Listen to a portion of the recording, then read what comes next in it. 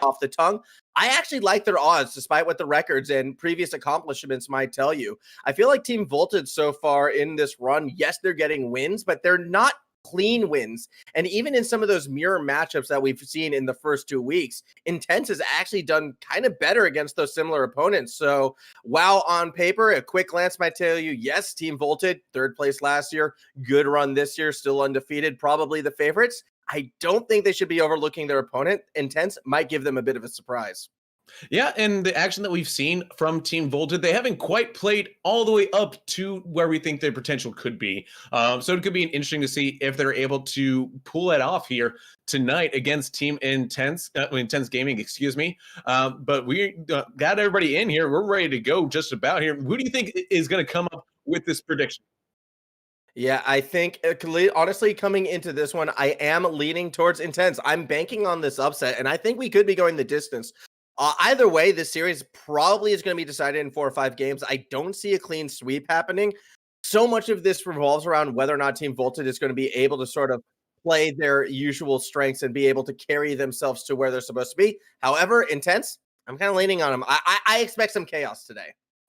Yeah, for sure. I personally, I still feel like that Team Voltage. I think that they, with the pedigree that they've got, I think that they're going to be the ones that end up coming out with a victory here. I also agree. I don't think it's going to be a clean sweep. I think that it's probably going to be a game 4 victory for them here. But it could go, like I said, either way. But with so early in the season here, only this is week 3 now. It's so hard to tell with some of these teams here how they're going to come up with this. Yeah, especially, and as we're getting ready to run with this one, just want to get everybody settled down, make sure they've got no outstanding messages coming their way as we get ready to kick this bad boy off. I still love how the Upsurge League has the teams with their actual colors. So often we see those blue and oranges, but today we're looking at black and gold, kind of akin to what would be the Pittsburgh Steelers almost. I still got NFL on my mind. I don't think it's ever getting away. We're kicking off game 1 in this best of 5 Voltage versus Intense Esports. Absolutely. As we will see here, trying to look at what's going on. It should be, I believe, Voltage in the black and NTN and Intense there in the gold. As you see, Broken looking for a shot, denied by his opponent. Fire D trying to put a shot on here. As you see, Team Voltage trying to mount an offense into the gold half of the field here. Now it's going to be looking for a little bit of a clear out to midfield. And we'll see Voltage really putting a good attack early on. Yeah, this is actually looking really good from Voltage right now. They're doing a good job in shutting down those corridors, making sure not a lot of pressure is being brought in. Although, when you get too aggressive, sometimes the counterattack might open up for you. Instead, Broken straight down the middle off of that deep pass makes it a 1-0 game. 1-0 indeed. Intense Gaming using that counterattack opportunity to really to their top advantage here. They do, as this next kickoff looks pretty good for Mysterio. Had a chance to put one towards net. Save is going to be made by the Intense side, and they put another on target, this time from Broken. However, it bounces off that crossbar, and it's going to lead to Volted trying to push up that other way. Already we're looking at a more sort of passive approach, actually, defensively. Not a lot of challenges just yet. Each team kind of content to give each other that space. Yeah, a little bit of space here and there, but I think that's it's the spaces that you try to find between your teammates here that can really set this apart here, as QC trying to get a defensive push going with Mysterio working with Team Volta. They don't have the lead here. In fact, they're down a goal with 3:30 left to go. Broken trying to defend right now. Good save there from Twitch Buzzy from Maku Ishu. I hope I'm saying that one right there on the attempt at that time. I think it's Maku Ishu. Shot from Buzzy is going to go through. Broken's going to get credit for the assist, and this is what I meant. Even though Volted coming into this might be undefeated, I kind of feel like Intense is almost that hotter team right now, and they've got themselves that hot start, a 2-0 lead. Yeah, and having a hot start, always nice to have, because you were saying earlier you thought that they were going to come out with the victory here. I'm sticking with Team Volta right now, but it's good to have the hot hand on your favor, because the other team with the pedigree like Team Volta might kind of overlook the opponent in front of them sometimes because of that pedigree that they know that they carry themselves. Yeah, and really what I'm seeing as well from Volted that I like is, again, they're playing that deeper defense right now. They're not going for many challenges until they know they can absolutely win them, and more importantly, follow through with them. They're really good at playing around each other and kind of reading where a lot of these 50s are going to go. This is a promising trend for this Intense side, and if they can continue to control where the ball goes, the pace, the tempo, pretty much everything that a dominant team should be doing, well, they're going to continue to look quite cruisy in this series. Yeah, as Maku Ishu there trying to find some space here. This team down 2 goals right now with 2.5 minutes already passed now. The last half of this game, number 1 here, not looking good for Team Volta. They need to start putting shots on target, on frame, and in a hurry here, I think. I think they still have a little bit of time to try to get a tied ball game here. But, I think they really want to see something soon coming up before we hit 1 minute to go. As that looks to be a near own goal situation, I believe. Either way, it is Volted once again on this attack. Last time we kind of saw this sustained attack. Eventually, it was broken by that patient defense, leading to the counterattack goal. This time, Fired is going to be the one leading the charge. They get that nice corner setup. Here comes the shot. It's from Broken, and it's off of the crossbar, not quite in. Very lucky Volted gets away with that. Yeah, I thought for sure that was going to go in there for Broken, but man, bar down and outski. Unfortunate for Intense Gaming, but they do have the lead as QC look for a shot there for Team Volted. Not going to happen this time. It's going to be an opportunity here as the ball drops down in front of the net on the Team Volted sideline here. Fire D looking to try to keep the pressure up for Intense Gaming. They're looking so strong here. With coming up a minute to go, they are maintaining this 2-0 scoreline, which I've always viewed as the most dangerous lead in esports, but they see, hey, no problem right now. Now they're doing quite well actually holding on. I am so impressed with how Intense has been playing this game defensively. Yes, they're on their side of the pitch for the most part, but we're not seeing that many shots from Volted, and even when they do put one towards the target, there's one, possibly even 2 defenders already there waiting for it. It's just been solid defensive rotation, solid boost control, forcing Volted on that attack where I don't feel they're as comfortable as when they're sort of playing the counterattack style against other teams. Intense, I keep wanting to call those initials. That is just rough. And all right, that's fair. Mysterio's going to put one through in the final 30 seconds. Volted still with the chance. Yeah, Volted clawing one back, 30 seconds left to go. It's an opportunity, Mysterio providing that opportunity for his teams here.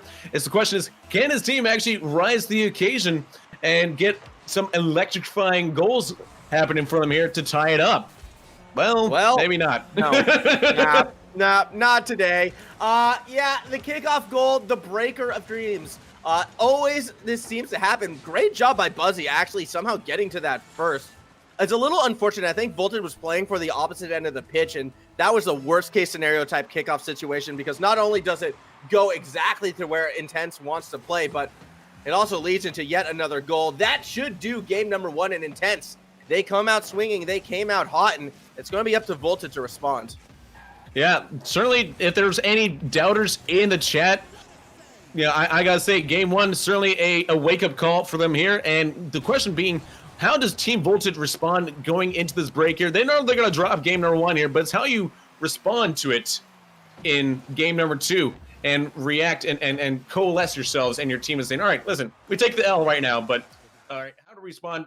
We're playing their game. How do we play our game now?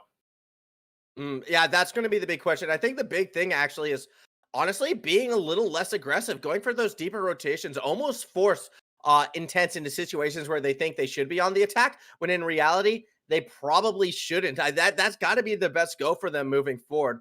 I think another thing which could probably help both teams is if everyone stopped using team cars and actually played to their supposed colors. I mean, watching black cars go against black cars is fun and all, but I want to see them embrace. This is more for the Intense side. Come on, you guys. You're in gold for a reason. Let's see those gold colors out. Let's not all run black cars. Driving me crazy. Listen, I'm a fan of it. Like my high school was colors were black and gold there, so I got no problem seeing plenty of black colored cars out there. But I think it is nice to see a little bit of color here and there. But we're back, ready to go. Game number 2 as a shot coming in here from Mysterio, and Mysterio gets things started for Team Voltage.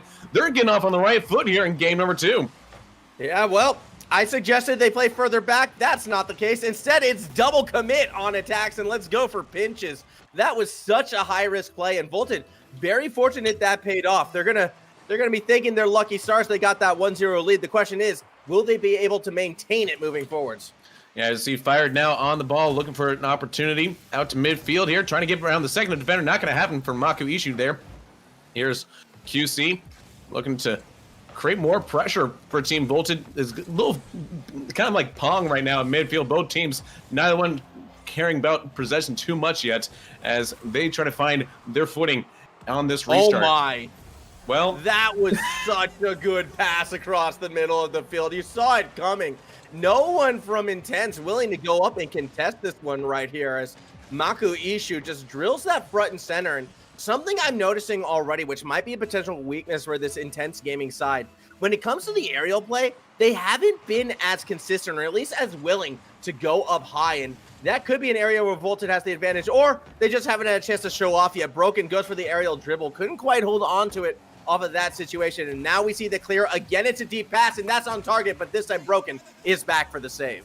Yeah, and I was just saying, like, they weren't paying much attention to the possession. The next thing you know, a gorgeous goal coming out from Team Voltage. So, clearly I've got the cast of curse tonight here, folks. Well, that's all right, because Team Voltage's like, listen, we're here to respond in game number 2 to what we did in game number 1. Game number 1, it wasn't us. Game number 2, this is us coming out and saying, all right, we're rusty. We're waking up now. We've got a cup of coffee. We got the energy drink of some name brand sponsor. We're ready to go. Yeah, well, let's see how ready to go they will be, though, because Intense is looking hungry for another goal. That's a nice challenge in front of the net. That second one, Broken gets to the ball first. He tries to back pass, but no one's home, and Team Voltage says, thank you very much. We'll take this offensive pressure. We'll try to find the infield pass, although with no power behind it, it's turning into Fake City. Broken finally makes contact with the ball, but not before we see that another attack from Machu. It does lead to Broken dribbling back up out of the corner. A chance, perhaps. You have someone in the box, but there's no pass there. He just tried to roll it in front of it, and you need to bounce it back if you're going to go for that kind of play. Saw it clear there from Mako Ishu there into the corner. A lot of pressure now from Intense Gaming. They are working that middle of the field here, trying to find passes to their teammates. Broken trying to send another one in here, who's just been doing so much work for his team, really trying to open up the defense of Team Voltage. Here comes Mako Ishu the other way with it, though. Gets denied by Broken again, who's, again, that's the one that seems to be the X factor in this game right now, is Broken always seems to be where the action is for his team. Yeah, Broken absolutely is stepping up. He seems to be playing every single role at times, although primarily he does seem to be that first man forward. I think he's probably the one with the most ones experience on the team, the one most confident with the dribble, and the one that Intense is going to be relying on to set up plays. The problem is, it's a little bit apparent at this stage, so I'm going to be looking for at times Buzzy or even that third member to step up and try to create something just so they don't become as predictable. If everything is going to go through Broken, well, then Team Voltage has a prime bump / demo target. Absolutely, yeah.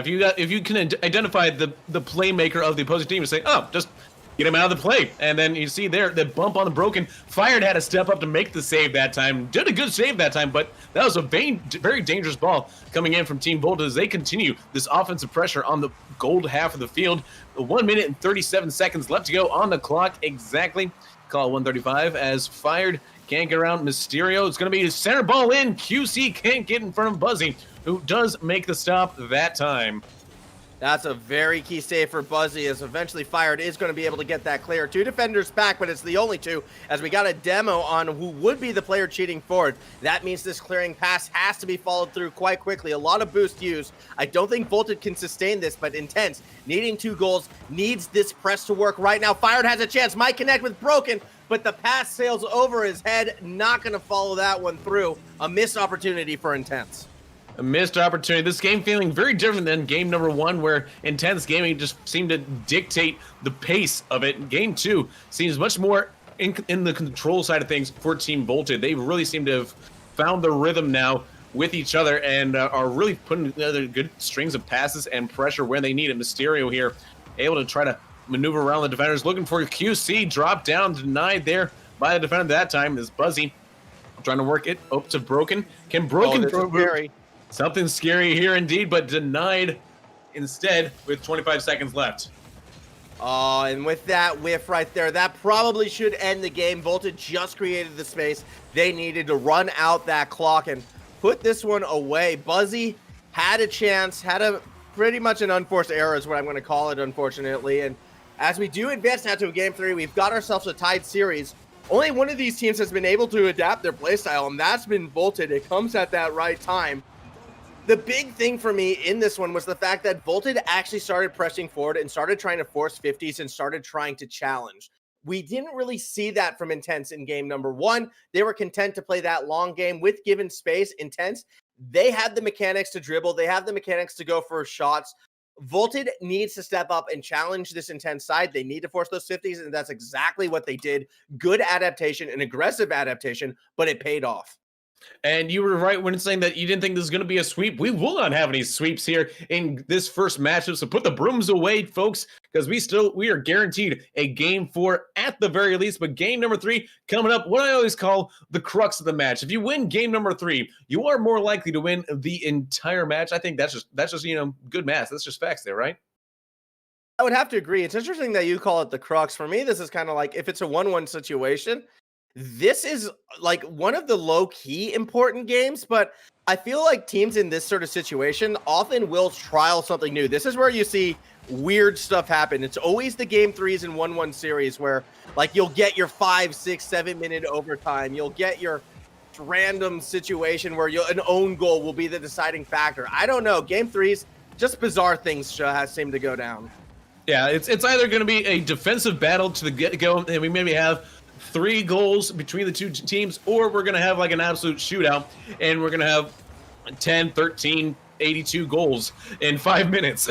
So we'll see how this one plays out. Broken looking for a shot there, denied by Makuishu. This one, the rebound coming in from Buzzy, not going to happen this time, as QC tries to send it out past midfield here.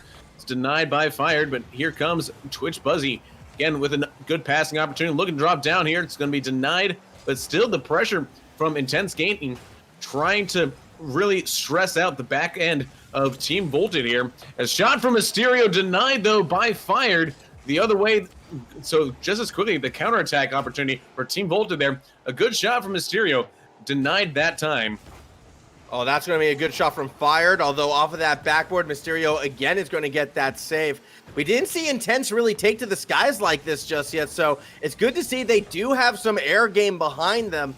Unfortunately, it's a very straightforward air game. Every single one of these touches going straight towards the net, and they're pretty simple defensive reads for Voltage. So much so that Voltage is actually, I think, missing opportunities. They could be pressing forward in these, leaving one member back. What just happened there? Fired gets the goal as Voltage just kind of let him drive past and tap it in.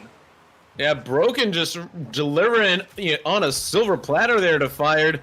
Didn't need much to send it in there, and now it's 1-0 Intense Gaming with the lead here, like they had their lead in game number 1. This could be a situation where it could be, one team takes all the even-numbered games and one team takes all the odd-numbered games, in which case we'll definitely have a Game 5 if that's the case. But we'll see how Team Voltage can respond now that they are down a goal with 3 minutes, 10 seconds left to go. Still plenty of time for them to get back into this matchup.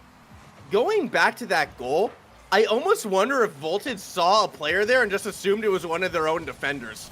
Either way, Voltage is going to strike back right now. Mysterio, a nice little chip shot over the top. A very unusual angle. Yeah, just wraps around that corner, gets the bump on Fired, and just pops it in. That is a very heads-up play. And again, one of those shot angles that you don't normally expect. So tough to defend against, and Voltage executed perfectly. Now, when you said that, you thought that maybe Voltage might have thought that it was one of their own defenders sitting there on that front poster. Do you think that might be because of how similar the colors are on the field here? Maybe. I mean, it's pretty funny. We're just, especially with the night game as well, we should just turn off all the lights and have like invisible cars essentially. Yeah. All you can see is the ball and just watch the chaos as it happens. Just among us in Rocket League, and we'll just see which one is sus. And Leftimeer made that. Did he? It exists. Yeah, he made it Among Us map, actually. It's kind of crazy. Either way, tie game in a tied series right now, halfway through it, as Maku Ishu actually loses a challenge. That ball's in a dangerous spot, but Intense not willing to push up these challenges very far forward. They like to set up their plays from midfield most of the time, and well, that time Fire just straight up missed, so it's going to be awkward to play around it from there. This midfield setup, I feel like it's having very mixed success for them. While it's making it harder for Voltage to kind of find those counterattacks, it's really inhibiting a lot what they can do when they're attacking forward itself, especially with Voltage always clumped up in their own goal. It's kind of like a game of chicken in terms of who's going to make that move first, because each team is trying so hard to read the other. Yeah, and it's nice to have a little bit of that cat and mouse game, that the mind games. It's the mental side of Rocket League. I think is like 80% of Rocket League here. The other 50%, of course, is the skill. Although one thing, speaking back to Leftimeer, one thing I really want to see him do. Exactly, 130% that. One thing I want to see Leftimeer to do though is to have ultimate frisbee in Rocket League. I think that'd be a really fun mode to see implemented, similar to like the gridiron mode. It finally makes sense to me, based on your analogy right there. How come players always tend to forget, how many games they need to win in a best-of-5 or a best-of-7? They're just not good at math. It all came to fruition. Either way, 1 minute to go in this one, as we see some attack being set up by Intense at the moment, although with a nice little dribble, that is QC taking it all the way to the backboard with the demo, a chance, but somehow Broken gets underneath and makes a very clutch save. Listen, if these kids were good at math, do you think they'd be playing Rocket League at this level? I have met professional Rocket League players who are currently getting their doctorate in medicine. Well, but how much math do you need to cut open a heart?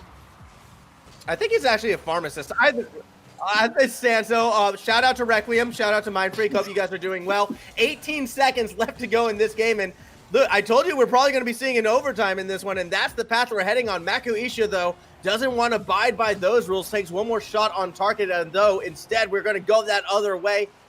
So much space being given on these attacks. It's so passive are these defenses. No one wants to challenge. These goals are going to be so hard to come by, and as a result, JT, we got overtime. Overtime indeed here on Champions Field, game number 3. Tied at 1, golden goal opportunity shot there from Broken, denied by Maku Ishu. I think those two really seem to be the leaders of creating chances for their teams. At least it feels like the way. I don't know if I have the empirical evidence to back that up, but a dangerous ball there, just rainbows in front of the mouth of goal. Buzzy trying to create something with Maku Ishu there to make the stop. Can't get around Broken. Opportunity now for Intense Gaming, looking for it. Denied there as the save comes out from Mysterio. 35 seconds into overtime. Hired with a nice catch, has boost to play with, expect him to go up high. He goes for the flag, but Maku Ishu is there for the save. Intense has changed their look in this overtime. They're actually playing so far forward now. They're no longer playing behind that midfield line. They're actually playing in front of it. We're seeing these challenges in the corner. We're seeing them in the face of Voltage. They're trying to switch things up to give him that edge, and Broken had a chance. Had he gone for the cross-up, this game would be over. Again, he drives it straight. And I'm getting a little bit annoyed at these teams right now. They keep getting these good aerial setups, but they just push it straight towards the goal in the easiest place for the defenders to catch it.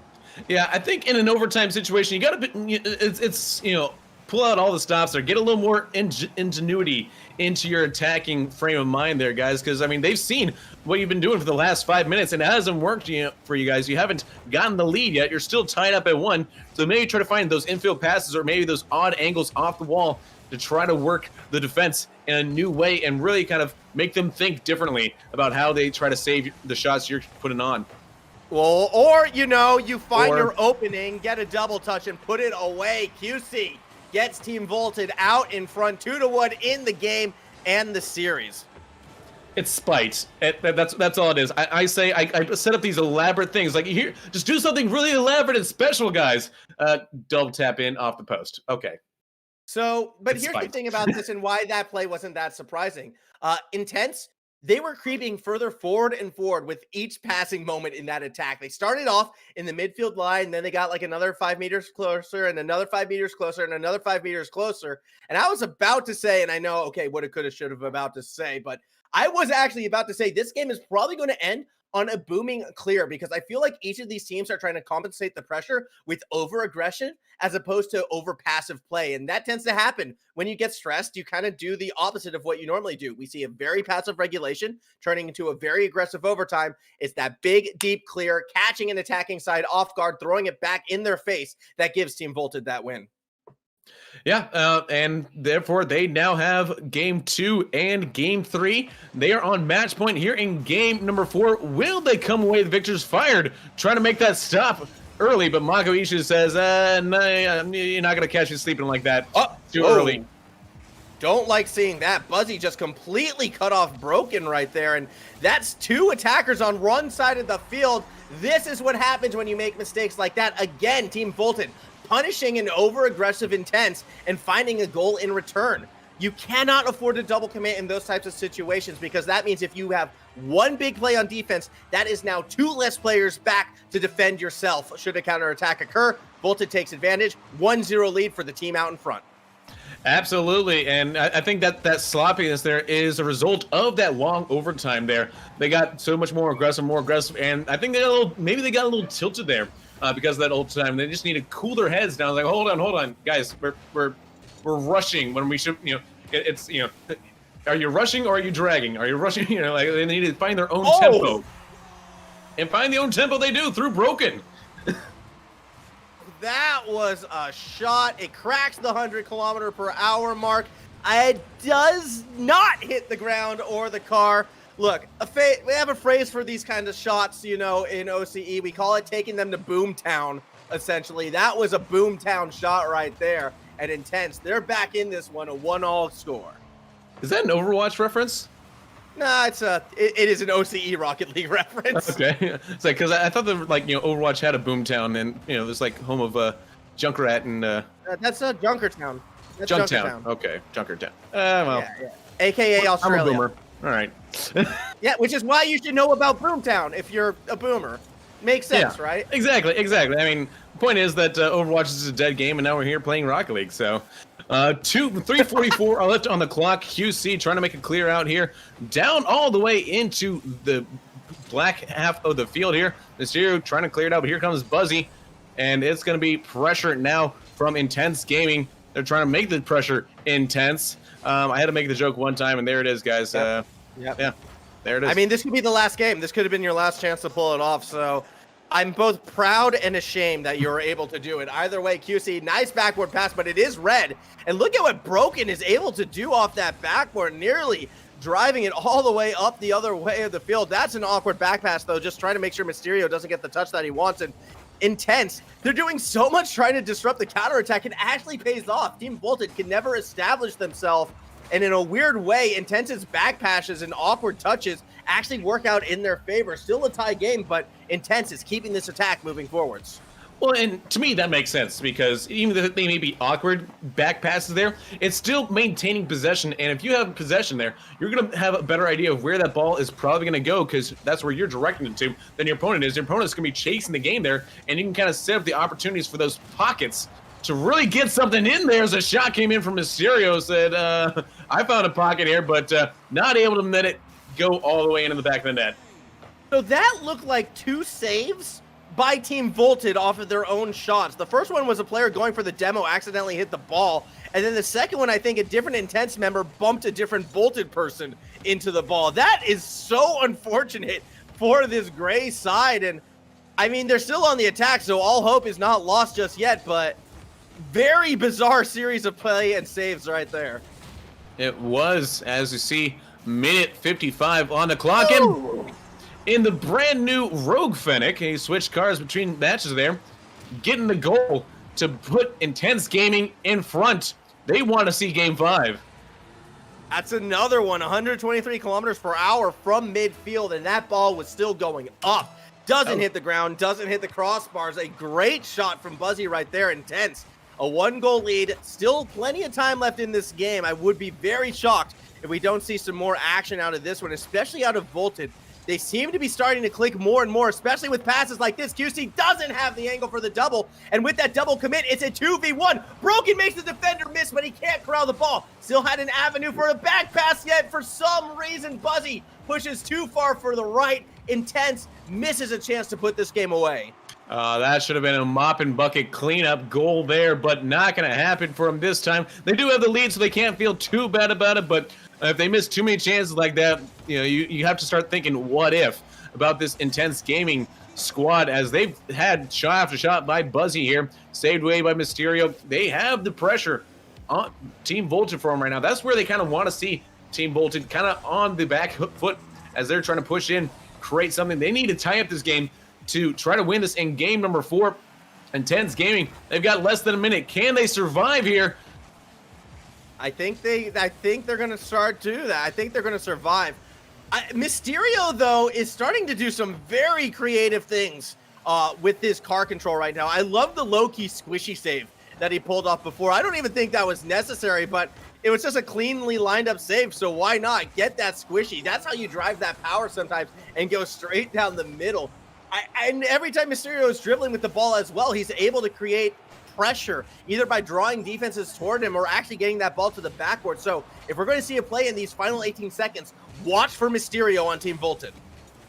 I see Mysterio now with the ball, opportunity to try to get around fire. 2 defenders there to double commit there. They do get the clear out to midfield. Final few seconds of game number 3. It's coming down to the wire, but it looks to be that Intense Gaming have given us game number 5. Yeah, I wish I could say I was surprised to be here, but I feel like this was kind of a certainty when we looked at these two teams. Very evenly matched, like incredibly evenly matched. I think if I were to give a mechanical advantage, I'd probably lean more towards Volted, but Intense, they just seem to challenge from weird places. They turn on the aggression at moments that you wouldn't necessarily expect. Sometimes it works. Sometimes they double commit and they let Volted go straight down the middle. So it's a bit of a hit or miss team. It's a bit of a wild team. Intense, definitely living up to their name. It's a very intense play style. And I feel like if Volted can stay calm, stay patient, and pick those right moments, they should be fine. Yet if they panic, if they let this rest get to them, and if they make 1 or 2 unforced errors, well, this game is going to go against them, and they're going to let this series slip through their fingers. Absolutely, and it's going to be coming down to this, folks. Game number 5, win or go home. Well, win and go home either way. Both teams want to walk out of here with a win. Team Volted, they're 2-0. Can they remain undefeated through 3 weeks, or will Intense Gaming and their intense play style make a breakthrough first? It's going to be interesting as Mysterio now with the ball into the corner, looking for an opportunity, trying to do it himself, denied on the line. I believe that was by Fire D. It was, as they look to put defense into offense. JT, I have some bad news for you. Everyone already is at home. They don't need to go anywhere, win or lose. They're probably just going to stay stationary. Mysterio shot saved by Broken. That was so much pressure put on right there, and I don't know how Broken was able to get to that one. Mysterio was able to get so much power from like the lightest touches. This guy has been practicing his ones, all right? He has been playing his ones 1 to 2 hours a day, learning how to get maximum efficiency for every touch on the ball, and then he double commits because he's been playing too much ones and doesn't understand how to play in the threes. I'm I'm just happy that everybody here at least understands the concept of rotating, though. So that's something you don't always get to see in Rocket League. So I just hope everybody has fun, and rotates. I mean, that wasn't a rotation we saw there. That was all the balls in front of the net. I'm just going to throw my car at it, hope for the best. And to be honest, that's the type of Rocket League I play, so I can respect it, even if it works about 5% of the time only. Shot comes from, I believe that was Makuishu. It goes in the net, and Team Voltage out in front. Out in front, Makuishu off the wall there. That was an off-the-wall kind of shot there, I would say. Low-hanging fruit. I'm here for the low-hanging fruit, all right? I'm not a farmer. I just wish I actually enjoyed Pink Floyd, because then I could have done something clever with that. But as it stands, Broken's going to try to play the corner right here. That's a good little challenge. Defender off the backboard, though. Of course, it's Mysterio able to make that save. Now looking to throw it back across the middle. Fired, goes up, shot towards the backboard. Challenged by QC, though. Stops the play from getting set up. And something I'm noticing from Voltage, they've actually been doing a very good job in stopping a lot of Intense's setups. Like, yes, Intense is on the attack right now, but this game has almost turned into a mirror of game number 1, where the attacking team is just running into a pretty solid defense and unable to finish. Musty can't get the ball to the backboard. Makuishu there with a good shot. Here comes QC there, trying to create more pressure from Mysterio, doing a little bit of a 619 with his car there, trying to get around back to the ball, but not going to happen this time. Yeah, that was a WWE reference there. You thought I wouldn't put it in, but I did. I mean, it makes sense, right? Psyonix is based in San Diego, so of course that's where Mysterio is going to be looking to play. As we start to see that press forward, Makuishu tries to read the backboard. It's a fake, and it sets up Mysterio to put it through. Again, that's why he wraps around to kick you in the face. You got to watch out for the fake. 2-0 lead for Team Voltage. That's right, Team Voltage, they've got the 2 count. Can they get the shoulder down for the 3 count and put Intense Gaming away for good here in game number 5? That's going to be a question here with 2 minutes left to go. As we see another shot coming from Buzzy, but not quite on the mark just yet. This patient defense from Voltage, they're playing so far back. They're letting Intense come for them, and they're finding those counterattacks. It's that solid play that worked before, but if you're going to play that style, you got to make sure you make the save. Buzzy able to get it underneath, and it brings Intense back within 1. Buzzy with the heel turn against Team Voltage. They're really trying to put his team on his back there and bring them back into contention here. Minute 54 left to go on the clock. They have cut the lead in half here. An opportunity off the kickoff for QC, looking to find Mysterio. Mysterio does not get the championship belt this time, and we will see. Opening. He had the opening there. It was a whiff on defense, but expecting the defender to hit it, Mysterio winds up cornering it. Real quick, though, I want to go back to Buzzy and his goal. The fact that he faked putting it high and was able to redirect the car and drive it low, that was very damn impressive right there. So shout out to Buzzy and Intense. They're keeping this one close. I guess as Mysterio managed to put that in, that is practically money in the bank right there. It was an own goal, but I'm going to call it. It's still money in the bank for him because it's free for him. Broken is broken right now after that. I mean, he just drove that straight in his own net. He was trying to push it up into the crossbar, but that is going to be painful. That could be how Intense loses this game. They just made this comeback that much more difficult with that little bit of an unforced error. I'll be curious to see if they can bring this one back, but they need to score, and they need to score quickly. Fired up to Broken there. Broken can't get it done. Denied by QC. Here's Makuishu. Battles out with Buzzy. Buzzy sees some support, but it's going to get not in front of QC there. As QC able to clear it out. Only as far as Broken. Final minute left to go. Buzzy keeping the pressure high. It seems almost too little too late for him right now. It feels like an impending sense of doom is being cast over this Intense Gaming squad as they get more and more desperate with their challenges. As we see a pass across the box right now, Buzzy's got to make something happen. A miss by the defender. A lot of space for Buzzy to work with. Has the boost. Yet the first challenge does pay dividends. Broken can't beat Makuishu. And while Intense has the right idea, they're rotating correctly. They're not attacking it with speed. They're conserving their boost for essentially the shot, whereas Team Voltage is burning their boost to get to that ball first. And Team Voltage, as a result, is getting the better of these challenges. Ooh. That's the pass, and that is the save. Mysterio may have just driven the dagger into Intense Gaming. That was an incredible save, possibly saving the bacon for Team Volted, and it looks to be game, set, match. Your winners, improving and getting the other team tilted, is Team Volted 3-0 through 3 weeks. What a series that was, though. I don't think you were going to get two closely matched teams for a good long while. Each of these seemed to have each other's number throughout, yet it was some of the individual plays that really kind of rose up above and beyond. Mysterio and QC, this duo, very, very dangerous. Similar play styles, and where they each want to be that solo player, creating the space, driving the ball, causing defenders to miss, and then having someone back them up to finish the play off. But the fact that they can each play that style so dynamically really makes this seem sort of like a two-headed threat. And credit where credit is due to this Volted side. I mean, they came through in dividends, they came through in the clutch. And while I like a lot of what Intense was able to do, it really felt like at times when the pressure came on them, they changed their play style a little too roughly and just didn't really seem like themselves.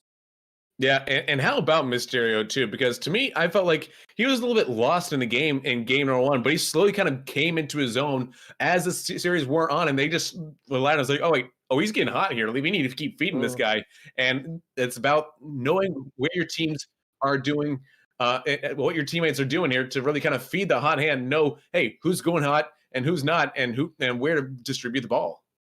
Yeah, it was a very, very, very nice turnaround, pretty much for the entirety of Team Volted. Game one, they looked a little shaky. It was a little, I mean, it was a little tough to tell what was going on at times. I'm not going to pretend, it wasn't just because of certain circumstances. But as it stood, something that we did notice was how aggressive Intense was on some of those counterattacks, just taking advantage of the Volted over aggression. And it's really interesting to me how that series just kind of flipped as we progressed, and all of a sudden Intense became that over-aggressive team that Volted was able to punish. Something about the North American region, like, I don't want to speak for the top level, but like just in sort of more events like this is one of the most defensive regions, I feel like, out of all of Rocket League. And it really is surprising to me when you compare it to like your Oceanias and your Asias and even your EU. You see a lot more aggressive challenges sometimes because they work. Yet whenever we're in North America and teams get over aggressive, they get punished so hard. And I don't know if that's a good thing or a bad thing, when it's reflective of the region as a whole. It's just something that I've picked up upon. I mean, and that's something that's what you gotta say about North America is sometimes when we get aggressive, we need to be punished for our aggressiveness. I mean, we can talk about geopolitical things all day about that, but right now we're just talking about Rocket League. It's like slowly move away from that. Let's talk about our next match. Let's just go into our next match. We got Fracture taking on Kettering University for our next one, and while our last match felt like a really even matchup, I feel like this one is probably going to be a little bit more one-sided. I've got a feeling it's going to be all Fractured. Is that what you're feeling? I'm feeling that. Yeah. I still remember them in week one and how dominant they looked in that opening matchup against Tactical Banditry. And I feel like this is a case of this team. They could be a threat to take this entire tournament. But hey, if there's any team that could prove us wrong, it's the dogged determination of Kettering University. There, the Bulldogs certainly looking to try to make a name for themselves here tonight on the stream. I think that they've got some wild cards here. They're a little less known to us than Fracture because we saw them and we were like blown away. It's like, Jesus Christ, somebody stop these guys! But Kettering here, this is an opportunity for them. They've probably seen their opponents and what their opponents can do, and now they have an opportunity to say, we're the unknowns, we're the X factors. How do we mitigate what we saw out of them in week one?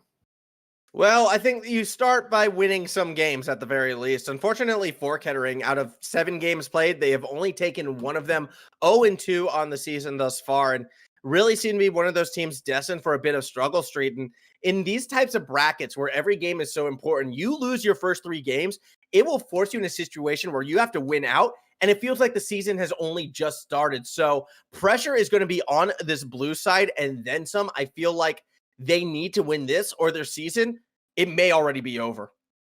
Right. And, when you're starting out with an 0-2 start, the only place you can go is up from there, and wow. So, yeah, it's a, no, I Okay, go on. You got to be positive. You got to think positively. You got to have. It's all about the mindset, right?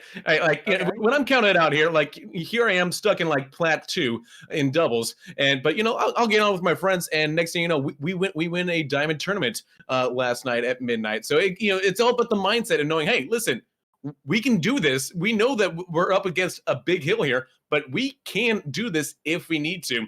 If we put ourselves together, we're in this competition for a reason. They have to realize that, hey, we're here able to compete. We're here to compete. So let's actually go out there and show that we can compete and prove the doubters wrong.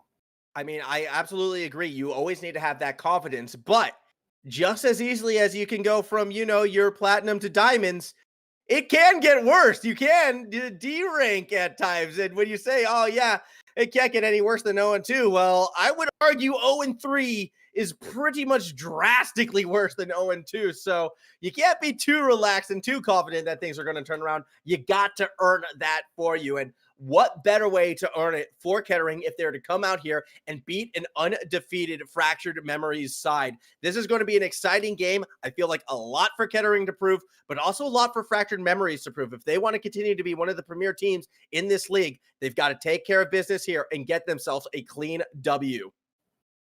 Absolutely. As both teams getting ready to join in for Champions Field. You know, and also shout out to the homies in bronze and silver there, because you know they're the ones that really help us feel better about ourselves in plat. But you know, we need them to also you know make sure that we set that bill curve right in the ranks here. But we'll see here what's going on, as looks like both teams a little confused about which side they're joining, but it looks like we were ready to go here. Game number 1 between Kettering University and Fractured Memories in the gold, taking on Kettering University, and it's a quick start for the favorites in this one. Tartan able to get a nice pass off of that kickoff. Really Chap doing most of the work right here. Just hand delivers that through traffic, and that's going to be a 1-0 lead. Yeah, Fractured Memories, the name's right there. I forgot who they were. They fractured my memories, man. It's like I've got momentary Alzheimer's every time they're on the screen. All right. Next thing you know, just give me a diaper. All right. So what I'm learning is Rocket League players don't know math, but they're also not good at, reading and English lettering as well. As we do continue with this one, Champ swings and misses, and TSB nearly there for the punish. That was a very scary unforced error. It's been a long week. As we see, Fractured Memories, so many demos come out from Kettering here. I love seeing the aggressive play from them there. Really coming out with the demo strong, as you see Diamond trying to put those Diamond hands to work, dribbling around the opponents, and Diamond making a 2-0 lead for Fractured Memories. Look at the car control on this. Just perfection. That dribble. Nothing you can do to stop that except for be able to play it because it was going in an absolute straight line. However, still an impressive goal nonetheless. Fractured Memories 2-0, and you know what? My chair reclines. I think I'm about ready to lean this back and watch this scoring explosion because Fractured Memories, they seem to be playing at another level. Yeah, it's fun to see a team playing at their best, but I'm really excited to see, because I saw a lot of demos coming out from Kettering University. I am a player that loves a good demo play, and it could be an opportunity here where Kettering, if they don't feel like their defense or their offense is quite up to snuff compared to their opponents here, they may resort to the demo to try to even the tie there. As you see a demo onto TSB from Tartan this time.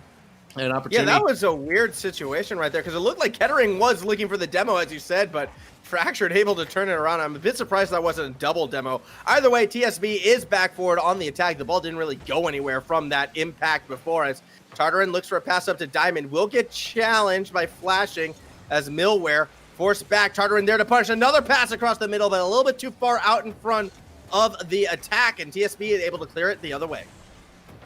Yeah, and Kettering definitely seemed to be having a more physical game plan in mind straight off the bat here. Shot goes in for Chap, though, and physical play don't matter to him. He's just making 3-0 for Fractured Memories with 3:07 left to go on the clock. A great drop-down pass from Diamond there. Beautiful. Yeah, it was a very, very fast play, and even though there wasn't a lot of disruption in terms of the setup, executing at that speed and with that kind of precision, is still something to be impressed with nonetheless. That was a great play from Fractured Memories. They're continuing to sort of run up the score right here. They're setting the tempo in terms of speed, in terms of the power of the shots. Whenever they get elevated, that's where we're seeing Kettering actually make some unforced errors.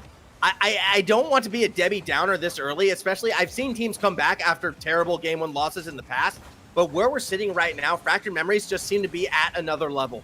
Yeah, and just look at that aggressive attacking play right there as you saw the shot opportunity coming in for Diamond and then left it off for his teammate Tartan there. Tartan now looking to find Chap, and Chap is going to go wide with this one here as Milkware almost looks like malware because it seems like malware. They get demoed every time they're on the ball.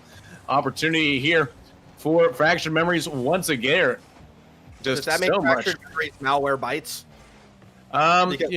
That, or they could just be Norton antivirus. They're McAfee. They're not really doing much against the malware. They're just like saying we're going to do our own thing, and you guys can have fun, whatever it is you're doing. Does anyone use Norton anymore? Is that still a good one? I don't know about that. As we get to see Kettering, everyone wants a shot at the ball, but no one can make contact with it, and it's up for Milkware to try to make the save. He somehow gets enough of an angle to make it so it's not a clean shot for Fractured Memories as they do continue to attack Kettering. The desperation starting to show now. They are just throwing themselves at the ball and hoping they make contact. Sometimes they do, but a lot of times they're actually missing. Actually, speaking of Milkware, is bagged milk only like a Canada thing? Is that also a thing down there in Australia? No, that's a Canada thing. Okay. We don't have the bags of milk down here. That's I mean, you have your powdered milk if you go camping, but I don't think that's the same. Yeah, I mean, that's just, dehydrated milk there, so Yeah. just add water. Turn here, looking for an opportunity, denied there by TSB. Fractured Memories still with a comfortable 3-0 lead as we have a minute left to go. TSB trying to work some magic on this left-hand side, trying to take a shot, denied. What a pinch here. Milkware, can he put it home? Ooh. No, Chap says. He's like, no, you guys aren't scoring today. Not on my watch. And he's got like several timepieces. So you want to know what we do have? And this is a Queensland exclusive. So this isn't just Australia. This is Queensland, Australia, the state where I live. We have lime-flavored milk at all of the supermarkets. It's chocolate, strawberry, lime. And it is as bad as you think it is. It tastes like stale pool water. Either way, Tartan is going to make this a 4-0 lead. See, I was thinking maybe you could like use wine flavor for like some sort of like cooking. No, not wine, lime, Lime. Lime. Okay. Yeah. So okay. Intentionally sour milk. Yeah. No, I don't. No. Yeah, we see what Chav is able to do right there. Tries to get the reset, unable to finish it. It seems like, the idea of the lime-flavored milk has left you speechless.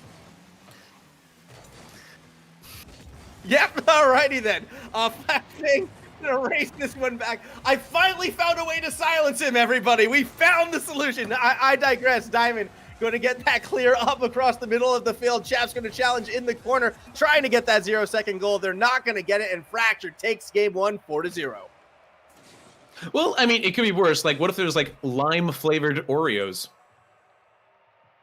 I mean, yeah, I think that sounds better to me than lime-flavored milk. Like, lime-flavored milk, just the concept of it, it's intentional sour milk. Yeah. Why would that be a thing? Next time Hyper is bringing me on stream, I'm going to bring it and show you. Because it's like this terrible neon green color as well. Like, everything about it's off. And it's in every single supermarket. It's not some one-off thing like, ooh, novelty, special time only. No, it's there, and it's there all the time, and I hate its existence. 1-0 lead at the moment for Fractured Memories, and I'm kind of thinking, this is kind of the direction this entire series is going to go. Well, it's going to go lime-flavored milk's way? Is that what it's going to go with the rest of the series? It's just going to be lime-flavored milk for the rest of Kettering, for the rest of the match? It's just they're going to be chugging that as their not victory? Yep. Okay. Well, kick up game number 2. Here we go. Fractured Memories. They've got the game lead here on Kettering University. An opportunity for them as they look right on the kickoff. Tartan's shot there, looking to find Champ. TSB there to make the save. A great run of the play right off the kickoff for Fractured Memories here. They are ready, just like saying, we're just going to pick up where we left off game number 1 here. It's just going to be, all I can think of is lime-flavored milk and just how sad I am now knowing that.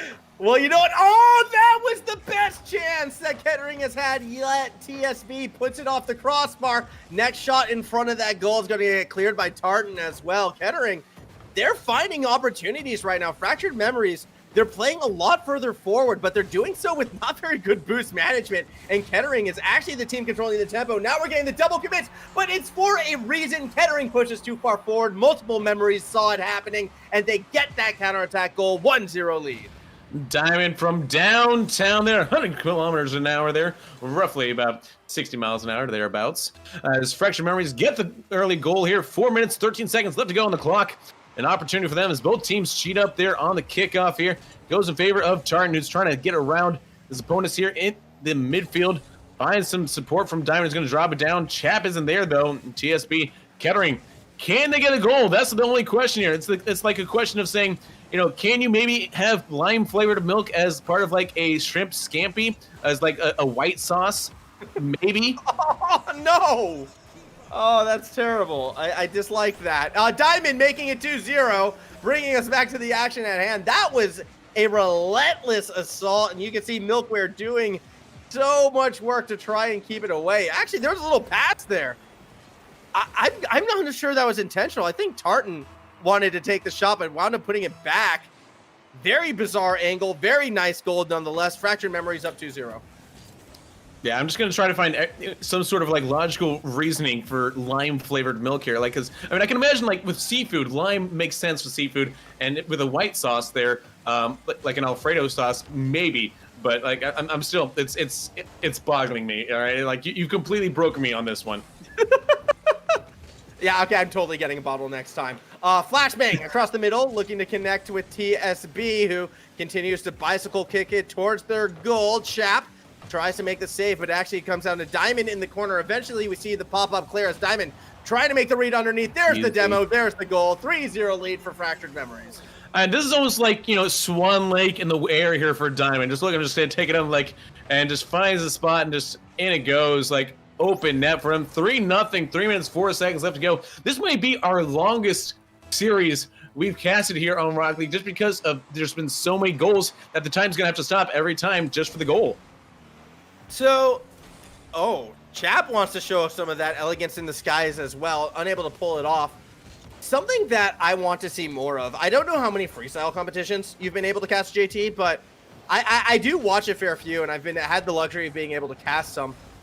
An element that I want to see incorporated into Rocket League and into freestyle comps in particular is the elegance of the car. I want to see the car styles tell the story as much as the shots, as they're spinning in the air with your beautiful boosts creating figurines in the skies. And it feels like Fractured Memory has actually been doing a fair bit of that. This is the most stylistic looking team minus the Vitality car in front of us. I mean, they make this game look pretty right now as Fractured Memories makes it 4-0. I got, you know, the Pittsburgh Knights as well. I'm sure you don't mind that one as much as you like the. I mean, if you're not a fan of Vitality. I mean, look, if it's not OCE, I mean, that's all I'm gonna say. 4-0 lead. Okay, how many OCE team cars do we have in the esports shop now? Yeah, that's a problem, actually. Yeah, and you think that's a good thing? Like, no. Like, this is just a social commentary on how Epic Games chooses to prioritize. Well, actually, well, here's the thing: how many OCE teams are orgless in the major? That's a big reason why we don't see those team cars. Orgs change as much as rosters in OCE, and I think in SAM as well, which is just something kind of holding those two regions back that people sometimes don't realize. Fractured Memories, probably a bit more established right now than a majority of the OCE teams, as we do press forward. 1:40 left in game number 2. Another dominant performance thus far from this gold side. Yeah, Fractured Memories. It is. What's the word I want to go for? It is like strawberry milk when you've had nothing but lime milk your entire life. You taste it and it's like, oh, this is a pleasant surprise. I like this. You know, when I want strawberry milk, I like this. If you get strawberry milk when you're expecting chocolate milk, maybe it's a different situation there. Okay, someone at the end of this stream, can they just like save the VOD and do a milk counter? How many times the word milk has been said?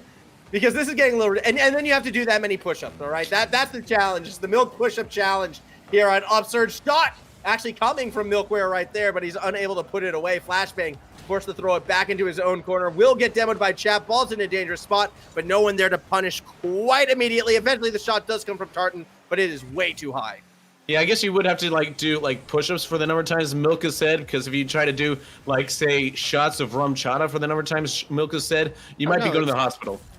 What you do is you chug as much milk as you can, and then do the head on the baseball bat thing for as many times as milk was said, and then you have to do sprints. Listen, the American Dairy Council is getting a lot of free advertisement right now, all right? As we continue on, 30 seconds still to go. Tartan with possession, unable to follow it through the corner. Chap now going to race TSB, but not get any attacking pressure back. 5-0 score line. I don't think Kettering is coming back in this one, JT. Just call it a small hunch as the ball continues to bounce in front of the goal. Moving into our third and final game, Kettering, they're going to need to find a way to sort of break up this Fractured Memories attack, because every single challenge is going in favor of the gold team. Oh, that was pretty. Diamond again showing us why he's named after the most expensive, if not certainly not the most rare of the jewels out there, but the most expensive of them. Diamond, 3 seconds left to go, 6-0. A beautiful pass from Tartan to set it up as well. And this is I'm gonna root for Kettering here. I just want to see a goal. I just want one goal from these guys. One goal in game number 3, and I think that will be considered success enough for them. So can we get a goal? Can we all just pray to the Rocket League gods for one goal for Kettering? To quote JT and Casey before kicking off this series, it can't get any worse than 0-2. Well, I don't have to say it can't get any worse than 0-3. All right, it's the only way you go is up. All right, no matter your last performance, if your last performance was terrible, it can only go up from there. All right, that's positive attitude. You think positively, you bring positive into the world. All right, that's not 0-3 yet. Exactly. You're not 0-3 yet, so it's all about that positive mental attitude there, and you got to be your own positive life coach right now. Yeah, as Tartan already looking to get a double. That time it's going to be saved by TSB. As we see Chap looking to play the corner. Instead, it's going to go to Flashbang up to TSB. Diamond there to challenge midfield already. Tartan puts one up. Oh, a little bit wide to the right. Not quite the goal yet. Next shot, it's going to be saved from behind. And you do see these moments of brilliance from Kettering. They know how to play defense. They know how to hold on. The problem has just been under the sustained attack. Eventually, they run out of boost. They run out of those resources. And then Fractured Memories is there to punish. It's like they have the first step down packed, but it's the second and the third step where they struggle. Yeah, it's like seeing a Jedi Knight taking on a room full of Padawans saying, Master Skywalker, what's we going to do? And you can really see the class that Fractured Memories is putting out. It's like, they have a 501st chance of the night. They take that shot. I mean, was there a Golden Stormtrooper? Wasn't that one Phantasma? No, she was more sparkle silver. I don't. There should have been Golden Stormtroopers. That's what I'm getting at. Either way, Diamond off that backboard, looking to find Chap. A bump is there, and no third member there immediately. Actually waits for the defense, the defense to press forward before Tartan looks to strike. And watch this, just reads Flashbang so well and turns that into a goal. Unfortunate play from Kettering, but a good capitalization from Fractured Memories. So there wasn't necessarily a Golden Stormtrooper, but there is the yellow paint of the 212th Attack Battalion, led by Commander Cody under Obi-Wan Kenobi during the Clone Wars, and that was their paint job. Commander Rex was the commander of the 501st Division there, led by Anakin Skywalker. To quote Piccolo from Dragon Ball Z Abridged, nerd. 5 remaining in game number 3. Tartan looking to play off that wall, winds up pinching it across the field, will be caught by Chap, who's going to go for the backboard setup. Diamond is there, shots on target, but the save made off a pinch through the crossbar will stop the goal from going through. As Chap now looking to try to extend the lead here on the defensive end here, dropping over to Diamond, who's really just had a phenomenal game, phenomenal series here. TSB Look for the shot, denied here. As here comes Chap on the counterattack quickly. How they turn defense into offense. Fractured Memories just they're gonna be the ones to watch, I think, to possibly really take the rest of the league by storm. Yeah, this is a reason why, this team, for my eyes, could be one of the favorites to make the run in this event right now. They just play consistently. They don't seem to make that many mistakes. Yes, we've seen the odd double commit here or there when they've gotten over aggressive, but that tends to happen when they've already established a pretty significant lead. I think this team is having fun, but at the same time, they're still making sure their fundamentals are intact. And when you're able to go up against a team that you're outmatching, but still show them the respect of like 100% competitiveness, like actually treating them like a serious opponent from start to finish, that tells me this team is well disciplined and may be able to go far.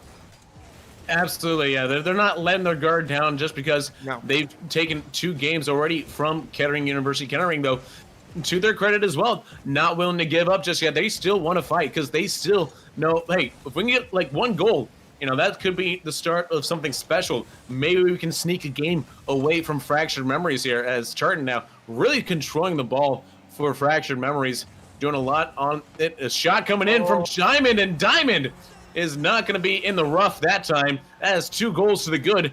3-0 Fractured Memories. So if this was my team and I was Diamond and my friend was Chap, 100% he saves that just to spite me. 100%. But Fractured Memories, and you know what? I'd go so far as to say 80% of Rocket League teams. Yeah. In that situation, the teammate is going to save it to spite you, but not Fractured Memories. These guys play to win. This is very Bill Belichick-esque. Just run up the score. Keep putting your opponents down. And that is what they are doing. So Fractured Memories, 3-0 out in front in Game 3. That's probably going to be our series score as well, as they are looking for that clean sweep. See, I thought that being Bill Belichick-esque meant that you tried to spy to cheat to win against a very bad opponent in the Bengals. Hey, we don't know what Fractured Memories was doing before this. They could have been watching Kettering's scrims. I don't know. Probably not, though, and don't look into that. That is just memeing on the NFL situation. I'm not making any serious assumptions in that regard. 57 seconds to go in this game. Still a 3-0 lead as Tartan off that backboard isn't able to find the shot. 50 seconds left here. Here comes Tartan now, looking for the pass. Not going to find Diamond, but it will find Chap. Chap's going to go wide with it. TSB trying to get it out past midfield here. Denied there by Tartan. Here comes Flashbang. A good 50 challenge there for them as this team continues to fight on, looking for its first goal. Can TSB find Milkware? Not so fast, says Tartan. Denies what could have been a really good opportunity for Kettering to find their first goal here with 20 seconds left on the clock. Yeah, this is going to be that last chance, but they're going to have to do so starting from their own end of the field. Milkware able to get a nice lob. TSB trying to follow it through. Only 2 defenders to beat, so it's not all 3. Goes for the aerial play. Will be read by Tartan, taken to the corner. Now Tartan actually misses with the clear, but has the teammate beside him to push it through. That was Chap who ended this game. Timer hit 0. Ball's going backwards. I don't see that goal coming through, although with 4 people committing, it stays alive until TSB downs it himself. Fractured gets the sweep. 3-0 victory. Game, set, match, Fractured Memories. They're making sure that I remember the name of them this time. Absolutely dominant fashion here tonight from them, just taking it by storm. Kettering University, I think if I'm the coach of Kettering University, I gotta say, well, that was a learning experience. That's an opportunity for us to see where we are struggling sometimes and learn how we can improve ourselves. Yeah, I mean, absolutely. You go back, you put the stream on mute, you watch the film. I'm sorry, us talking about milk for about 6 minutes probably isn't going to help them very much. But you put the stream on mute.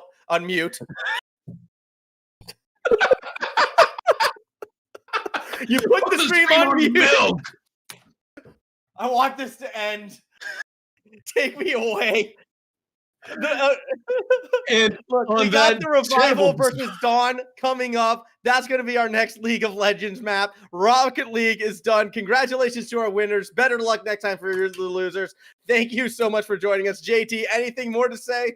On that terrible disappointment for formal casting, I am JT Displays along with our wonderful wonderful producer, Hypertension. This has been Rocket League for UPL, and we will be back with League of Legends.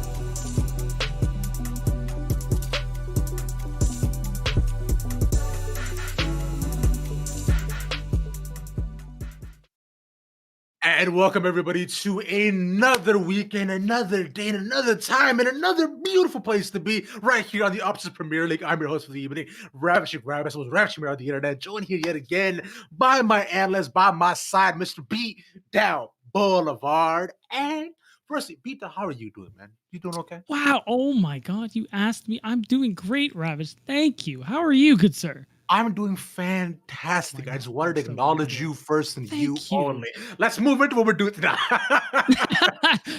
Come on, man. You can't do that. Of course. And of course, our guest for tonight as well. Yet again from Threads, you get more of him today. Senior Arc Valerie to Lido. I definitely just Dimitri, how you doing? You good, okay, man? Yeah, right? After the love I got yesterday, I was thinking about it just now. It's fine. Beatdown deserves some love. He's here every time. I'm just here for the week. It's okay. You guys are so nice today. Who are you people? You know what? You guys are all fantastic human beings, and you all deserve all the praise and worship that you all get. But you know what? We're not here to talk about us, right? We're here to talk about the teams that we'll be seeing tonight here, gentlemen, which will be Revival and Dawn Esports. Tuna Revival is unequivocally and unapologetically the best team in this league, but we'll get to them a bit later on. Peter, I'll come to you first, talking a bit more about Dawn, which you actually did see last week, and they do look quite good. Yeah, I mean, they pretty much made quick work out of Bethany. Shout out to Meslow's Ribbon. So they do look pretty solid. We can talk about like their recent performances. They played in Risen, and I mean, they didn't play very well. I can't say they did last because, of course, that was Peak Performance Y, who are now Conviction, I believe. But the point is, they didn't do very. But the point is, they did not do very well. And in their to be fair to them, it's a little rough for them because, let's be real, the teams that do well in Risen are of a different caliber. Definitely better overall. And I think it's good now to see Dawn play more games here at UPL where they can actually play teams of a similar skill level. And I think it's better for them to develop that way instead of trying to punch above their weight, if you will. So yeah, when I was looking at the roster, when I was looking in their matchups for Risen, they faced a new, they faced 100 Thieves. They also faced Bay State. So a bunch of teams that are, in my opinion, much better than them. And the teams that we're actually seeing starting to take over in a lot of senses. Maybe not 100 Thieves, but for right now, I'm looking at Dawn. They're doing really well in the standings. And coming into this, I think that they have a really tough kind of matchup against themselves. However, they've set themselves up well with their record so far. 2-1 and already halfway through the split, like we were talking about yesterday. I think that kind of positions them rather well on the top. Yeah. So, like I was trying to say before, was sort of so rudely interrupted, Dimitri. But before before your actual factual point, which, like, bro, I get it, you're smart, but like, all right. but that's neither here nor there. The one thing I did want to definitely go and bring up, like you mentioned before, here at Beatdown, right? Considering where they are right now in UPL, they've definitely been more so evenly matched with the teams that they have facing against. So I feel not having to really punch above the weight class more often than not. But today, that's something that they will definitely have to be doing, right? Really just looking above the belt to see if they can match the powerhouse that is the survival team here, Dimitri. And these guys have been on absolute tear throughout the entire amateur scene. Yeah, they are by and far away the best team we have in Upsurge, not even looking across the board at Supernova. And right now, they are just tearing it up. This is their win against Cloud9 Amateur over on Challengers Uprising, where they're also still competing. They're 1-1. They did have to face one of the other top orgs in Barrage, so that will be their loss there. I'm looking at this team as by and far away, all of us kind of just expecting a very clean win from them. I mean, they've been in every single playoff bracket, and honestly, they've been scaling incredibly well. Risen, they get to quarterfinals and they get knocked out by Evil Geniuses. This time around, you take a look when you go over to Big League and they make it all the way to the finals facing against No Org. It is a clean 0-3 for them, but they take down powerhouses like Maryville, who've also defeated Solafide. And I look at this team, they're continuing to get better. They're making strides to continue to be one of those top teams. And I know a lot of us, when we were looking at this team, we were like, does this revival team, it doesn't have any other names other than Sudsy, maybe Kugayuma, who is Plux, but they've been a surprise all in amateur, and I'm looking forward to see them continue to rise. I think to their credit too, like part of that does end up being because of a player like Concept of X. It was a player that Revival didn't actually originally even plan to have as a starter for them. I think it was 3-1 Warrior who they wanted, but he was unavailable. But Concept of X filled the slot, absolutely stepped up, and now he is a player that we talk about because we expected in that game against Maryville in the big semifinals for them to, play towards their mid lane, their bot lane. Sudsy, Scooped, very good players, but Concept of X actually smashed that series. He made Chippies look like a kid. Like, it was amazing how much Concept was able to actually step up and to improve over the course of these last couple of weeks here. I was going to say months, but the schedule is insanely tight. But overall, he deserves a lot of credit too. That's an absolute massive point that you raised to beat down, right? Because with the schedule, how it's been, they've been playing almost every single day here.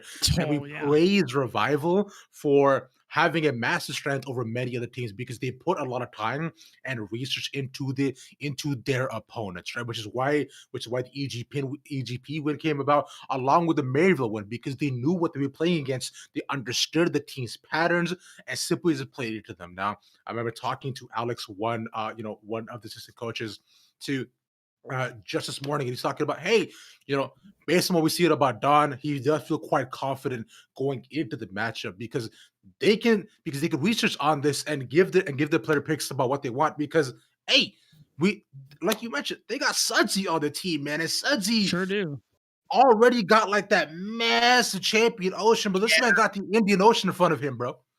Yeah, when you look at Meslo, when we were looking at him, we're like, oh, he roll swapped away from top lane, and we were like, okay, there's a lot of melee champions between the two of them. Sudsy, infamous for picking a ton of champions in almost every single situation, and Meslo kind of reaching that same point, right? We see he's only about 4 champions off away from Sudsy, but before kind of just picking up that champion ocean. And I'm really excited to see how Meslo grows, whether or not he roll swaps back. But so far, his performance in mid lane has been really fun to watch. We got to see him play that Riven before, and coming up against Sudsy, when I look at this team for Dawn, it is kind of feeling like they are a budget version of Revival. And if you're going to play the budget version of your team, you're going to lose brand name value instantly. That's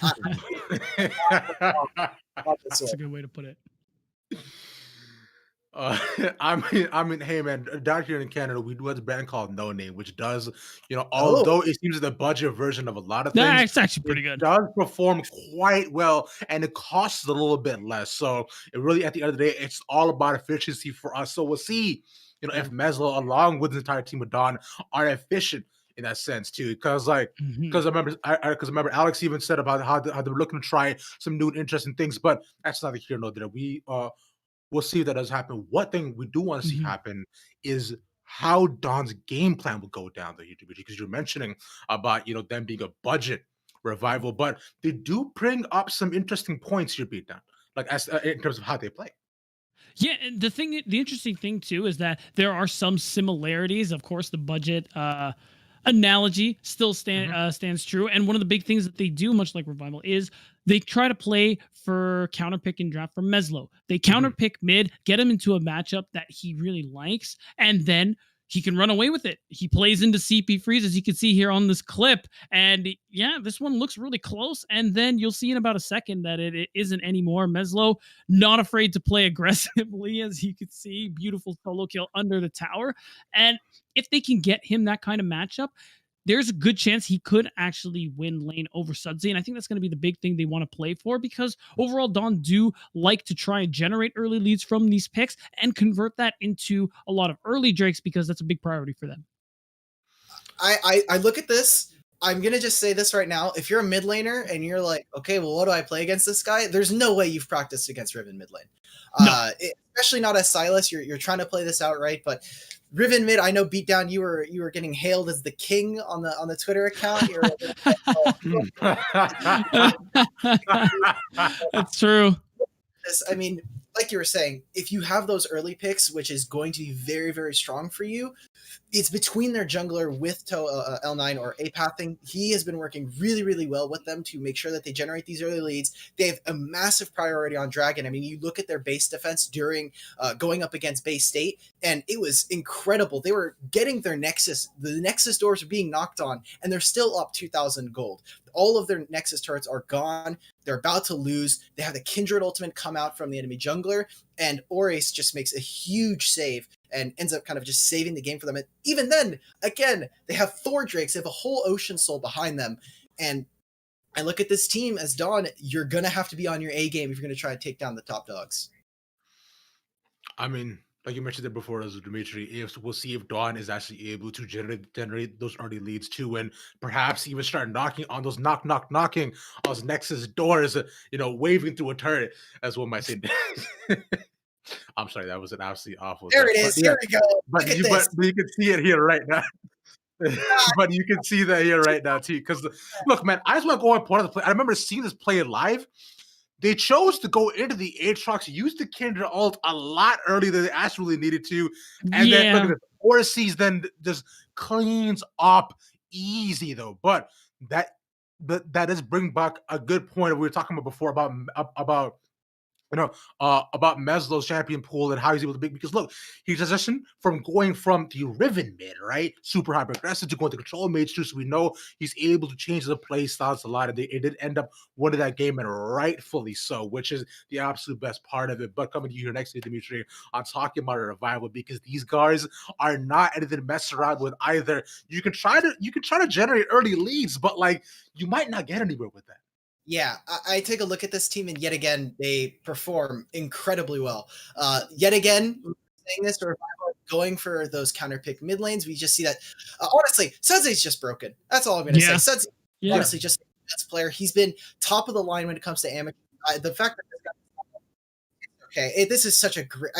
I know we've already seen this, but putting spotlight on Sudsy, who's been a player who's been an amateur for so long, kind of an injustice that we haven't seen him in upper ranks. But each time and time again, this guy performs at a really insane level, always pushing the boundary when it comes to mid lane. And for them, for Revival's game plan, I take a look at this. They have similar things we were talking about. Look for counterpick mid lanes. Utilize and kind of weaponize the fact that Sudsy has played so many different champions. His Ocean is just waiting to be used. They're like, okay, well, who's really willing to play Annie in the mid lane, right? Who's willing to first pick that Yone and be very, very proficient on it when we see him play it?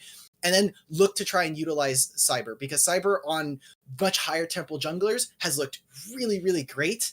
But when you've seen him fall behind, this team looks incredibly lost. They're trying to get Cyber ahead. They play so much for this jungler that it becomes very difficult. Whatever. We're going to keep seeing it. It's a good clip. And the thing that's okay, because that clip is actually kind of an example of what I wanted to add on to, Dimitri. I think we call we call Dawn the budget revival, and I think that's true in a lot of aspects. Dawn do things similarly, not quite as well, but just like maybe a step below. But I think the big thing that separates Revival, something they do a lot better than Dawn, is team fighting. I think the reason they were able to overcome Maryville, the reason they got so far in big, was because of how exceptionally well they team fight. And that's why the clip's okay, because you know what? You see it in the way they spaced themselves out. They had a couple really strong assassin picks in that clip in one of the games against Maryville, and the way they play around their abilities, their cooldown timers, you always see really good flanks, all these different angles from Concept of X. It's just amazing to watch, and that is a big thing that's going to make this hard for Dawn, because Dawn aren't there yet. No.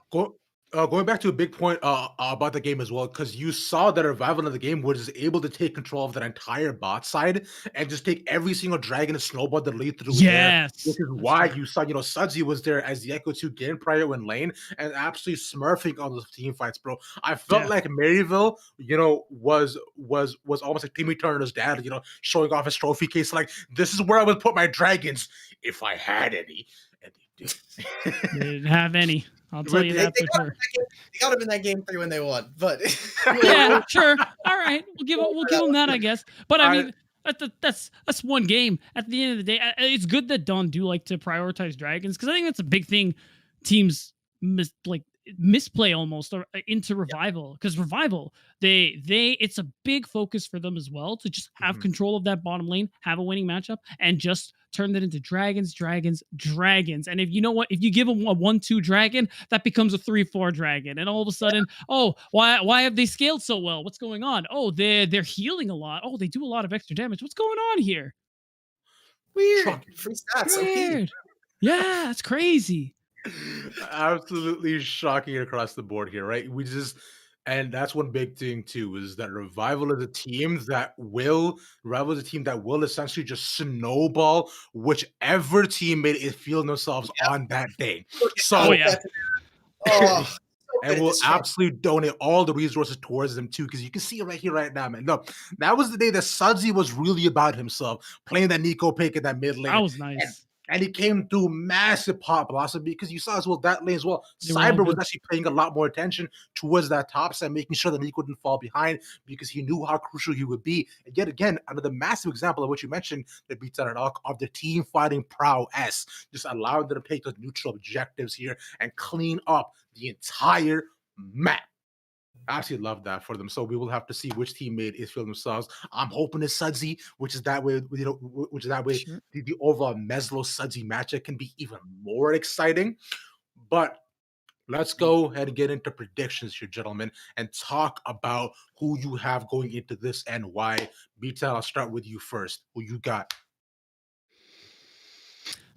This is always a sad part of not always, but this is sometimes a sad part of the show. You can see Dimitri on camera, just 2-0, and he's correct. I'm going with Revival 2-0. Again, the fact that Dawn they do everything Revival do, but a little worse, doesn't bode well for them. And the team fighting, once we get to the mid to late game, there's just no contest. It's going to be 2-0. Yeah. I'll just add, I think that the one thing that maybe Dawn can try to attack is the fact that Concept of X is very much a coin flip player. I think that there's a ton of games where I watch Concept of X suddenly just die in a laning phase or die against an opponent who he should be dominating. And if there's ever a way for them to try to get a kind of a foothold into the game, into the series versus Revival, Dawn need to find a way to empower Oraces, attack that top lane, make sure that they don't have their kind of tank engage or whoever they have up there, because once Concept of X is taken away, it feels more likely that Cyber no longer has access to that top side of his jungle. He does not have access to that Rift Trail that allows Sudsy to then go for these roams, play for more of these other lanes. And then Scooped and Plux, they're great facilitators, but so far we haven't seen them really step up as those insane carry players that will just 1v9 the game. And I think putting that kind of pressure on a Revival is incredibly necessary for Dawn if they want to try and win out on the series. I mean, Dimitri, but so end of the day, I didn't hear that 2-0 from you, so like 2-0. Thank you. That's genuinely all I wanted to get across. I want that number sat to be on the board, just in case, if you guys do ever happen to slip up, I'm there to catch y'all for it. But considering all of y'all are big brain, right? I highly doubt it. And You weren't saying that last night. That's all I'm going to say. That's true. He was talking that talk. Hey, man, every single day I try to be a different and better person than I am the previous day. I'm sure we all do as well, right? And going back onto your point as well, talking to Alex too, Concept of X was a player when they brought in back in Risen. He was much newer to the team, which is why you found him being put on a much more weak side type picks, right? You know, the Shen, right? The Shen, Kragus, any tank, which they could just go along with the meta as well. But as he become to assimilate more with the team, they even said about how they're clicking a lot more, so they feel a lot more comfortable, you know, putting him on the power picks, like the Camille too, like the Aatrox, which honestly, bro, Camille is just good for absolutely no reason at all. It pains me that she has been nerfed yet. Oh, but they nerfed her W. It's guys, it's She has a fine. lot of powerful strengths. It's not like she's just like very randomly strong. Come on, Ravish. Camille is strong, but and as long as he doesn't take Ignite, you'll be fine. Yes. He makes Volibear look really, really nice, and that's what I'm looking forward to for Concept X is making these champions kind of look a little bit different. I know that especially for Wukong, he gets a little he loses his banana a little bit. Yeah. Yeah. But it's all about the team fights. That is where Revival is looking to kind of excel their gameplay. Yeah, and of course, if you don't ban Cyber's Kha'Zix, then honestly, good luck to you, though. So it's GG. Goodbye. See you later. Immediately go next. From what I remember, he has not lost on that pick yet, and I don't think he will either. I think he's lost like one game. It is like a really high win rate, though. We're talking like high 90s. I'm pretty sure he lost it in Big League, but I'll be wrong. I'm willing to be wrong on that. Yeah, I'm gonna. We can go back and look, but high win rate, really high win rate. Consider taking it off the board. 99% across the board. So sure. With those numbers being said, my number for tonight is it is going to be 2-1. Oh my god! Here we go. For Revival, look, I want to main objective. I want to give Don the benefit of the doubt, but yet again, Revival, the genuine better team. But no, okay, you're right. It's 2-0, bro. Oh, we got him. It's 2-0. Y'all right. But I'm done here. I know we good here, so let's make sure to throw it over to our casters, Travesty and Rebel Fox, to show us the fate of today's games. Y'all take it away, gentlemen.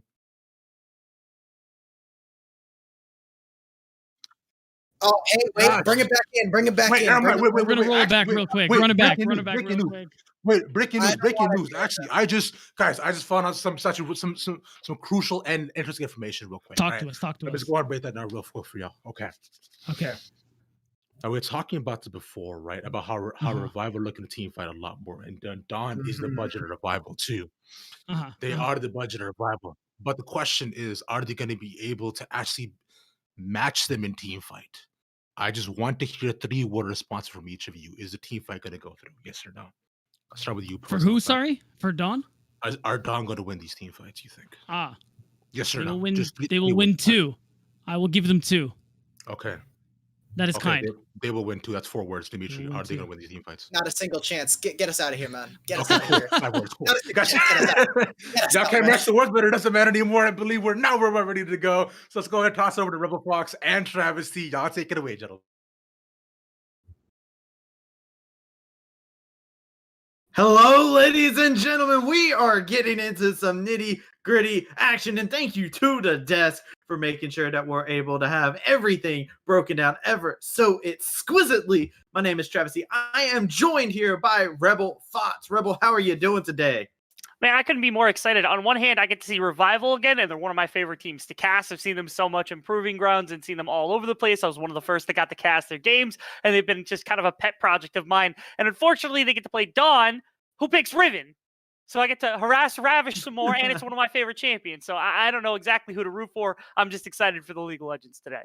Me too, man. I'm always ready to see what these teams are going to be able to break out against one another out here. And it is a big matchup indeed here, as there is some proving rights to be upheld here, as Dawn looking to go ahead and continue their winning ways, going against a major obstacle in Revival. Yeah, they're kind of chances at playoffs aren't exactly contingent on this. Last week, they were able to confirm themselves top 4 with that win over Bethany Esports, get themselves into the top half. And this is probably about as hard as it gets in either side of the bracket. They and Supernova are two of the best teams that we've seen, certainly at the top of both groups individually. So playing against a team like this, it's never easy for any team to do. Taking a game or even taking the series, which is absolutely on the table for this team, would be massive, not only for their confidence, but also coming into the end of the season, as it puts Dawn at the forefront of all of these other teams within their group and within all the other competitors that are around.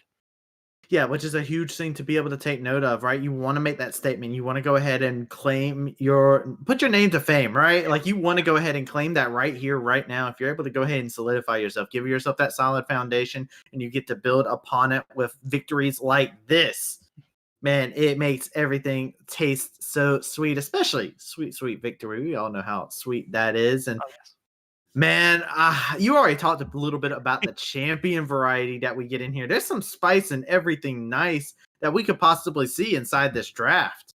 Oh, you want to talk about like mid lane's champion pool alone is enough to supply champions for every single position a couple times over. So we don't even want to talk about that. But like you also think about, you've got like Cyber sitting here, who's one of the best Kha'Zix players that like exists, and his content is known everywhere across the world. You've got Concept, who is one as a Wukong player for a very long time, exceptionally good at the champion. He's shown that a number of times. Scooped on his Kai'Sa, his MF, and anything else he's kind of made his name on. There's so many individualized picks across every one of these players that I think it's super, super vital that we see these strength picks come through in the draft for both of these teams. It's important that Dawn gets their comfort, and Revival always looks much better when they've got the things that have been working for them. Things like that Kha'Zix, things like that Wukong. Yeah, I 100% agree with you. You do get to see that. And we are going to be going into the draft here, ladies and gentlemen. And I'm going to be curious to see what the first round of bans are going to look like from these teams. Because like you said, a lot of individuality that can be expressed through these, especially inside of our laners here.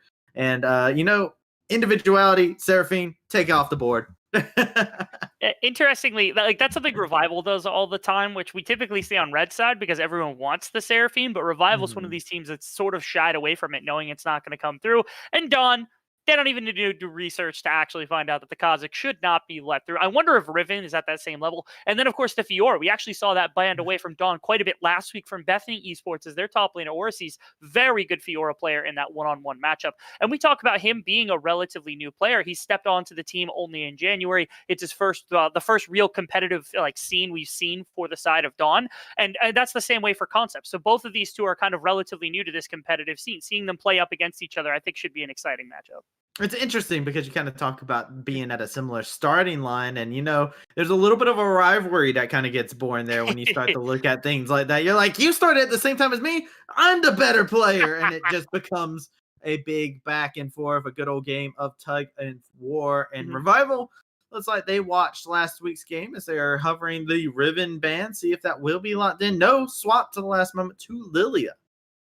I'm curious if Concept has things that he likes to play into Riven specifically, because we've seen him in the past where it's not just like the Wukong he goes to, but also things like Shen he likes to go to kind of stall the lane. Poppy, something he's gone to into the likes of the Camille. The Camille, something they've been playing a lot more as of lately. So it wouldn't be shocking if they just wanted to test the metal potentially of the Riven pick, even though it's not going top lane, it's going mid lane most certainly if it's going to be going anywhere. But yeah, it will be interesting, but we do see the affiliates. It's going to be hovered at this current moment in time. We'll be curious to see if that will be an insta-lock on that, as we're seeing a little bit of teasing going around on a couple different picks here, but nothing solidified and just standard play there. Kai'Sa locked in. It's got to be the Kai'Sa. Like, come on. Every ADC looks better on Kai'Sa because the champion is just fantastic this week. And so, not this week, this last few months of meta and everything of the sort in between. So just making sure they get themselves that fantastic pick. Not to mention, again, if there's counter picks or something that's ready for the likes of the Riven, they're okay giving that over. There was a patch just a week and a half ago, so things have changed a little bit in terms of the jungle meta. You don't see the Olaf nearly as much, especially here in Amateur and in Academy and things of that sort, as opposed to like Pro Play, where it has still gotten picked pretty highly. The Udyr, however, goes completely unaffected, and a Pathing clearly opts for that pick. Yeah, you do see that. It's a champion. He got a small little nerf, but it wasn't enough to keep the bear slapping man on the ground. He got right back up and is ready to kick some tail. Well, that looks like it's going to get paired together with a possible Orianna. Gets swapped over to a Senna hover and will be locked in. So another AD carry that's kind of risen up in prevalence here. Yeah, the biggest thing is its range advantage, and then the scaling that it's got now with that fasting build is really good. You couple it with Tahm Kench, and it's reminiscent of what it was back in the day. Now before all the nerfs and everything that had changed about Senna, this was like the combination. This was like 65% win rate across every single division of play. It was obscene. It's not quite to that level, but it's still very strong. Tahm Kench loves to get super tanky, and we love to see what the Senna is capable of bringing. And this is a phenomenal pick in that Cyber was one of the first to kind of come to this Dr. Mundo conclusion for the likes of the Udyr. So this is a Cyber special just a little bit. Yeah, he's got a prescription and it goes anywhere it damn well pleases. And we'll see exactly how he'll be able to do on the Mundo, be piloting that today. And we've seen a lot more play going around to that pit while the rail getting locked in. A normal duo that we've been seeing with the Kaisa, very strong duo being built in the bot lane. Hey, I like the combination. I like Samira a lot more to try to get that E off and get that stun readily available with Rel, but that ultimate on Kai'Sa is another really good tool to use in that one-on-one scenario where you can set that up for some chain CC. It gets you aggressive. It can move around the map to some extent, but it's just very, very well paired with the Kai'Sa. Nothing shocking there. Vayne gets locked. Okay, my thought is maybe they think this might end up being a top lane Mundo, but that just simply is not the case. This has been a response to Mundo top in the past, but this is a jungle Mundo almost certainly. Okay, all right. So I am getting triggered. If you guys don't know, over on yesterday's Academy games, C9 locked in Vayne top, and it got absolutely clapped. It's a hard champion to pilot in the top lane. It takes quite a bit of mastery, and you can see from the bans here from Revival, actually, they're not sold on this being a top side Vayne. They're getting rid of Gnar, and we're seeing a lot more focus on these bans towards the top side of the map. So we'll be curious to see what the final makeup of this team composition is going to look like. Just to give a mild amount of postulation here to things that might go on. So either A, they might be thinking, okay, Senna could flex into support role. They use that to harass, and if you try to walk in on Vayne, you just get like dumpstered and souls go into Senna's pocket. I don't think double ADC with a Vayne bot lane sounds very viable. That's just my opinion, especially into Rel, who can just destroy you level 1. The other possibility is, and it's a long shot, but if they go for something relaxed in the mid lane, something that Sudsy's like, I don't know what I'm playing, so I'm playing something blind. Let me pick like Orianna or Syndra or something like that. Meslo might take this Vayne and just try to bully it during the laning phase in the same way that Tristana does. I don't think that's completely out of the ballpark. And right there we see Phoenix LP. I gotta think that this is going to be a mid lane Vayne, believe it or not.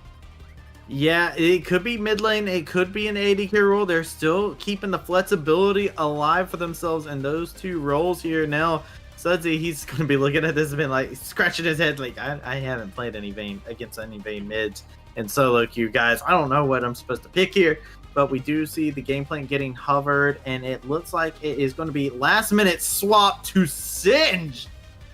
Oh, baby. This game is getting spicy.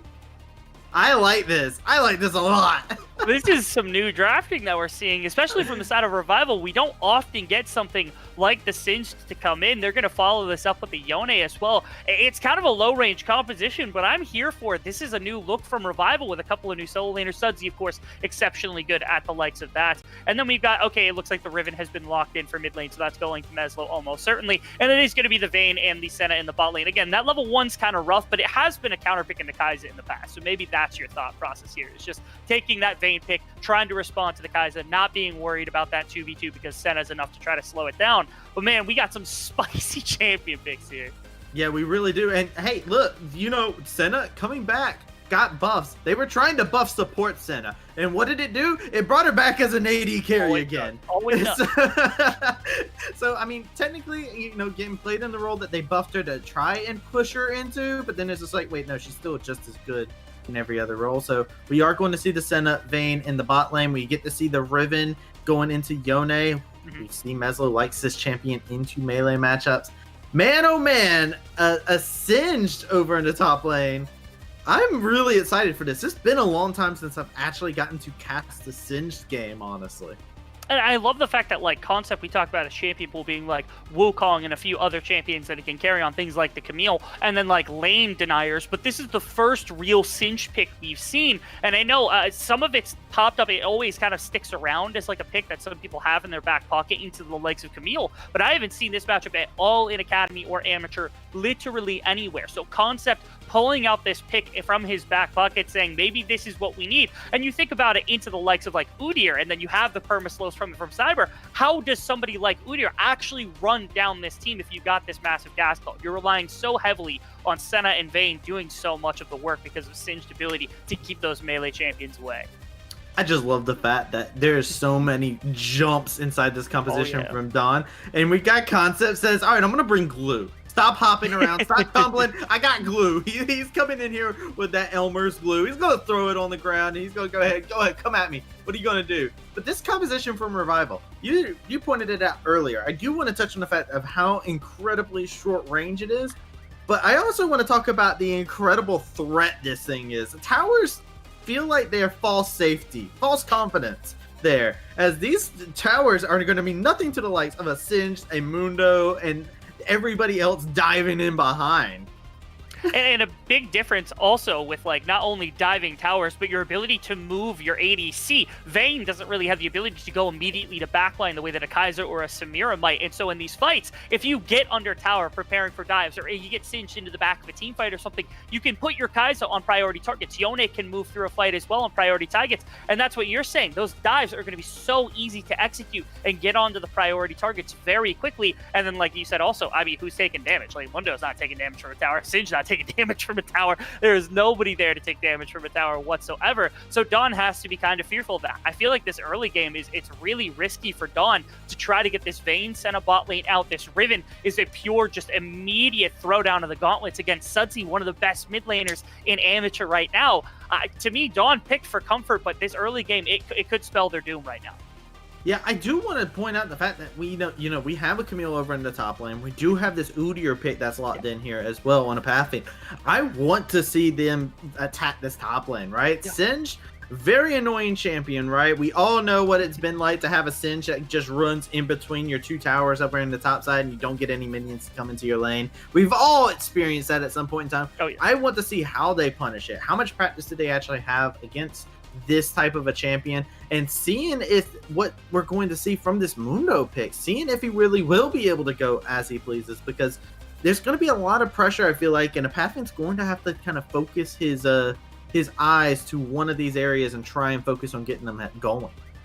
Yeah, and typically that's been Meslo, right? Because last week when we had the same situation, Meslo was where you were. You'd take that mid lane in that mid jungle duo, get it ahead, and then attack your side lanes. But now you're trying to do that into a counter-picked jungle where you've got Cyber, who's kind of, again, he's the one who relatively revolutionized this pick, combined with Sudsy, one of the best mid laners we have, and that's a difficult plan. So like you said, maybe they have to go off the beaten path of what we saw last week, try to get Toe, or pathing into these two side lanes, try to help out that bot lane, get this Vayne out of the laning phase just to make sure that she can become this monster, because eventually there will be a case where she just becomes an absolute beast in this game, or get this Camille rolling, get her out of this laning phase unlocked. Yeah, well, you want to talk about something that's unlocked. I do want to say, as we have been going into the point where we are able to see some of the runes and whatnot, I do want to go ahead and point out the fact that this is a Ghost Ignite Singed over inside the top lane, and the Camille has opted to take Flash. So big thing to take note of there. And the bot lane also very interesting from the other side, as they have a Phase Rush Senna. So this is going to be an extra speedy Senna. That it will. So the big thing is, like, if you think of top laners that are capable of just removing Flash from their kit, and you think of like top laners that can do that like viably, anybody with a dash is fine. Singed has got to be one of the top people, because Singed has been doing this well before any other top laner was taking Flash out of that kit. And you think like Flash Flip is a great tool, whatever it is. A Singed running full steam ahead into the back of a team can be just as much of a set, the same way that Udyr is. I am curious if it's something like Chem Tank, or if Concept decides to go for something crazy or a little bit like different, like Imperial Mandate, where like like if you get that poison across the whole team, you could do some serious damage in a team fight if Sudsy presses R, hits 5 members with the Imperial Mandate. I think that's going to be something to watch if you're really interested in the build path of the Singed. But either way, I don't think it matters. I'm just really intrigued what he's got up his sleeve in this laning phase. I just love the fact that you've prefaced the Singed as the boomer of the top lane. He's just like, you young kids, get out of my lawn. We are seeing a little bit of trading coming down here in the bot side, as it will be these 2 bot lanes hitting amongst each other. Some good damage getting laid out, forcing the flash from Sudsy is going to be very huge for this mid lane matchup.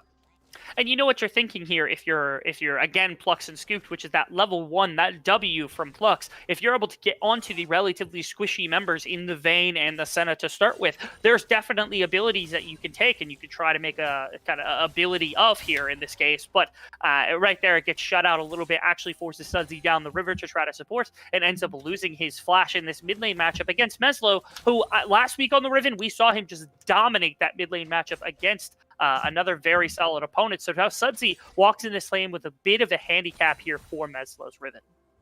Yeah, a bit of a handicap indeed here. Not exactly the person you want to have a handicap against, as he is so very comfortable on this champion. You can see him slicing, dicing, jumping forward. And Meslo, very, very comfortable on it. We'll have to see how Sudsy does, as Sudsy has been hyped up as one of the strongest mechanical mid laners that you can find out there. And he's definitely got a test for himself inside of the mid lane. That he does, especially since, like, I mean, if you're Sudsy, you had to blind pick, and so going into this, you're blind picking the Yone, expecting maybe some sort of control mage to come in with this double marksman bot side, with this Udyr and Camille top side, but instead it is just the Riven for Meslo. This makes the composition very one-dimensional in terms of a lot of AD, not much magic damage outside of the Udyr Phoenix stance, but this is the comfort for Meslo. This is what he wants as often as he can, because he was that Riven one-trick. He was the top laner such a long time ago. Okay, all right. Or is he bullying concept just a little bit as he shoves this way now? I'm worried about that eventually, but yeah, it does become a troublesome thing as Camille is a champion. But Sudsy laying out the hurt onto Meslo. You give him praise, he takes a beat down. That is just the way of the caster curse. As Meslo fighting inside of a minion wave, though, the Knights are ticking away. Not advised. First blood going over to Sudsy. Here comes a pathing, looking to see if he can close the distance onto this Yone. There is nobody there to help him. He's trying to make a swift retreat, trying to see if he can shoot this out, but he knows he can just wait. You got to come back and see me sometime, buddy. And he's going to get hit by the Phoenix stance while this is all happening over in the bot lane. More actions. They're trying to do a dive onto 9 lives. 9 lives going to be able to find 1 kill for himself. He's looking for more. It's going to be 2. 9 lives coming out huge.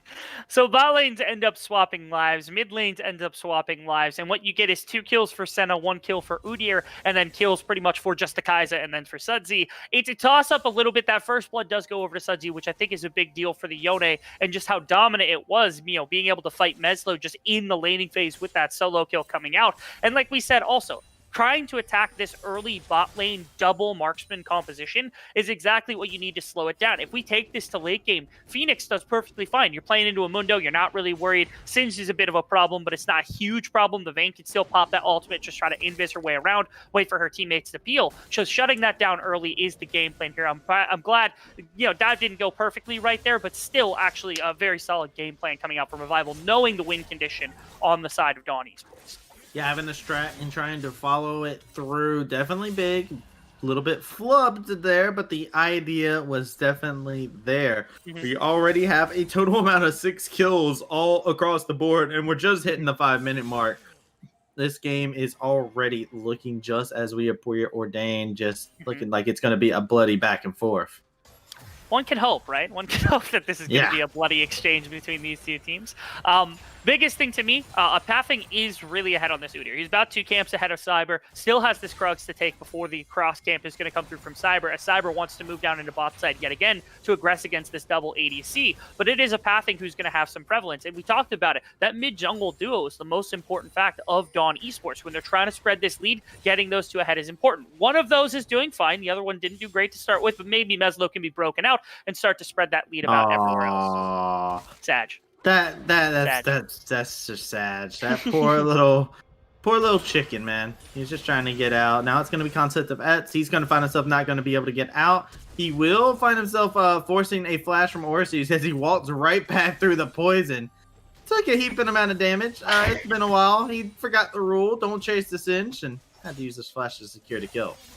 Yeah, flash burnt by Orsies right there, and there is no flash on a pathing, which means that gank probably does not happen again for a very long time. Meslo gets pressured by Plux, who just continues to roam up the river into mid lane to make sure they can shut out that top side. And because they had seen a pathing in the top lane, they're just able to take this dragon and put some additional pressure. You have to back off if you were the likes of Phoenix and 9 Lives, and even a dive potentially being preempted. Thankfully, 9 Lives is able to catch it before anything else, but Plux is here to kind of gouge this. Yeah, here we go. It's just going to be Phoenix getting blown up. Scoop will find that kill. Orsies is here trying to sweep around with these legs, trying to lay out as much damage as possible. One plate falls as the action is occurring. It is going to be 4 members of Revival trying to back up, grab a little bit of some HP back. It will be them just returning back. Sudsy looking for something that's a little bit tricky, but is going to be caught out by that ward, so not going to be able to follow up with anything further. And another kill onto the likes of Vayne, making sure to shut her out as best as possible. But it does look like a map rotation that's going to be moving, where they're putting Vayne up against the Singed for the foreseeable future. I don't know if it's a pure lane swap, like they're going to end up swapping Senna up there, or if they're just putting Phoenix up here to catch a couple waves. Maybe they're looking for a full swap, maybe for the Rift Herald that's spawning in just a bit of time. You do see that pathing's up here. But either way, the game plan is kind of working on the side of Revival to shut out Vayne. The question is, how long does it take for her to actually get online in the process? Because they are trading kills back and forth. The gold is perfectly even. These neutral objectives will make quite a bit of a difference. We've seen Revival dominate dragons before, and having that first Infernal Drake is kind of stock standard for them, being able to always take first dragon. The most worrying thing for me is we've been talking about the Vayne is the Vayne has had 0 KP, right? Mm-hmm. Hasn't been able to participate in any of the 4 kills here, which means there's no gold that they're getting for getting dove, for getting abused like this. So while this is all happening off screen, wait a second, Meslo just absolutely annihilating Sudsy. They traded at Knights yet again, but Meslo says he wanted that solo kill so bad earlier, he came back for it. And they're back and forth yet again. It's Meslo what he can do on this Riven pick. I wish I could have seen that one just because I was so excited to see this Riven yet again. He was amazing on it last, and this is important. Oh, what is that? Wonderful production, giving me exactly what I want as usual. And this is a level 7, but also Meslo, oh, look how just amazing. He gets him before he can even reactivate the E as Plux is coming. Give Meslo all the props in the world now around this Rift here. But while we're going back, Pathing is finding himself finding out this Mundo, trying to see what he'll be able to do. Saber trying to jump in, throw in those machetes, laying out some good hurt onto 9 Lives. He is not able to do too much. Phoenix is going to be able to get scooped on the back end of that fight as Apathine is taking all the attention of the Mundo. Plut's going to be able to find a kill onto Phoenix over onto the backside. Yone joins the fray and picks up the kill onto Apathine. It is just going to be them grabbing 2 for the price of 1. And Rival looking like they're not done yet, looking to continue to press this advantage. Meslo is waiting in the wings, going to be spotted out. Thankfully, Plux able to put that ward over, make sure that that one gets spotted out. Rift Herald hasn't been taken yet either, but there's still only just now redeploy coming out from Vayne. People are still low in top and in mid lane. Meslo wants to fight alongside this Vayne, but Camille is bot side with no TP, so this is just a free Rift Herald. So now the question is, like, where does Apathing want to hit on the map? Can you catch scooped off guard in bot lane and try to pinch down the Kai'Sa in the same way that they've been doing to Vayne all game? Or are you just going to get this Rift Herald for free and maybe try to look for Dragon setup or a fight somewhere else as the setup continues? So watching where Apathing going is where my eyes are drawn to. But right now, again, Revival's playing to a very similar game plan we see all the time. It's neutral objective control, even at the cost of just going in with a complete gold kind of neutrality into the mid game.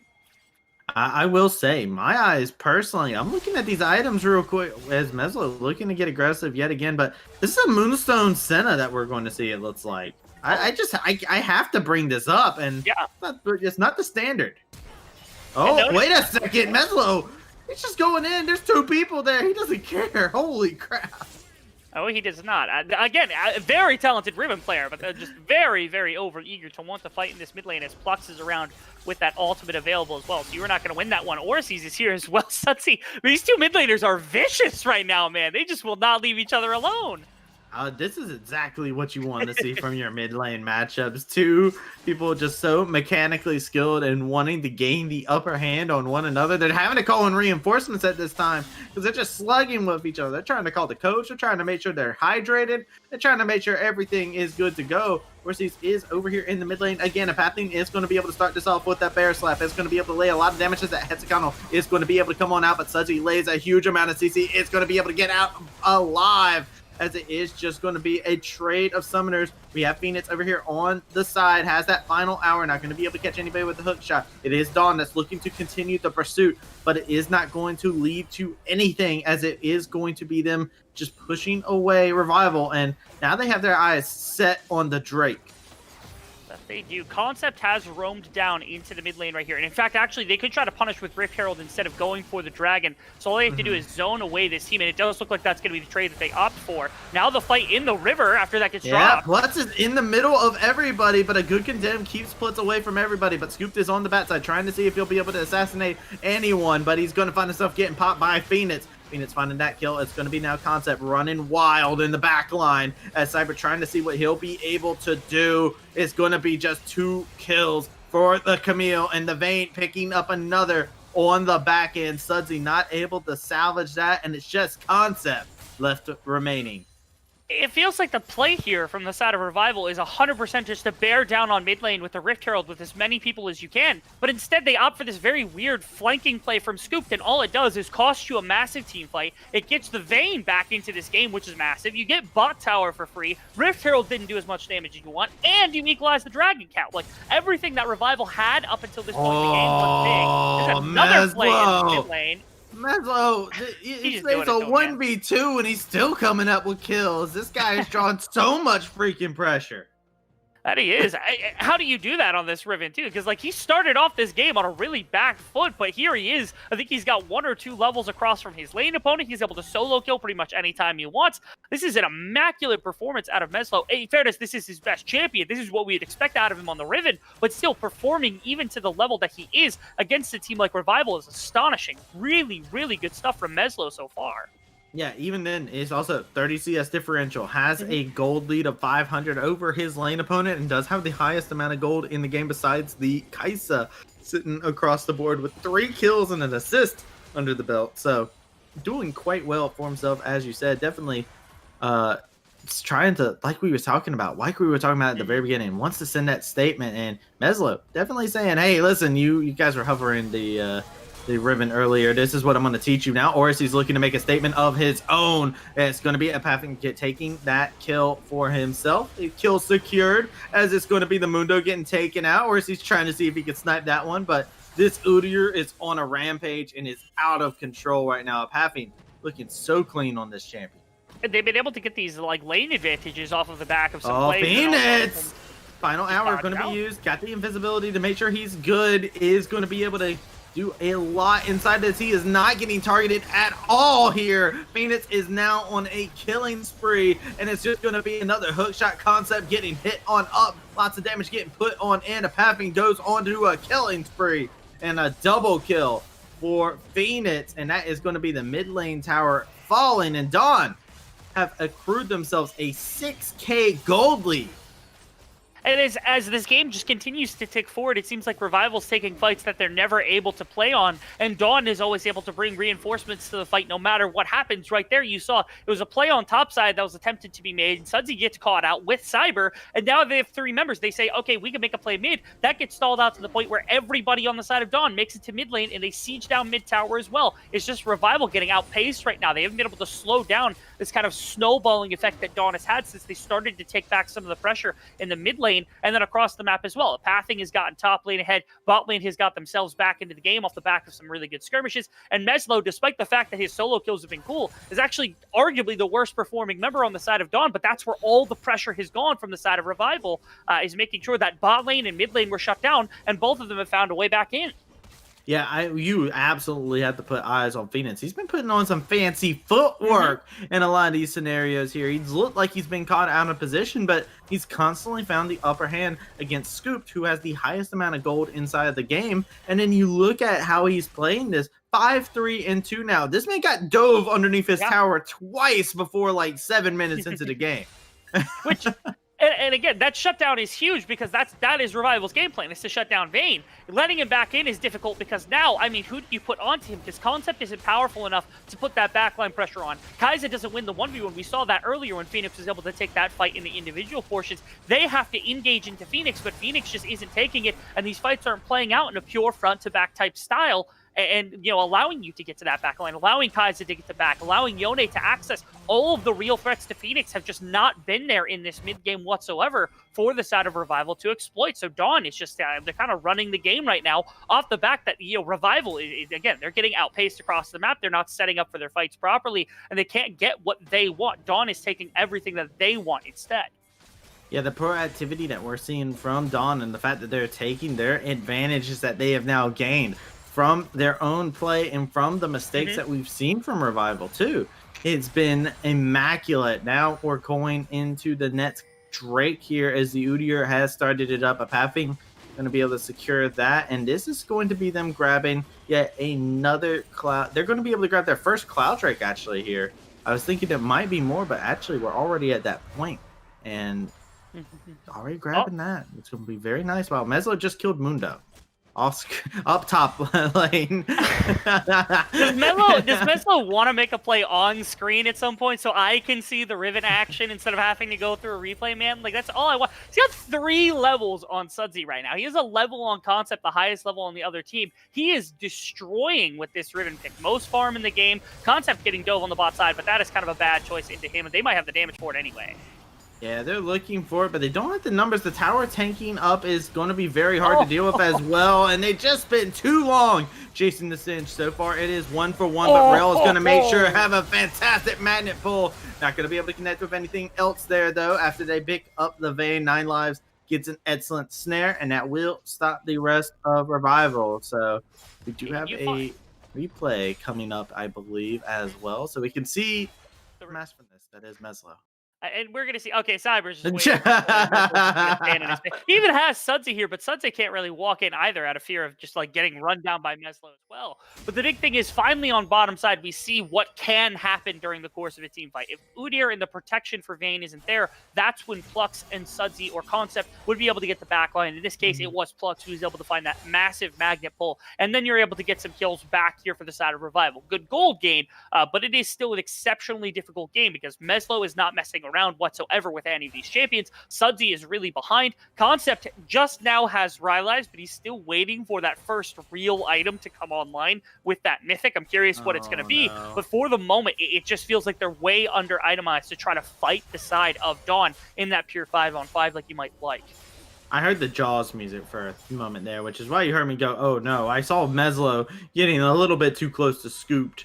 And it was a scary situation for sure, as I thought he smelt blood in the water. But yeah, absolutely 100% agreed on all of that. And I do want to take a moment to look at the fact this Singe, you and me were talking about what build is it going to be from Concept. What is he going to start with? Rylai's is the answer here. He is he said screw mythics. I want slows on my poison. So just immediately going for that. And yeah, and like you said, fair enough, but Concept is going to be very interesting as his build continues to evolve. We'll be curious, keeping our eyes on that build path as it continues to go forward, as we're getting close to that 20-minute mark, which means Baron is going to be up, and we've seen a lot of fighting going on around these neutral objectives, so I think there's more blood in the water. Concept has actually found a flank here to try to get Plux into this backline yet again. Yeah, looking for it. Not going to be able to find it, though. They wanted to catch Phoenix, but nobody was in the proper position. Couldn't follow up on the glue. I think it's more so that like Concept wanted to do a pure wraparound, but Phoenix puts him into a wall and they probably kill him because he doesn't have that much armor to deal with, and so they're not able to do so. Rift Herald gets dropped mid with the intention, I think, of going to Baron because you've got Vayne and Senna and Udyr, which is a ton of damage. Not to mention Camille with Meslo splitting on the other side of the map. The question is, can they actually respond to this? They have the team fight for it, but I don't know if they're fast enough. This might just be down. Nope. Yeah, they're gonna pull off here. Yeah, they are looking for the pull-off. Riven is walking up. Could be looking to catch somebody on the side here. Pathing cutting off Scoop from being able to go to the tower. And beautiful play coming in here as the side of Dawn now have the control over this mid lane yet again, looking to see if they can continue this on forward, but it's just going to be them trading back and forth, and both these teams going to look to have select members recall. Wave is just seconds late, unfortunately, so they can't siege down on mid tower, but they have full control of this top quadrant. So there is no way that Revival can come in for a team fight without the side of Dawn knowing it, which is where you want to be to make sure that you can take that team fight. I don't know that they want to pure 5-on-5. I think that's a little terrifying. This ward in the mid lane, another really good resource for them to see when they're trying to show up. And again, also concepts, kind of summoner choices, once again, we talk about Ghost Ignite being really good for laning and for a lot of other things, but TP is not in that wheelhouse, which means you can't get from bot lane to that pit to try to get your Singed into a market position. He has to be ready for it when the time comes to fight either way. Yeah, he needs that move speed, honestly. Something that he's desperately wanting to at least make sure he'll be able to run over into these fights from across the map, since he doesn't have TP. Since he did go rallies, he didn't go like dead. He didn't go anything crazy. He didn't go dead man. Didn't go turbo chem tank. None of that.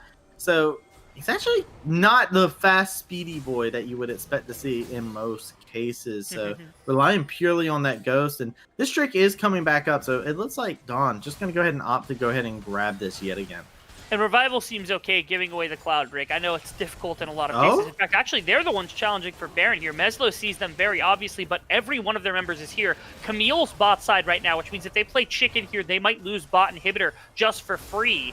And there's TP. For it. Okay, here we go. Yeah, looking for it. 9 lives, almost in a terrible situation. It's just enough. The glue was enough to tag up the Senna, and that's a huge shutdown going over to the Yone. They're going back to the Baron. Recalls not going through here. They're trying to see what they'll be able to do. Phoenix is locked up. Shutdown going over as Meslo falls. Phoenix trying to see what he'll be able to do, but Orsi's, he TP's in, and it might just be his doom, as he has to disengage from that completely.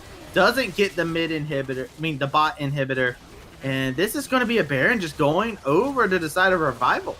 And this is where you want them to be if you're on the side of Dawn. You don't have to fight for Baron. You don't have to do anything. You have to poke and prod and poke your head in and make sure that you can just keep them away from it for as long as possible, because you get bottom inhibitor. And while Baron is nice, yeah, you haven't been able to find many opportunities if you're on the side of Revival till right now when you can force out a team fight. So not getting bottom inhibitor, losing the fight afterwards, they do get Dragon, thankfully puts them on soul points. But that's a huge swing back in the favor of Revival off of exactly what Revival wants in that 5-on-5 team fight. Dawn, they were the ones in the situation that dictated everything. They could have just kept Camille bot lane and kept pushing as long as they wanted. Even giving the Baron probably isn't a bad option there, but instead they choose for a fight where you've already lost 2 members before Camille even arrives. You lose so many lives, and now you've given up Baron to a team to pull down structures, get this gold lead back where it's okay for themselves. Yeah, this gold lead has shrunk from what was almost an 8K gold, I believe, to now we're just seeing less than 3K. That's a huge gap here, and you're seeing these outers being focused, but Concept is going to get chased down. He's going to have a lot of damage being thrown back onto him, but it is cinched. He is going to be able to lay out some damage, but he's not a tanky boy. He is going to be able to fling him away, but that's going to be a lot of damage getting thrown on back. Or he's going to have to hook shot defensively. Meslo in the midst of it all, he's dropped down very severely low. His Coop is unstoppable. It's going to be Sudsy joining the fray. A triple kill going over to the side of Scoop. And a huge play, a huge turnaround coming out from Revival. And the amount of outnumbers now that are coming through from Revival, realizing if we fight with numbers advantage, we will always win no matter what our composition looks like in any case, because they've got the dive, they've got the CC to make it work, they've got the range to make it work, and now no one on the side of Dawn is ever actually winning out in any situation. When it's those one-on-one situations, that's where Meslo and Orsi's can really shine, or those two-on-ones, things like that. When Dawn was creating these disadvantageous situations, that's when they were finding success, but they haven't been able to generate it for about 15 minutes now. So that 6,000, 7,000 gold lead looked really good, but when you cannot push it whatsoever by continuing that same win condition over and over, a team like Revival will punish you for it. And now you've seen how many times have 4 or 5 members been in a fight for Revival. When they start grouping up, that's when the dubs start coming their way, and they've got nothing but dubs for the last few minutes. Yeah, they have been honestly picking up the pace in their favor, and honestly, Dawn looking a bit scattered when it comes down to this. You are seeing that the Baron is going to be ticking away here. So not going to be able to continue to have that advantage for the next 30 seconds here. And you do see them on the back foot here. So Baron Buff has done the extent of all the damage that it is going to be looking to do with the time remaining on it. And now we're seeing Revival kind of take a defensive stance yet again here. Just playing slow and careful. Only a few minutes until the next dragon's going to be up, which likely becomes the next point of contention here for Revival in either trying to compete for that dragon. If not, they're going to try to trade objectives potentially with the Baron that spawns, or try to play with Vision or something along those lines, as it's only an additional 50 seconds till Baron comes up. And they want to just, all they have to do is be decisive about it. If they want to fight for dragon, bring all 5 members, fight for that bottom side river control. You should be fine in that fight. You just got to get onto Vayne, and that's where your pressure point comes from, is making sure you get onto Vayne. They continue to push out river. They cannot fight pretty much anywhere. If they've got numbers advantage, they can fight anywhere. But I want to see them keep clustered together, because that's when they've been strongest the last few minutes. Turbo Chem Tank completed on the Cinch as well. We're seeing some of these very powerful items getting completed across the board for all of these champions. The Kaisa is a very interesting one, picking up all the kills. 4 completed items here, and all of them just made Kaisa so incredibly strong. And I have to keep our eyes on how Scoop continues to play this. But now we're in an interesting situation. Scoop getting caught out of position here. Pathing looking to see if we can catch him. A little bit of a bait coming in. Singe down in the bot lane is not what the rest of the team doesn't have the TP, as we've stated before. Is going to have to try and run it on in. Pathing looking to see if he can get the catch. That's going to be Saber. That's going to take a good amount of damage, as the rail is going to go in pretty deep. Phoenix is going to be able to stay just barely alive. Mesla is going to be able to find 1 kill, but it's going to be Scoop that's staying alive. The priority protecting Mr. President here, as Scoop is looking to eviscerate all of their HP bars. Phoenix able to just get out alive yet again. Plut's going to re-engage this fight, start it back up. You can't just get out alive, and Scoop is hungry for blood here, looking for possibly more, but this is one fast Udyr. It's going to be Cyber jumping over the wall, looking for cleavage, trying to slow him down, but he's just wasting all of Revival's time, as Dawn is going to be able to make their retreat, but they do have to trade 2 to be able to pick up 1. And a very precarious situation for Revival. They're looking for a 5-on-4 to start with before it was Concept arriving to the fight. Thankfully able to stall the time. And when they're the team with more initiation, I would say, when you've got the Rel, when you've got the ability to soak with things like the Mundo, like the Singe when he arrives, and then Sudsy's ultimate as well, you can engage from so much further away than somebody like Riven, who has to flash, or the forced flash from Orises or something to get into the backline. That engage is kind of what just won it right there for them, because it bought time for Scoop to put in damage and the rest of this team to put in additional damage, buys them this space for the dragon. And now with Baron coming up in only a little bit of time, I am a little bit curious how Dawn wants to play this, because what they need to do is immediately push their foot down on the gas. If they walk into Baron Pit right now, that's how they play. That's what they're doing. They're playing on Flux. Yeah, they're playing on Plutz here. They say, we'll take away your engage option. Orsi's going to be able to find that kill for himself, and that is huge, as that is the engage tool, as you were talking about, that they've been using so well. And now Baron is coming up in the next couple of seconds. The big purple worm is not long for this world. And while this is all happening, we're seeing Revival trying to make a play, but Sudsy gets bursted down and taken out. But on the other side, Revival is going to be taking this bottom inhibitor. They're looking to try and possibly end. No, they're not going to try for it. They are going to back it up. Look like they were thinking about it, but the Camille did get the recall. And they will just go ahead and respect the side of Dawn. That is going to be Baron Buff going over. They're comfortable, I think, taking this trade just off the back of, Sudsy's not that valuable, and then Baron, you have to be able to siege with, and they're looking to force 5-on-5. So if you're running 1-3-1 at this point, I think Cyber's okay in a side lane, Concept should be okay in a side lane, and your remaining 3 are exceptionally powerful. If Flux finds a pull onto one of these ADCs, you're okay. So now it's up to Dawn of deciding, okay, do we want to spread this map around and give an opportunity maybe to fight against their ADCs for the chance now for Meslo and Orises to do some work in side lanes, or do we group up and potentially run the risk of the pure 5-on-5 in that ability to do so? It's a choice for Dawn, and it looks like they're kind of going for the split push type variant, which how it plays out for them is yet to be seen. Arguably, you want to keep them together and you want to buy space for Phoenix in the best possible sense. So if he gets caught out, this Baron push is almost certainly just over. Yeah, I feel like the big thing I want to watch is the vision game, right? Because if you're going to split push, you need to make sure you have your angles covered. And it looks like Epaphine is on the hunt. He's looking to see if he can catch out this Mundo. Plus, is going to go ahead and disengage this. Condemn going to be able to connect onto Cyber, laying out a good amount of damage, while Toe is going to find a bit himself. Epaphine getting dropped down to half HP by Scooped over the wall. And that is not a champion you want to be taking free hits from. Camille still pushing away on this bot side. It is a slower push because of the super minions, but it is going to be the side of Revival looking to answer this Camille. And it looks like Meslo wasn't able to actually push out top lane at all because it's still in the middle of the lane. So right now, like, that's going to stay where it is, but you'd rather it be on their side so you can collapse on it. They are taking priority in mid lane, but you're worried about Singe going in with Chem Tank, and now, okay, Plus let's do it. Yeah, Plutz is going to have to make a quick retreat there. Got a good stun off onto Epaphine. Epaphine is still looking for possibly more, trying to see if he can slap a bear slap onto anybody valuable, but it's going to be the glue that's going to be connected onto 9 lives, but it's going to be Phoenix who is the target, laying out the damage. Phoenix trying to tumble his way through it. He has that final hour, trying to see if he can pick up the kill onto the Camille. It's going to be the Headset Ultimatum that was able to secure it, but it's going to be him coming back to life. Can they finish him off again? Scoop is still in the middle of this fight. Is going to finally go down to the Camille. Meslo has rejoined the fray. Cyber getting jumped onto, and this is going to be them getting their HP bars deleted. Is Cyber picks up the kill onto Epaphine there. Meslo goes onto a killing spree, and the only member left is Concept. So this time your fight gets split into two directions, and you do have this potential push from Dawn. Concept has to take this 2-on-1 without much armor to say so. Oh man, the proxy. Yeah. Meslo, I don't know. You don't chase this. You don't chase this, buddy. No. I mean, he got it. He got it. Yeah. All right. I was about to say, you've been playing this game long enough to know. That's not you don't chase the Singed. No, you do not. Yeah, that's I think arguably the first rule. I think I hear that really often, that that's the first rule of League of Legends.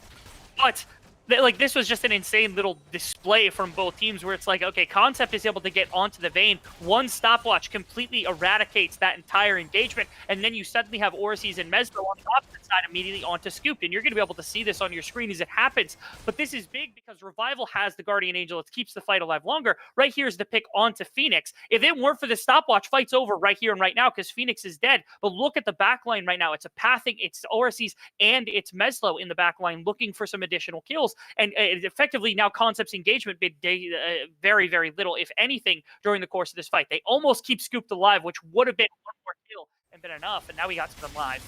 Yeah, going right back to the live as Meslo gets taken out by Scoops. They're looking for more action, going to be able to find it onto Epaphine. Epaphine is going to find himself getting taken on down. Scoop getting another kill again here, and now all of a sudden the advantages have turned over in favor of Revival, and it's just rough for the side of Dawn to have to deal with. They're missing two vital members here. 9 lives has to dodge the cleavers, needs to be careful. They're looking for the dive, trying to see if they can jump onto these squishy members. It is just 9 lives. Phoenix and Orsies left alive. Mid inhibitor going to go down. That is 2 inhibitors fallen on this side here. They're trying to kite this out, try and clear out these minions. Phoenix is going to go ahead and use the final hour, trying to keep himself sustained and keep himself alive. While Scooped is over here inside of the fight, he's going to be able to get another kill for himself here. Cyber trying to jump onto Orsies, trying to lay out the damage that is necessary. Red inhibitor has spawned over here into the bot side, but Meslo has rejoined the fray, and the HP bars were not high enough for you to be able to survive. That's a quadra kill coming out from the Riven, and now Plutz trying to get out with his life. Doesn't want to give over any pentas today. Is going to be able to make an escape, but damn, how clutch was that from Meslo. Extraordinarily, and Meslo died right before this fight started, but it was just a push in too far from Revival to find it. I don't even know that this matters, to be quite honest. There's 20 seconds left, and they've got all of their members up, potentially to siege up. The only one problem is that wave is a little thin, and it's pretty far back, so might buy just enough time for one more push out from Revival. This is going to be a really close take of this Nexus, potentially.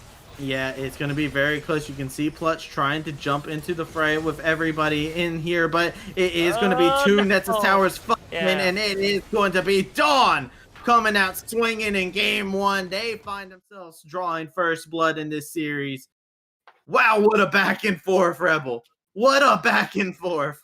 What a back and forth indeed. And the thing was, is it wasn't a back and forth of like this like super impressive macro play. It honestly was a back and forth of punishing the others oversteppings and mistakes constantly, whether it was Meslo in a laning phase, whether it was a couple of members getting caught out by the entire team of Revival. It's just always, what can we get that the other team, what are they doing illegally and how can we punish it? And both teams were doing it constantly, where it's like, if you made a single mistake, the other team capitalized. And that's why I was so back and forth for so long. But eventually it honestly came down to, once again, Meslo being amazing at this Riven pick, punishing in the right situations early, and being an amazing team fighter in the late game. 2 straight fights he was able to carry on this Riven at the end to be able to push Dawn to what we would call it, especially the desk would call, an unexpected victory.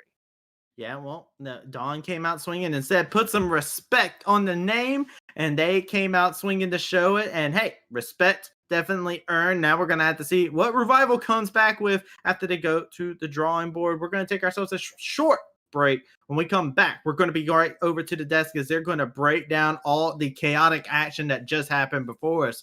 Be sure not to touch your browser.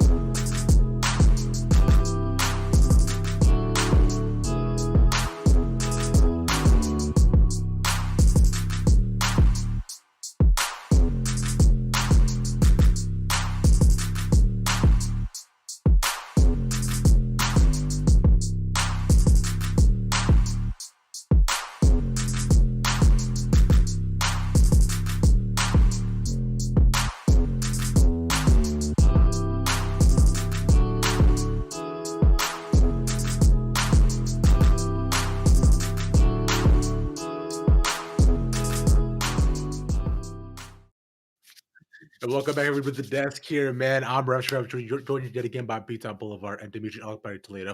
So let's go ahead and break down the game that we just saw here, gentlemen, because I think it was a result that many of us did not expect, especially considering like it wasn't really a back and forth. It was then one team was winning and then they weren't winning, and then the other one was winning and they weren't winning. It was so I think that's really probably the most accurate way I can describe it. But B, let's go ahead and talk about Revival though initially, because hey, the draft was real cool, but then suddenly they saw the money in front of them and decided that they wanted to capture all of it.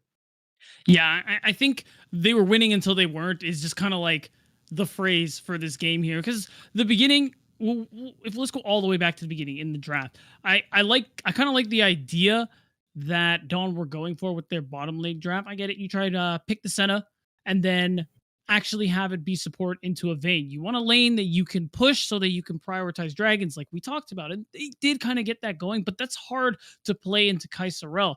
But what ends up happening, which is what you're alluding to, Ravi, is that Cyber and Co try to go for this level 4 bot dive, which was wishful thinking to say the least. And giving away a few kills like that is honestly made that lane a lot more playable for Dawn's bot lane. On top of that, the second time it happened, and it was actually a little bit more successful, Dawn actually did a really good job of having Oasis TP to the bot lane, catch that wave, and on respawn, since it was still early, we saw Phoenix just walk up top lane, and he was just allowed to pick up, I think it was an entire wave of gold, solo XP, that nobody really tried to punish him for on the side of Revival. It was just free.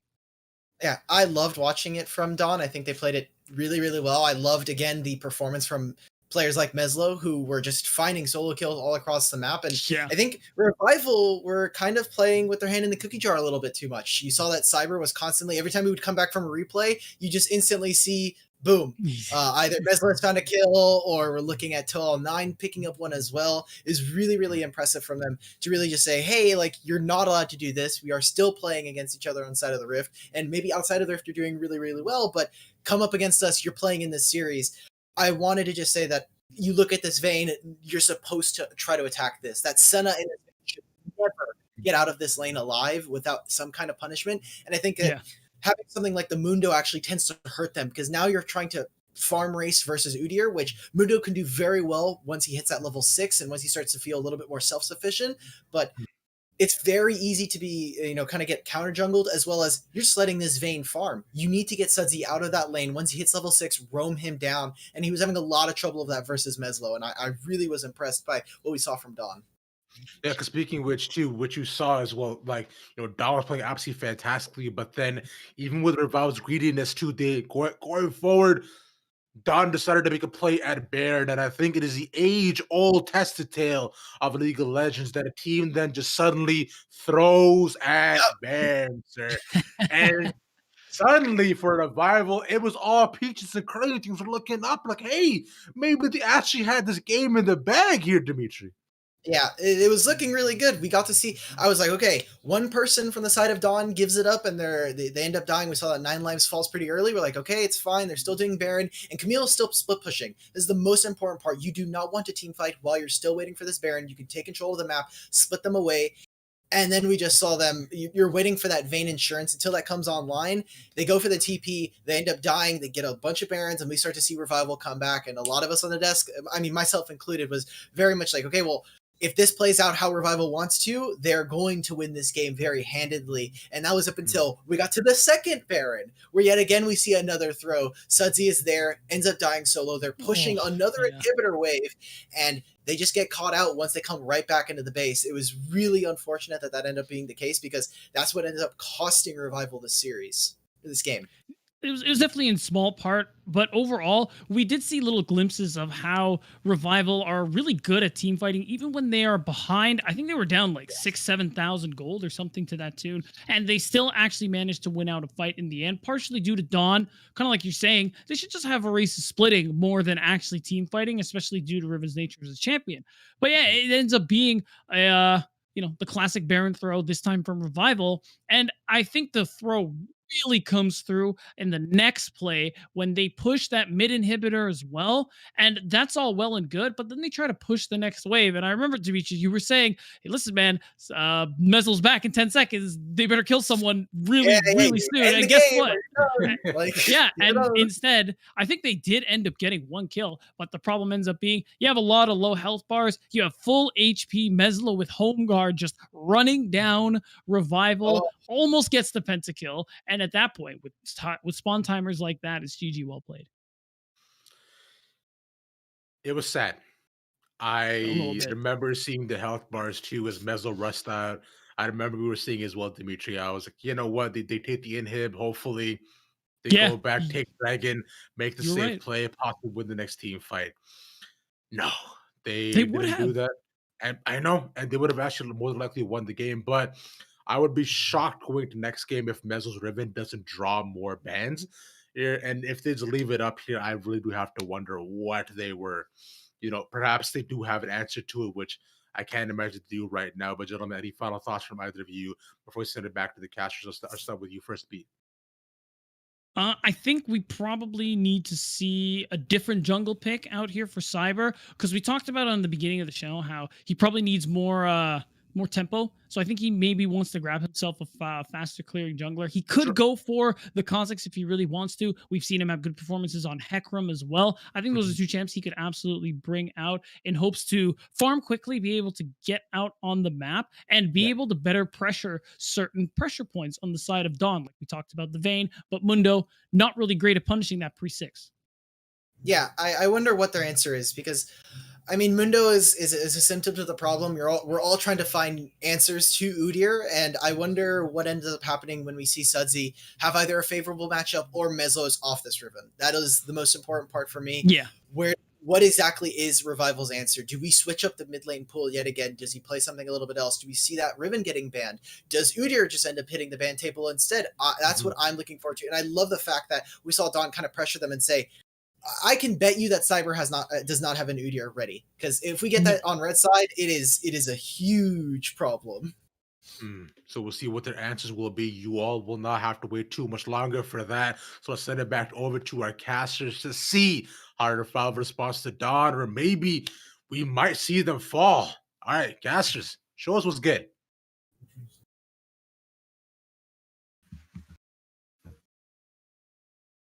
Hello, ladies and gentlemen. Welcome on back to the UPL.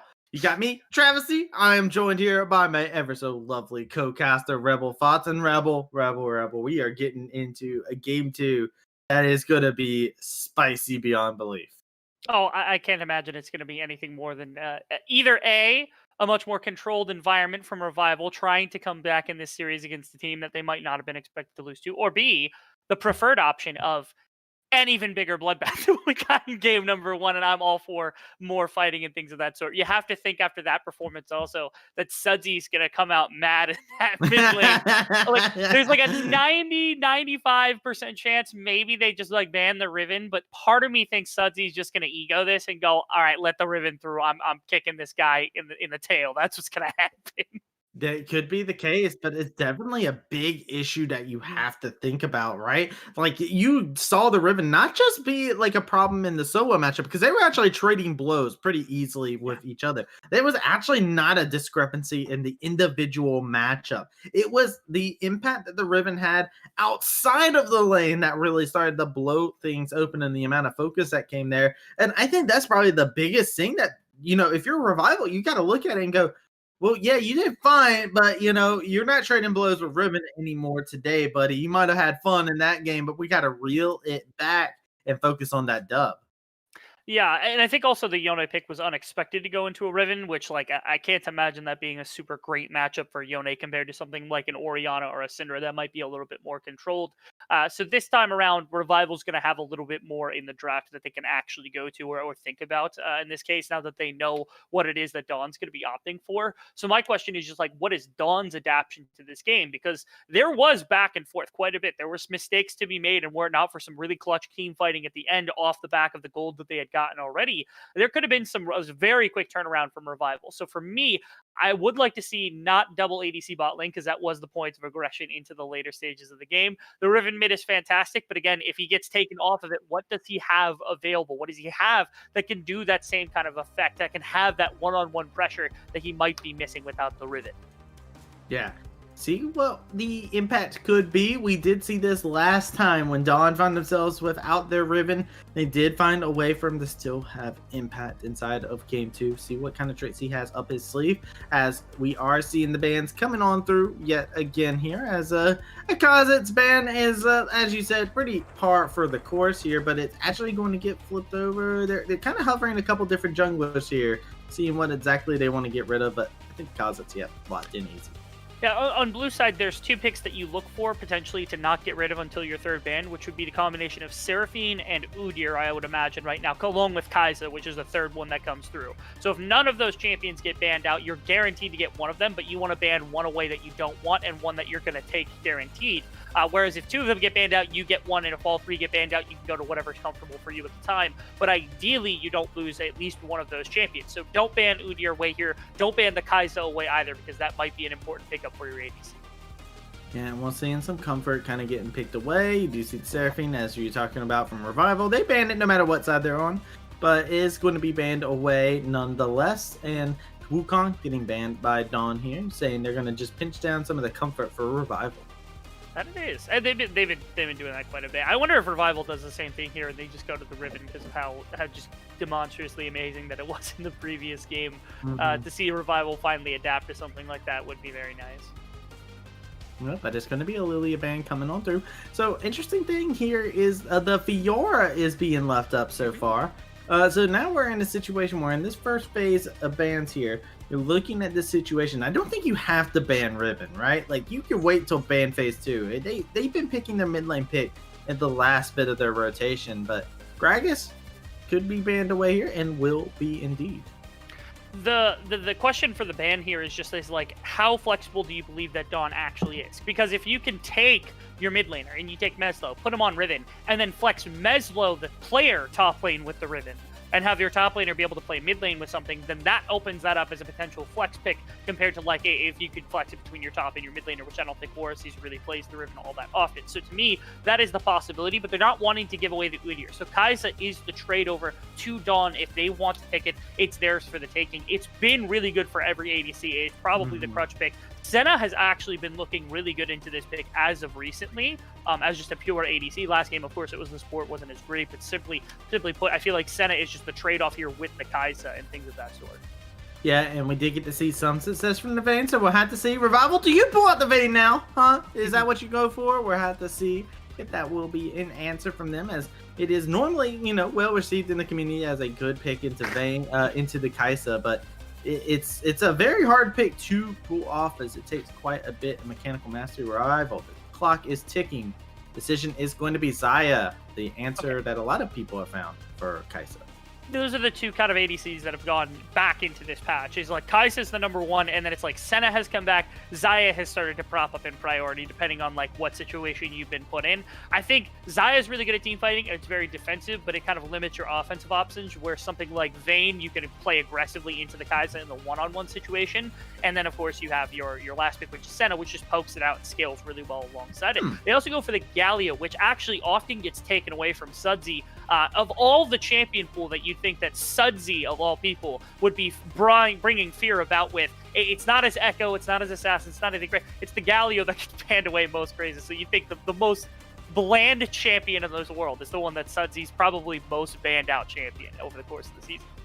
Yeah, it's a powerful champion indeed when it's piloted in the right hands. And we'll have to see, Rival had some great team fighting in the last game, so they definitely have that combination of the coordination to pull something off with it, and that's why it gets banned away so often. But over on the other side, Camille locked in yet again. We're going to see Orsi's on the Camille, even though Fiora's up. He said, I want to play Camille if this champion's actually broken. And then over on the opposite side, looking at this Karma, a flex pick indeed just locked in.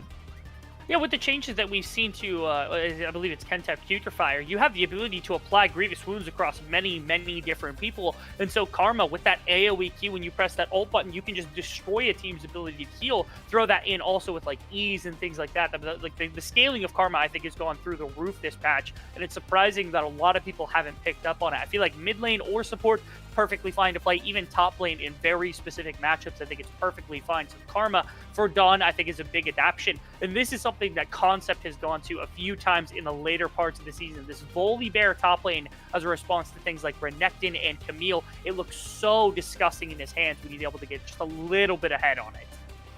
Yeah, it's going to be very big to take note of, man. We're going to have to keep our eyes, especially now. We're looking at Revival. Target banning the jungle pool from a pathing. They've gotten rid of Udyr, they've gotten rid of Lilia, they've gotten rid of Graves. Now Nidalee's off the board, so we're seeing a lot of these jungle bans coming out, and the champion pool has been pinched tremendously. Had to see what the options will be. Kindred and Next up on the list. What's next? Are you going to get rid of Olaf, Talia? Who else? Hey, that's actually funny that you bring that up. I was going to say Hecarim because it's right there. But, like, yeah, we've lost so much of this jungle pool, and yet you're still able to come up with two champions that might still be on the block in the Olaf and the Talia. Both of them got nerfed this patch, which is why I think teams are starting to shy away from them. But neither has been completely removed from the pool, again, at that professional level. So, like, the academy teams are still playing it. Like, professional teams, LCS, LEC, everybody's still playing them. And it's a question of how much were they actually entrenched within your pool, and how much were you playing them? Cyber opts for his preference here. Is it going to be Olaf or Talia? Pretty interesting. Talia locked in. So usually you see the Talia locked in with aggressive laners too. So once to have that gank set up, and does have that in a couple of these lanes, we'll have to see what Dawn's reaction will be here as the Evelynn hover coming in. I would be down, honestly, to see some Evelynn popping off. It will be hard to set up for success with it in this comp, but Karthus, very simple. Yeah, really good clearing. We've seen it pop up a handful of times in Academy and in LCS. I know Dardoch piloted it at one point, and I remember seeing that game. It did not go super well for him, if I remember, but it did not go well at all. It did not go well. Did not go very well. But that W is still an exceptionally good ability for setting up ganks, especially against a team without a lot of burst engage, which is what you're looking at right now. Galio Ultimate can get him from across the map, but when it comes to the kind of second-to-second team fighting, Galio, Volibear are just running at you, and that's also what the Aurelia is for. You throw that wall up, you throw Aurelia wall in, now you can turn into a composition with this Karma as well. Yeah, here we are, Renekton getting locked in at the very end here. That's a mid lane. That's a mid lane Renekton.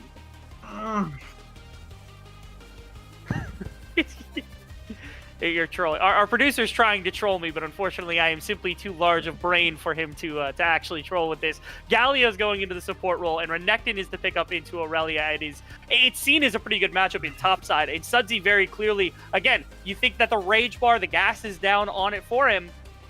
He wants that counter matchup. He wants Renekton into Aurelia in the mid lane, man. Am I getting memed? Am I on a meme show? Like, like, hold on. No, yet again, this happened last time. This happened last time.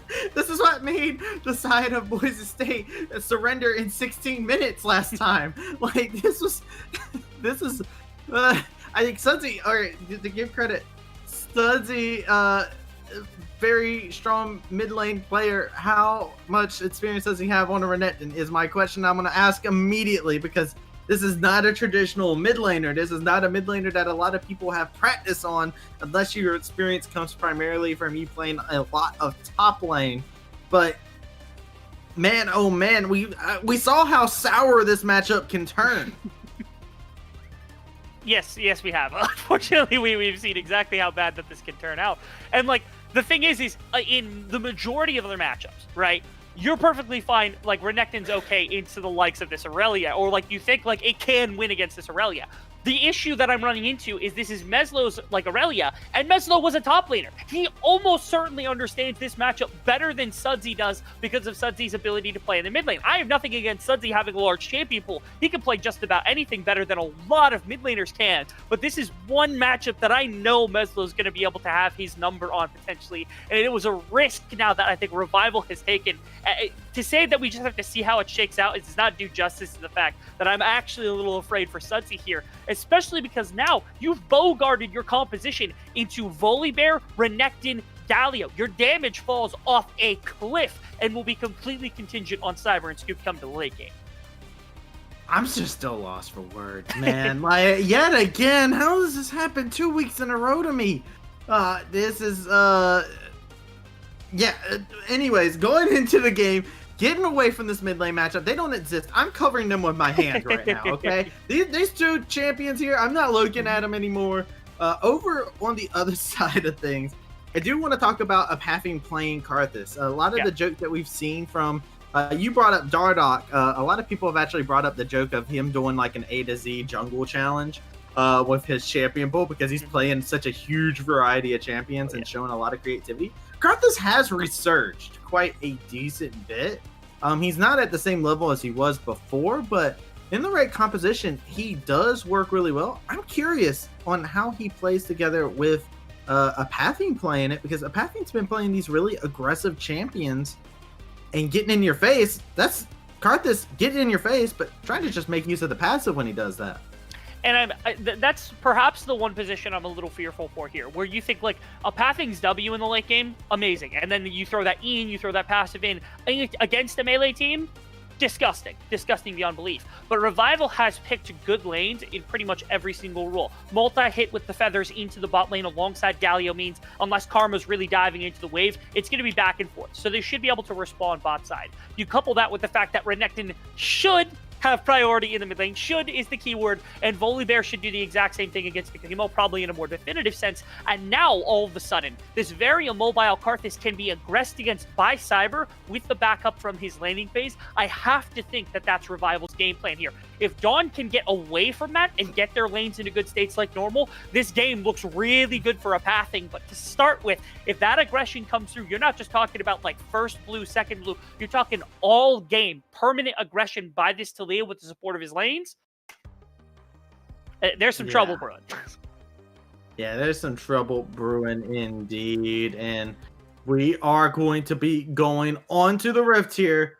Dawn and the side of Revival going against each other. This is match point for it. Dawn, if they win this, they end up taking a nice 2-0. If Revival win, they are able to make this into a series and bring it 1-1. We'll have to see what the result will be here, as we are seeing just a very, very standard start from both sides.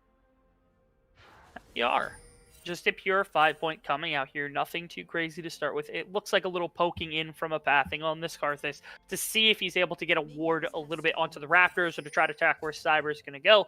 It's not a perfect ward, but it is one that does exist. Okay, Scoop takes a little bit of harassment from 9 lives. That ult Q does do quite a bit of damage, especially with comp to start off. So Scoop chunked a little bit, but probably won't back. Just way too late to try to do something like that. Yeah, and I'm honestly very curious on what we're going to see from 9 Lives here. He's got the comment, so he's going to be looking to establish quite a good amount of lane dominance, and that's what you expect to see. As we're seeing Concept laying out some hurt himself. He was playing the Singe before, but now he is a man of the law. He's playing that Volibear and is looking to terrorize horses.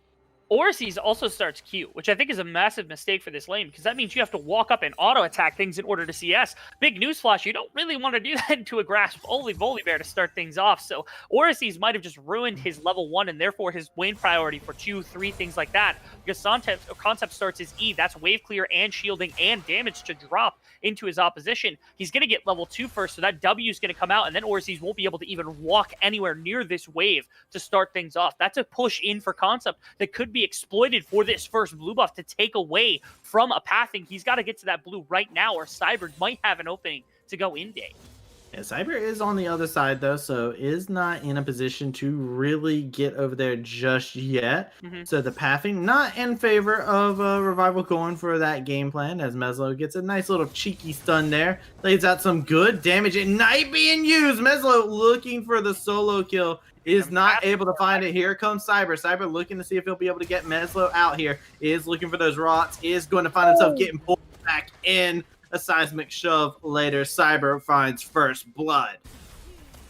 So, like, you could lay out everything in the world about how good this push is from Concept, how you could look to invade off the back of it. Okay, actually, run into each other. Pathing is looking for him. Will find him. A trade back in favor of himself, but Concept is here in the area. He's looking for the flash, but still got tagged by the slow. It's just going to be looking to drop them Skittles, have Concept taste the rainbow, but Concept will be able to get out of harm's way and head on back to the top lane. That he will. Actually, interestingly, I'm looking at these Scuttle Crabs, and I'm like, what's going to happen here? So bot lane's taking that bottom side Scuttle Crab. Concepts is sticking around, but there's no TP on Sudsy. It's actually the TP on Concept, competing with Meslo for the Scuttle Crab. He might actually lose his life for this, as well as his double buffs. Yeah, he might just. You don't want to lose him to Meslo, of all people, as well. Dashes over to the Scuttle. Oris is looking for the kill. Will find it. And that is a huge, these buffs are getting around town.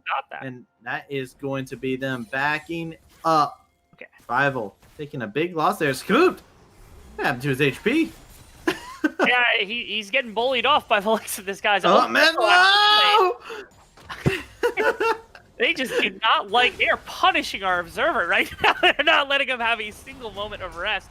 No, there's no rest to be had here, though. Timber is finding himself getting taken down. Cyber has to watch out as Meslo looking for the stun. Not going to be able to connect with it. Pathing does not have too terribly much more mana. Could drop a couple more Skittles, but nothing else past that, as Plus taking a bit of damage there. It is just, like you said, our poor observer. Action happening across the map. My problem with like what's happening right now for Revival is at the moment you've now lost your priority of top lane because of that play. You attempted to go double Scuttle, which is exceptionally greedy because I mean that's I don't know what to even say about that one. That was ridiculous. Meslo's like, I can kill him with a single Q, and Mel says he's just like, all right, I have DW. I just attack, click on top of myself, and nobody has even a chance of killing me. That was, I don't even know what that was. Again, Revival lost their priority on top side by going for double Scuttle. They're trying to get it back right now with Cyber trying for a gank right now. Yeah, they're looking for it. Throwing some pebbles, throwing some stones. Stun going to be able to come out. Oris is looking to try and make the outplay, though. He's looking for the 1v2. Gets the hook shot, but the extra HP coming on through. Oris pulls it off. It's going to be a 1-for-1 in a 1v2. And Oris will gladly take that. Cyber does get his buffs back, which is 1, and you still have 2 kills in your Talia, which is pretty big for trying to punish. The lane state is what I was looking for, but because of the superior farming from Concept, he gets that dub. Oh, Meslo getting caught out. Hero Punch going to be able to come on through, as 9 lives is going to be able to get that tether on 2 Pluts. But this bit of trading going on right now is a very interesting pattern over here inside the mid lane, as the see Karthus over here in the top side. I feel like this is just like one person stays long enough to fight, then one person dies, and then the other person stays long enough to then fight and potentially die or have to take a bad back between Sutsy and Meslo. And that's been the way things have gone consistently here. Or missed the hook shot there, by the way. Yeah. Missed the hook shot and took a heaping amount of damage. But over in the mid lane, we see Plutz. He's back in there, but he's not back in time. He wanted to be a hero, but it turns out he wasn't there quick enough.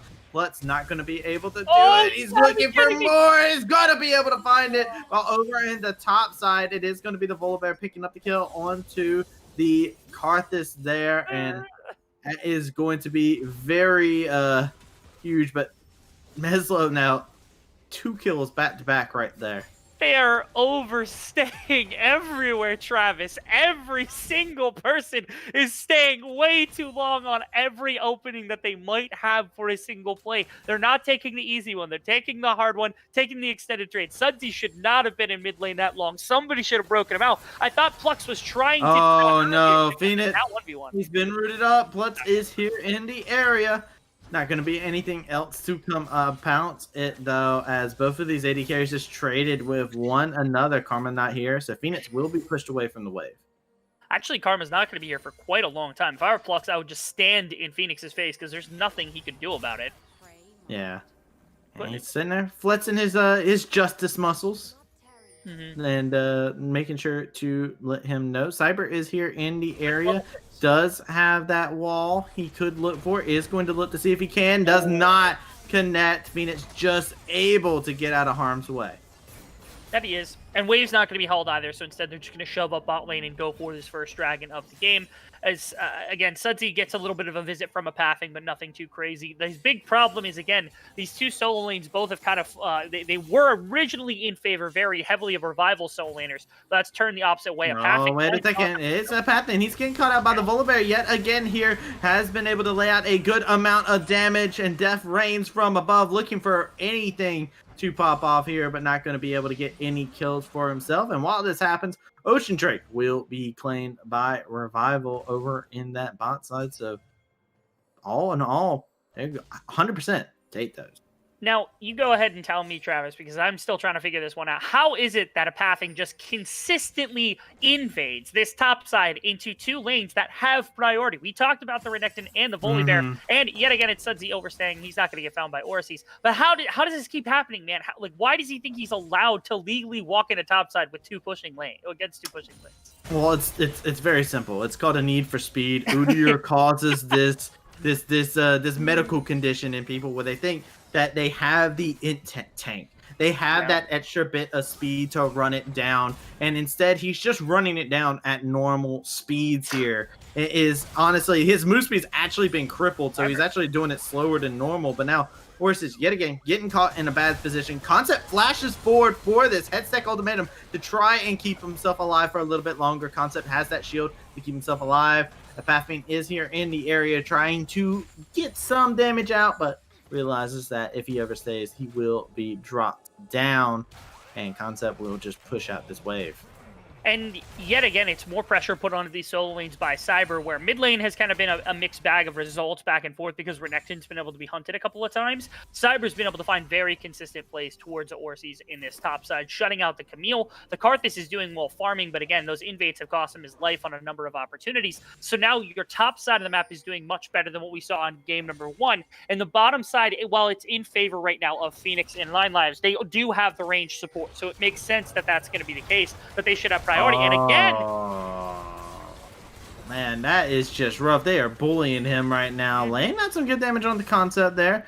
They are looking to just try and stop this Herald, trying to see, and they do succeed at doing such.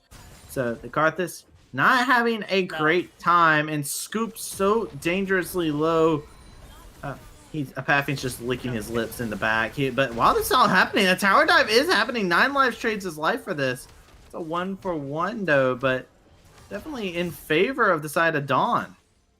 Yeah, I think actually the kills go over to both supports, which is really good for the Karma. Morrissey's is just probably going to die here to Concept on the dive. It's hard to deal with. Meslo is here in the area, as Cyber did start up Herald. They do know that Meslo is here, and Meslo knows that he is outnumbered. He is in not the greatest of positions to be able to fight this out. No seismic shove to connect. Concept trying to play zoning supervisor duty. Sudsy over on the back side being lifeguard. And Plutz is here as well. So try if you will, Meslo, but this is going to be a hard one for you to pull off. Gets the stun onto Sudsy. This Herald is dropped down to under 2k. 9 lives has joined the fray. We do see a Pathing is here. It's going to be a big amount of damage to possibly come out here as Sudsy is stunned up. Dominus pop Meslo trying to see what he'll be able to do, but does find himself getting taken out by the Renekton. And that is going to be just one kill to be able to secure and a Herald. Consistently, Dawn is walking into this top side thinking that they can just like dominate everything. I'm actually waiting to see. Okay, Sudsy gets out of that stun, thankfully, and they're going to push up mid, but without anything to really actually punish with. So all it's going to mean is Scoop picks up additional plates on bottom side. And again, it's over and over again. Now we see that Dawn's game plan is just play into top, play through Meslo, play through Orsies as often as possible. But now you can't do that because you already had not great matchups, and now also they've been expanded to the point where your two lanes are also beyond being in bad matchups. So now you can't touch top lane in the slightest, and yet they continue to go back to it again and again, and Revival's punishing them very, very well for it. So now 2,000 gold lead and beyond. Scoop is doing perfectly fine in the bottom lane, and a Rift Herald to boot could either A, break Xayah into this game where she now gets an advantage over Phoenix, or continue to press that advantage in top side, either in top or mid lane, likely mid-top lane, to continue to punish this Camille and get this Volibear further into the game. will be a good ideal plan to have, as we do have that Kim tank Volibear. So this Volibear is going to be running wild. Scoop taking a heaping amount of damage. He's saying he's doing just fine, but he's found himself getting punished. But Phoenix gets a little too close to the sun. Now has 9 lives left all by his lonesome. The TP came in from Volibear, but no assist to be gained. And all in all, Dawn find themselves getting collapsed onto, and it's all bad for them now. It's here in the bot side. 100%. And now you have 3 plates on this tower. It's not going to be able to break this third one, but they will be able to get the tower eventually. So not the most optimal use of Griff Herald, but this does again accelerate Scoop. Now Sudsy in trouble on top side. Did they get the kill against Concept? No, it was just Sudsy trying to hold against this top lane dive. Yeah. So that is the response play, but it's nothing compared to now what you've gotten onto your ADC and that first tower gold you've gotten, as well as what will be Mountain Trade just snowballing off the back of that play. I love the fact, by the way, that you're just like, oh wait, Concept, and it's just like, wait a second, no, that's Sudsy. He's the mid laner. It's because it's a Renekton. It's a Renekton up top. We've seen this, but Sudsy, doing not too terribly bad for himself here. I'm actually kind of curious on the build path that he is going, because he's got the Warhammer, he's got the Serrated Dirk, he's got an Executioner's Calling, he's got a lot of components, but nothing's been built just yet. And honestly, I'm very curious to see what the option will be. You want to hear what it actually is 100%? It's Prowler's Claw, because now your W does nothing if you're the Karthus, because you just get to teleport on top of you, and unfortunately there's nothing personal about that kid, because Sudsy just ends up behind you anyway with that Ignite, with that Flash, and with all of the damage he's going to have with lethality. So now the Karthus just gets eviscerated, Phoenix gets eviscerated, 9 lives gets eviscerated with that just one combo coming out from Sudsy with that Serrated Dirk and the rest of that kid, which will be fun to watch. But that's still a little ways down the way, and especially waiting for that team fighting to see just how hard Sudsy can pop off on the Renekton pick. Yeah, I have to see how effective his Omowa no Shindarus will be, but somebody who's saying Nani right now is Orsis, as he's find himself in a tricky situation yet again. Cyber finds the kill, and it is a killing spree for the Taliyah. And man, oh man, the punishment grows even further here. Revival playing very methodical and just steadily growing their lead. That it is, and it's not coming out of just like completely continually like playing out of mid lane or playing out of bot side or diving something over and over again. They're not trading anything back. That first 5 minutes of the game, really back and forth between these two, and a lot of just overextending by both of these teams. Revival has pulled back on that, and instead they're making these quick jabs over and over and over again, and Dawn is starting to succumb to them without having responses of their own. And when they try to make the responses, they're in the wrong place. They just haven't been able to attack topside the way they are. So now you're looking at them attempt to stall this game with this mid lane setup, with both of their bot laners kind of sitting here with their range to make sure that Scoop and Flux can stay here. This gives better positioning for Galio to get the side lanes, and your side lanes are still the strong pieces here. Playing through Concept is still the game plan for the next while now for the side of Revival. So this doesn't do much to stall them out. The best they can hope for is just that no additional gold goes into Scoop's pocket, and they can take this to team fighting where it's ADC versus ADC. Yeah, and as we're getting to the 16-minute mark right now, we're getting closer and closer to that 20-minute time frame here. And I do want to take a moment to go ahead and look at this, because we're seeing these major items being completed. We see Moonstone, we see Leandries on the Karthus, so you do see some people going to Night Harvester on him first. And then over on the other side, you do see like the Ludens, you do see the Essence Reaver being completed, you do see a lot of different components being completed elsewhere, but Sudsy find himself in a tricky spot, is going to be able to survive this just fine, though. 9 lives almost. Wait, Meslo actually entered that guy himself into tower range and went down. Cyber's here on the flank. The pressure is absolutely there, and while this all happens, Orsi's trying to see what he'll be able to do. Headstech ultimatum, trying to make out like a smooth criminal, but will be taken out, and it is going to be just Revival yet again across the board, just wiping the efforts of Dawn.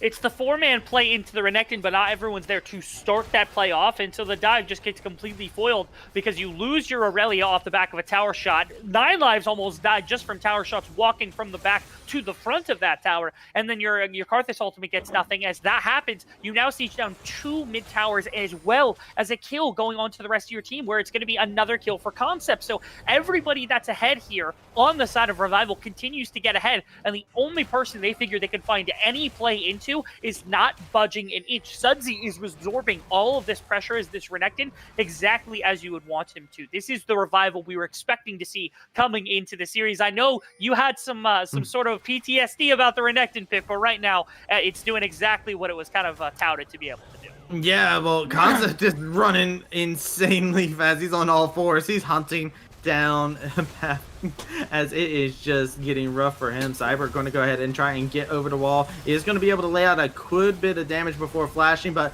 here we go. The hero entrance over into the top sides, and Orsies goes down yet again. Beautiful flash coming out from 9 lives. Going to be able to keep himself alive, but Concept yet again all fours running at 9 lives like his life depends on it. The lightning gets called down. He is slowed down and will be taken out. Cyber is on a rampage, 5-1-5 on the day on Talia, and is looking phenomenal, and Revival looking comfortable.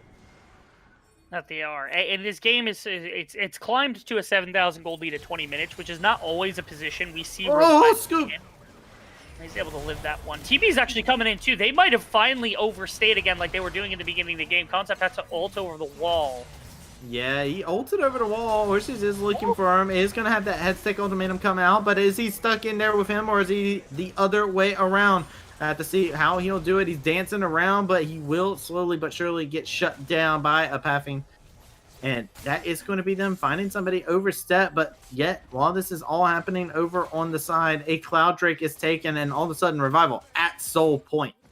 And pre-5-minute Revival pokes their heads back with that overstay by just a little margin because they drop Rift Herald. They try to use it more so to take Cloud Drake, which is their objective, and they do succeed in doing so. They finally give up a massive shutdown over to the likes of, I believe it was a Parthing on this Karthus, which is a late-game win condition. If you're able to get Karthus onto the damage, he needs to start putting out some real DPS that a Karthus should. That's a really great way to do so. It is still a massive gold deficit, and it's only 1 Drake away from Cloud Soul. So there's still plenty for Revival. That was just their first existence of an overstay in the last little bit of time. I will say, one of the big flaws of Dawn's composition has kind of came to light over time, and it's the fact they don't really have somebody to play the front line, right? Like, this is a composition that they want to get rolling. It's a very much so very glass cannon, and it's very interesting. It's honestly reminiscent to LEC over there. I believe it's Rogue who's just running these glass cannon builds, and it's working for them because they're just that good, but like they're able to perform on these glass cannon drafts that are very much so head scratchers. But here we're seeing Dawn do the same thing, but they're finding themselves behind, and this is the negative. This is the sword that you fall on when you run a composition like this, where it is just straight up a glass cannon.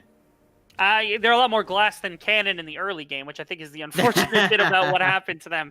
Like I said, when you draft against a Volibear and a Renekton as a glass cannon composition, your sole job is just to protect like a Parthing here. You don't have to go crazy on Meslo. You don't have to go crazy on Orsies. You don't even have to really gank all that much. Ideally, even, you would push your bottom lane advantage and try to then play through lanes as the game continues, as they had in the game before. But because they were pushing their top lane advantage, knowing Meslo and Orsies are so good at what they do, they just kind of ran into this problem they got eviscerated to start with. I feel bad. Headstack ultimatum put out yet again, but Cyber is unstoppable.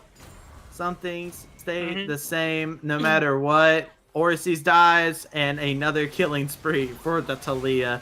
And this is going to turn the attention over to the big purple worm over here towards the top side. The Baron going to go ahead and be taken down. It looks like they're not even going to try and contest this. As they shouldn't, because, I mean, that would effectively just be a death wish. So, thankfully, not able to, they can't walk in without, being seen anyway. But I'm glad they weren't willing to try or anything of that sort. So now it's a question of, like, how much setup is necessary here for the side of Revival to win off this Baron / to siege the base on this Baron? Because now, when you've got Concept and he can disable and damage towers with that ultimate, coupled with an already fed earlier game focused team, you could wait and be patient, set up your mid and bottom lane, and just push those out as far as you can. Walk into the enemy jungle, they're like kind of bottom quadrant near this red buff, put down Vision for Dragon Soul and win off Dragon Soul. Oh, Scoop taking a good bit of damage here is going to be able to hurt him. The Featherstorm does come on out, and it's going to be Phoenix picking up that kill there, as the Requiem, I believe, was used at the end there. So Phoenix snatching up that kill from his jungler is not the way he wanted to go. And did I just see that? Is this a replay? No, Ortiz gets to live. Never mind, it's not a replay. No. You will be able to survive that just barely. As over in the top side, we do see Meslo looking to see if he'll be able to catch out Sudsy here. Will be successful at doing so, but Sudsy will put up a fight back. Meslo gets the kill on the Renekton. It's just funny enough that like Revival deploys to 3 lanes because they've got this advantage, but they step into the jungle and off the back of a Parthing, being able to find out Scooped with just a little bit of damage, they trade very positively. Now Concept, he gets the stun, but the flash gets Phoenix out. That would have been a really good punish to come out. But again, a lot of the win taken out of the sails of Revival. If they had just deployed into 2 lanes instead, it's really hard to defend against a team that's up that much gold with Baron buff in only a few lanes. But they got a bit greedy, trying to push top and mid and bot all at the same time. And because of that, there's an opening window here for Dawn, where they overload on mid, shift into top, find a couple of kills for themselves. And finding these kills is exactly what Dawn wants to do. They need to find their way back into this game. It's almost a 10K deficit. We're looking at it being just a little bit over 8K at this current moment in time. But you got to think, with this Drake coming up in the next 10 seconds here, this is going to be a do or die moment for them if they want to contest this Cloud Soul. And they might not want to because you've talked about it before. They do have a late game win condition. They could look to just give this up. And it looks like they might just do that. Cloud Soul is not worth losing your game over. And if you fight here, you probably die and you probably lose the game. So I like the fact that they're at least wanting to give themselves another shot somewhere down the line, whether it be around second Baron, whether it be around that Elder Dragon, something like that, to try to win this game there instead, because you're not winning it around Cloud Soul, and they're not really losing this game because of Cloud Soul either. In fact, Sudsy's getting collapsed on by multiple members. Yeah, he is finding himself in a sticky situation. The tether does connect. It's going to be Phoenix jumping in with that killer instinct, looking to continue the chase, but they did lose him. The Dominus able to keep himself fine and dandy. But while this is all happening, your base is being ravaged. Yeah. This is not a pretty sight. Meslo trying to defend the best he can, but you've got so many strong members down here in the bot side. There's no way that he'll be able to do this. You commit everything for a Renekton, and you feel the punishment, Dawn, in a terrible spot.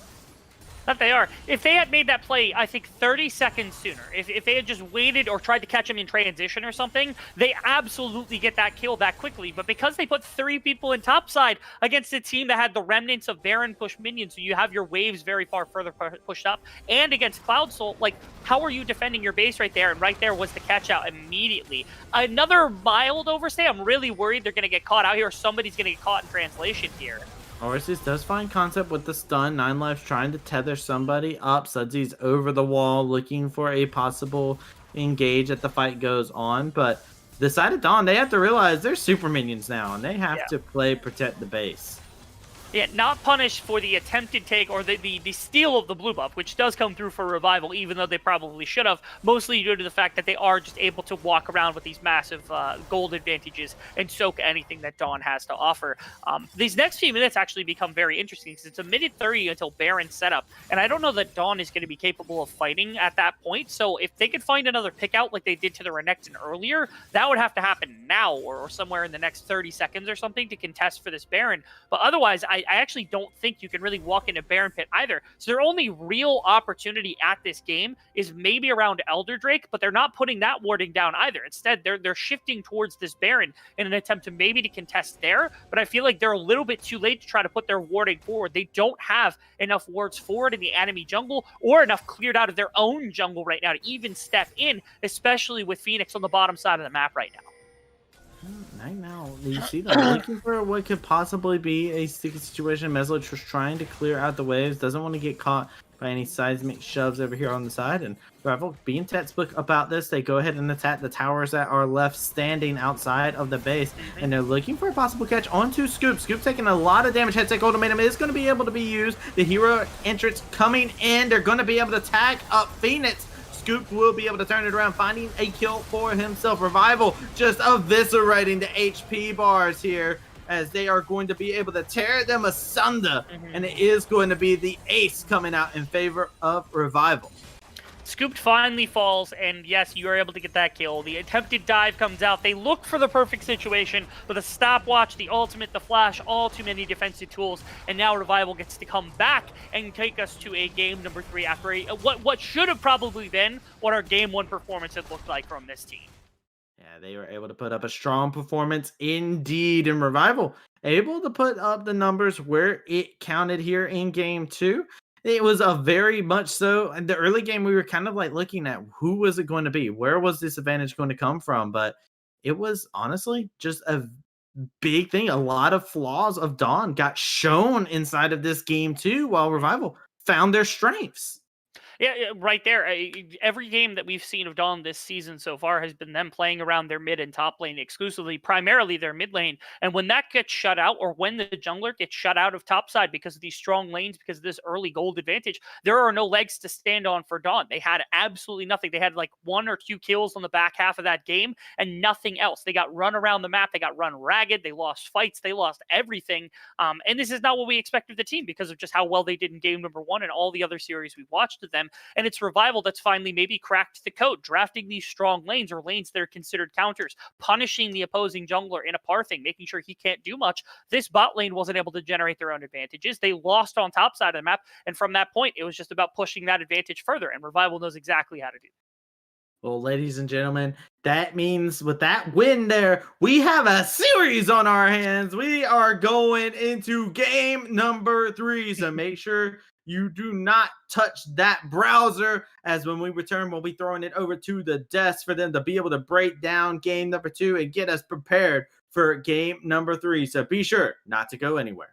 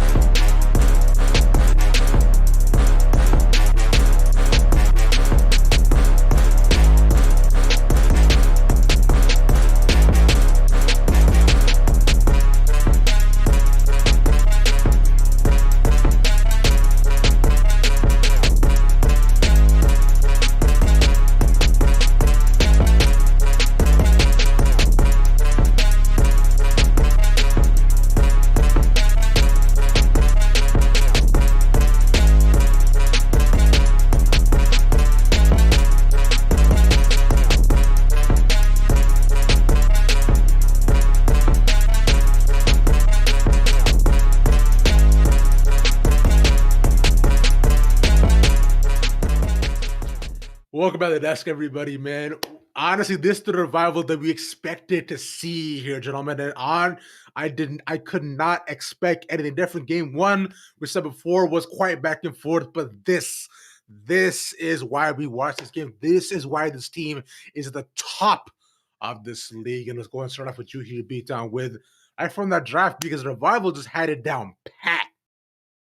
Yeah, I think that's pretty accurate to say, because at the end of the day, you already have a lot of good laning matchups. And when you have something like the Karthus, you need at least one winning matchup, bro. Like, you got to give him something to work with here so he can at least be allowed in his own jungle, allowed to occasionally, once in a while, hey, you guys mind if I get that Scuttle Crab? Oh, Volibear's here? Okay, I'm sorry, Concept. I'm sorry. I'll go back to the fountain. And that's literally how that ends up going. That's just what it was. And it's even worse because, like, I love that R5 Renekton pick. And it works out really well because it's the last real hope that Dawn had was a good mid lane matchup. Something that could have worked out if the Irelia was able to get some kind of leave, get strong. Maybe it would kind of alleviate the pain here for L9 on this Karthus. But nope, R5 Renekton, Sudsy played it really well. Another good matchup for Revive. It's just that easy. Yeah, remember we set this up as get yourself mid counter pick, and the game should go from there. You can't generate any mid lead because your mid laner is getting solo killed, or Cyber is coming in mid lane and they're getting the 2-on-2 kill. They're able to outplay you there. Top lane yet again fell apart, and even once we get to team fights, it's basically same old for Revival. You have Concept on some kind of a flank, and I really loved how Plex actually utilized the Galio this time around to be able to protect any time that there was maybe a dive going on with Camille, or if maybe Meslo was getting a little too fuzzy with where he wanted to be on the position. So I look at this as a really great job for them. And with Dawn going on the red side into game 3, I think we have a really interesting series on our hands where Dawn now have counter pick. They're able to give Meslo what they want. And this is where Revival, I think, is going to have to show up. Are they going to be the Revival we've seen throughout Amateur, or are we going to get maybe a repeat of game 1? Let it be noted as well, it was in that draft. Revan was also not bad, so you did have that option, but decided to still opt for the different pick. But hey, nobody could predict the R5 Renekton except our big brains, of course, because we see that coming from a mile away. It's like we knew that, we saw it, we yelled at it too. It was like, ha ha. Yeah, I definitely didn't. I definitely didn't ask behind the scenes. Dimitri, did Sudsy play Renekton? Yeah, never happened. Never happened.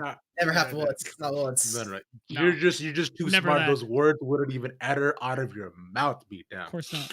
But my question to you all is then, do you think Dawn comes back from this game? Dimitri, I'll come to you first. Oh, they have access to red side. They're probably not going to get Kaisa again, which is fine. I think that they actually had a really okay answer to it for the most part. Mm-hmm. I think that Dawn have a really good chance of winning this game, but I think it is going to come down to jungle. The mid lane matchup has been fun to watch, but most importantly, it has been Apathing versus Cyber. Whether or not either of them have some matchups that they can play around, and really what happens in those first 15 minutes of the game to set their teams up. If Cyber is able to get a really bad matchup or get a really advantageous one for himself, I think this is a smash out of the park for a Revival. But if we see something like game 1 where it's Udyr basically freely roaming into the back line, then Dawn are going to take the series, and they're going to move up to 3-1 in their group. Hey, just say you hate Mundo. It's okay. I hate him too. I love Mundo. He causes me great pain. Okay with Mundo. All right.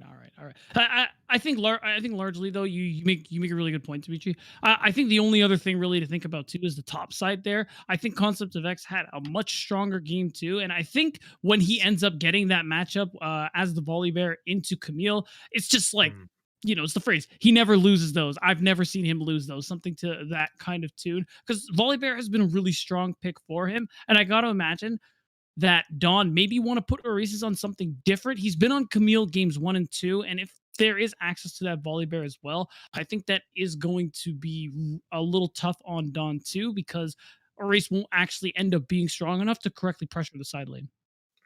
So this is the game that decides it all for both of these teams here. Also, we'll see if Dawn is ready to punch above the belt and move into a brand new weight class, or is Revival the ones maybe there was having a little bit of an off day and decides to play the clean 2-0 afterwards. We'll find out, and Rebel Fox and Travesty will be the ones to show us. Take it away, y'all.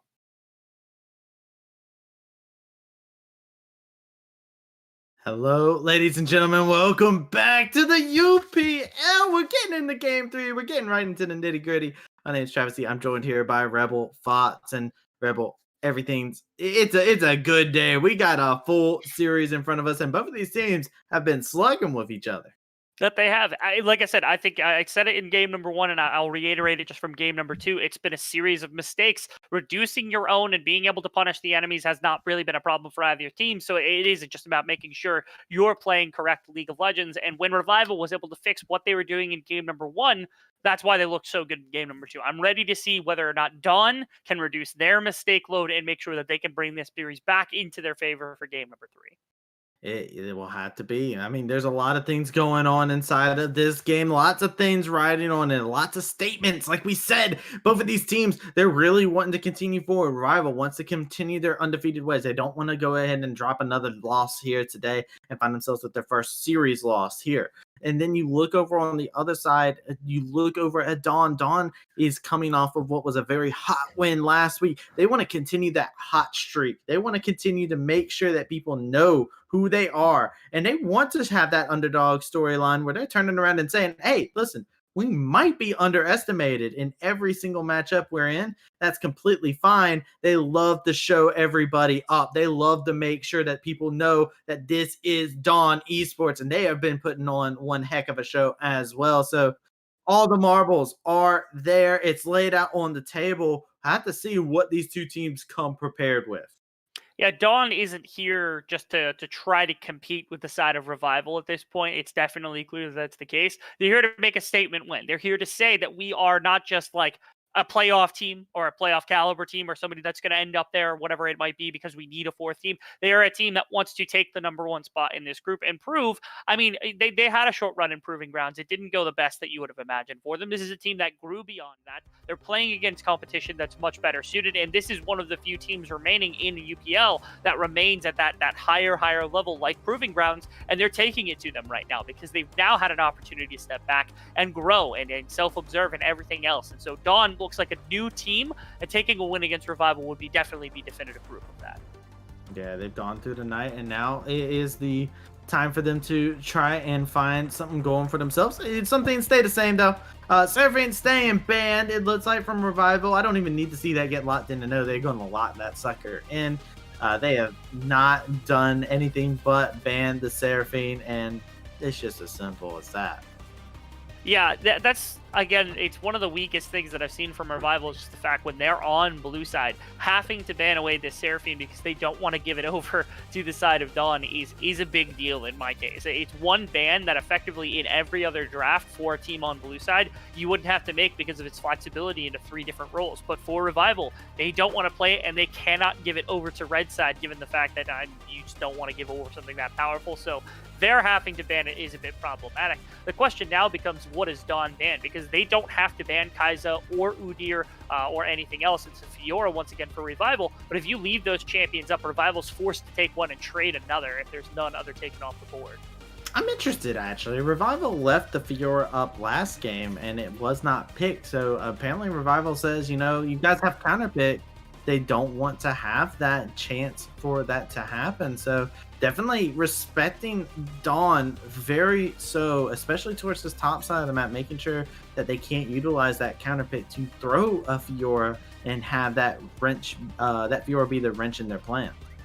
The blue side offers the strategy of A, you don't have to ban anything that's as meta because you get first licks on whatever is actually still good at the end of a drafting phase, and B, due to the fact that you can get counterpick at the end of first or second phase either way against the Fiora. So here on blue side, they don't want to give it up as a chance for the side of Oris's to try and do anything of that sort, which, I mean, Oris, he's been playing very well. Even in that previous game, they had to bully him down a number of times to keep him out of that game. So if this Fiora is something that he's exceptionally good at, it could be problematic to let it through, so just not wanting to.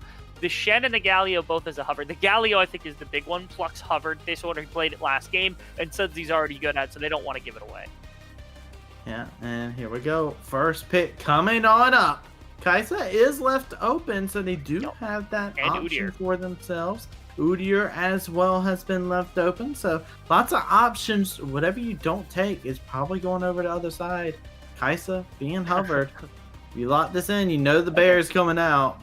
Yeah. Looks like they're going to lock it in themselves. Yeah, I think the Udyr is more important to a composition, I think, than the likes of the Kai'Sa at this point. Kai'Sa gives you more adaptability, but I think Udyr is just such a better jungler than other junglers at this moment that it's better to grab that away. And still, you have things like Senna is available, you have the Vayne pick, you've got the Xayah pick, you have so many things. Xayah worked in the previous game, Senna's been something that's gone to from Scoop very recently. We've seen it enter his champion pool, and of course, the Vayne exists as a potential counter pick if you ever want to go to something like that. And it looks like Dawn, they're just going to come back with this Karthus pick again alongside Kai'Sa, man.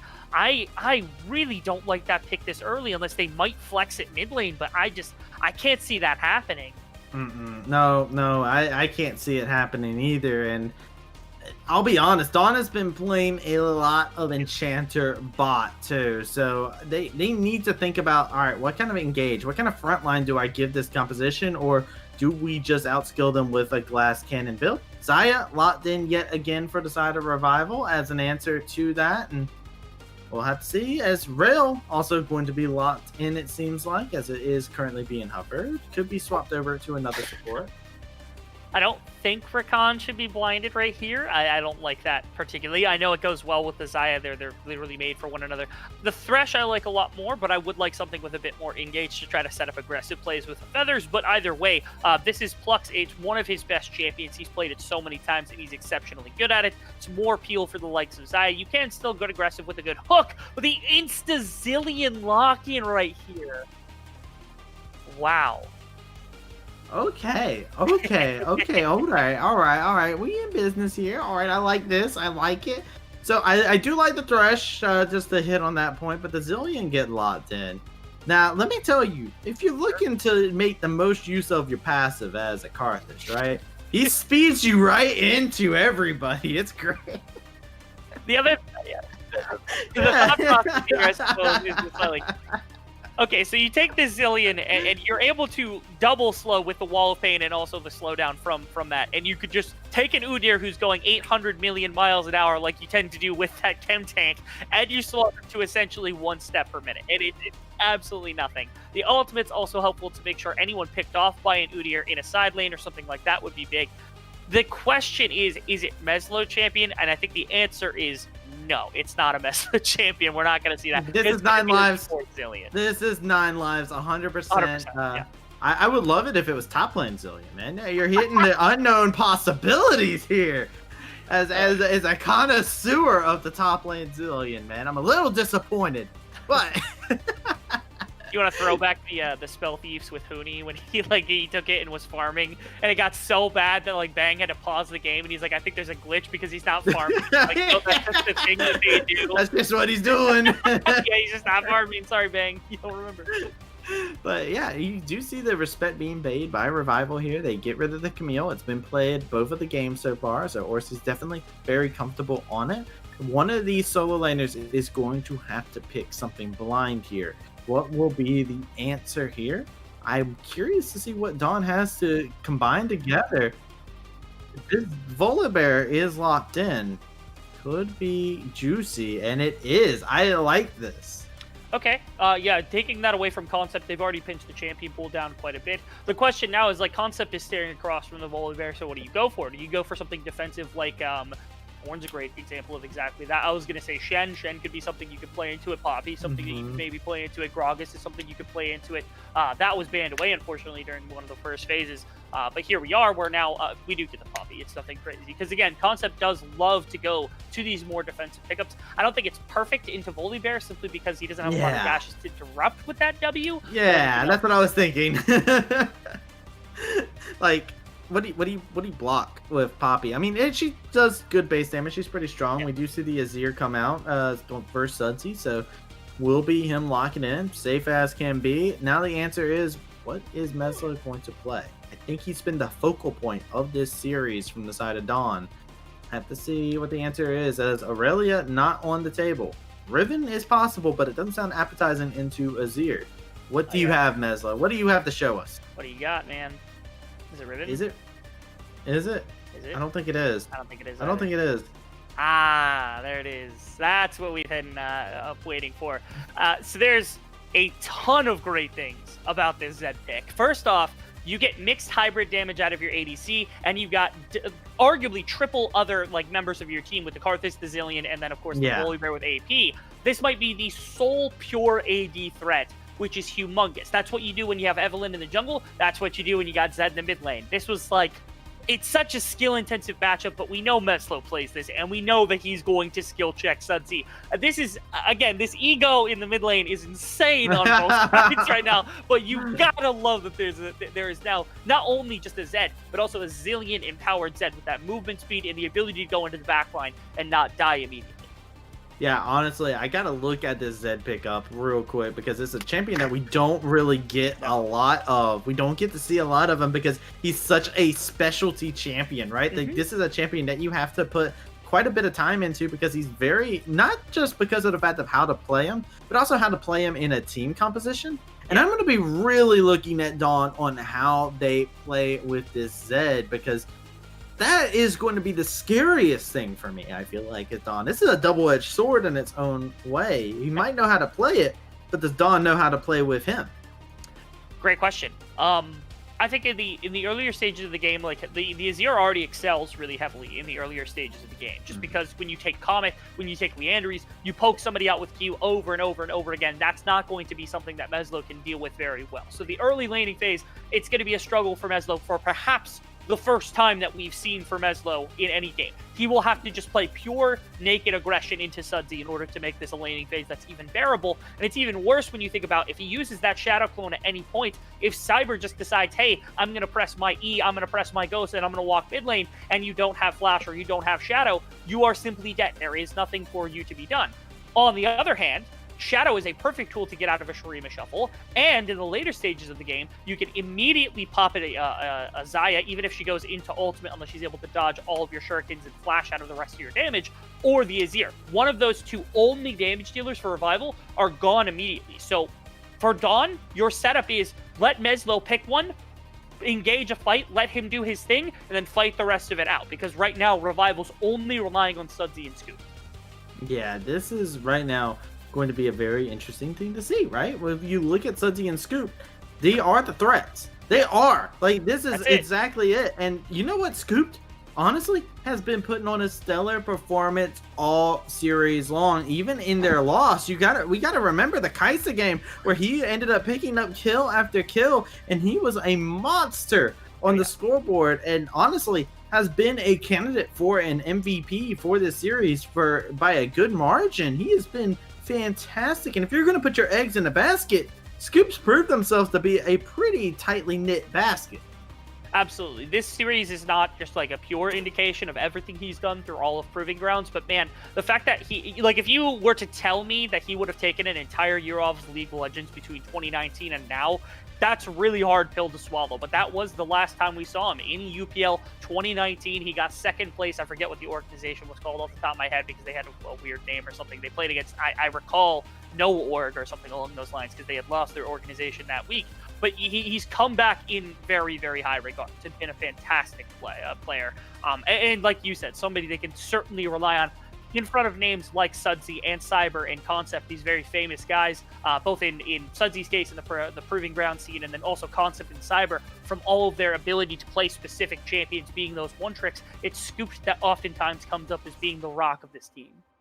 Yeah, and honestly, like, I think the team name was Jokers from that team, and yeah, it had Kenvi on it, who is now in the academy scene, right? And it's actually super interesting you bring this up. There's so many players that have either like taken breaks that have just popped up recently, or even players that turned around and said they did at one point in time, they're like, I refuse to pursue any kind of competitive experience. I believe like Revenge, who was a top laner for Immortals at one point in time, went on record saying like, yo, competitive League of Legends not for me. Now he's over there making sure everybody knows his name. He made Team Liquid their fan account for a day. I mean, the dude is putting in work, and it's a theme that we've seen where a lot of these emerging players, these mechanically gifted players, really coming out and putting out just fantastic work in here. And we've been seeing that showcase inside of this series here as well, through individuals, through Dawn and Revival. Both of these teams have these individual mechanics that we're seeing just come out to light, and they're just killing it out here.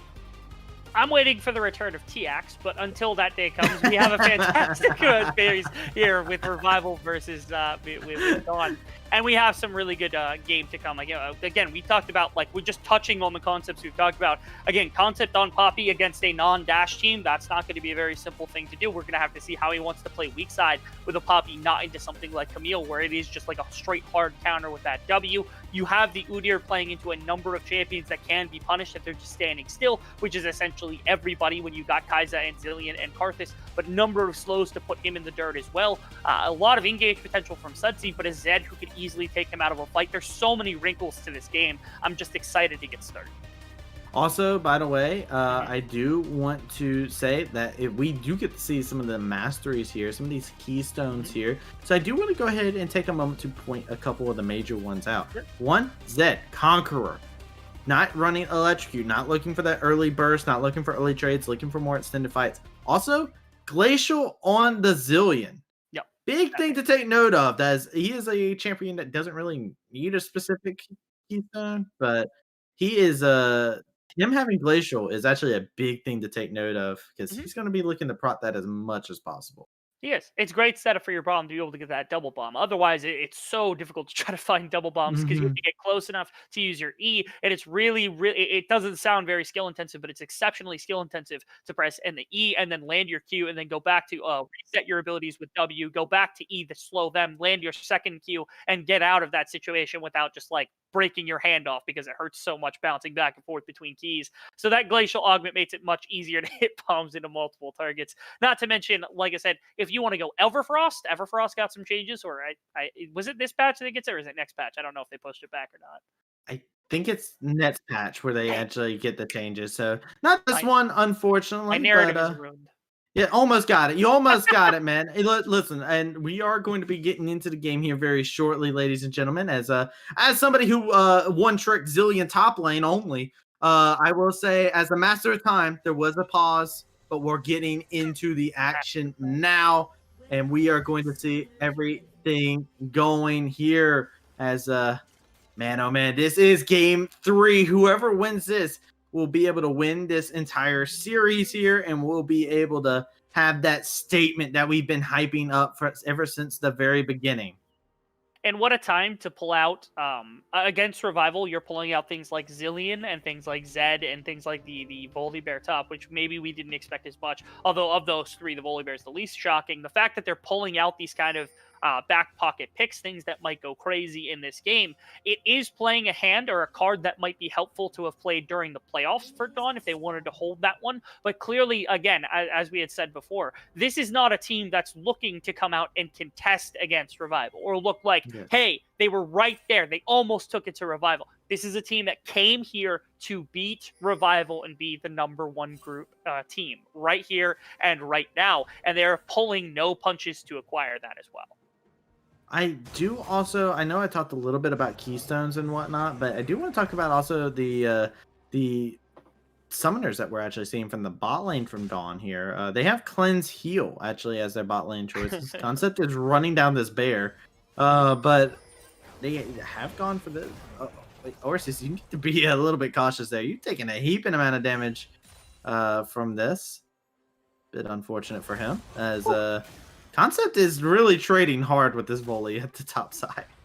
I mean, what are you to do, really, for the majority of the time? If you get buckler attacks, if you get your shield up when your Q comes around, Concept, this is something that he's played before. He played this into Chippies back when Chippies was on the Camille. And while that is a better matchup, I mean, clearly Concept knows how to play this champion. And it's very, very strong in the right hands to see Concept come out with something like this in a game. When there are no dashes, it just proves his confidence when his ability to actually lane and play this champion well. Most anybody could just say, hey, I'm going to take Poppy into Camille, throw your W up when she tries to engage, press your ultimate at the right time, and you can do some pretty decent things for the most part. This is mastery of the champion that we're actually getting from the implication of Concept of X. Yeah, absolutely. As we're seeing some bombs getting thrown, getting some damage thrown, and as the master of time, I have to tell you, there's another pause. So we do have a little bit of a tech issue between the two teams. They're just trying to get it resolved. I think a player may be lagging a little bit of time. They said, wow, bombs do damage? What is this? Zillion is hurting me. I do not appreciate it. So they're just gonna, not fair, not fair at all. There's a skill intensive gameplay only. I am going to be curious to see what kind of builds we are going to see across the board. Because past couple games we've seen 9 Lives actually play enchanters the entire time. With the Zillion, you actually have quite a few different options to go in terms of items. Such is the nature of the champion. So.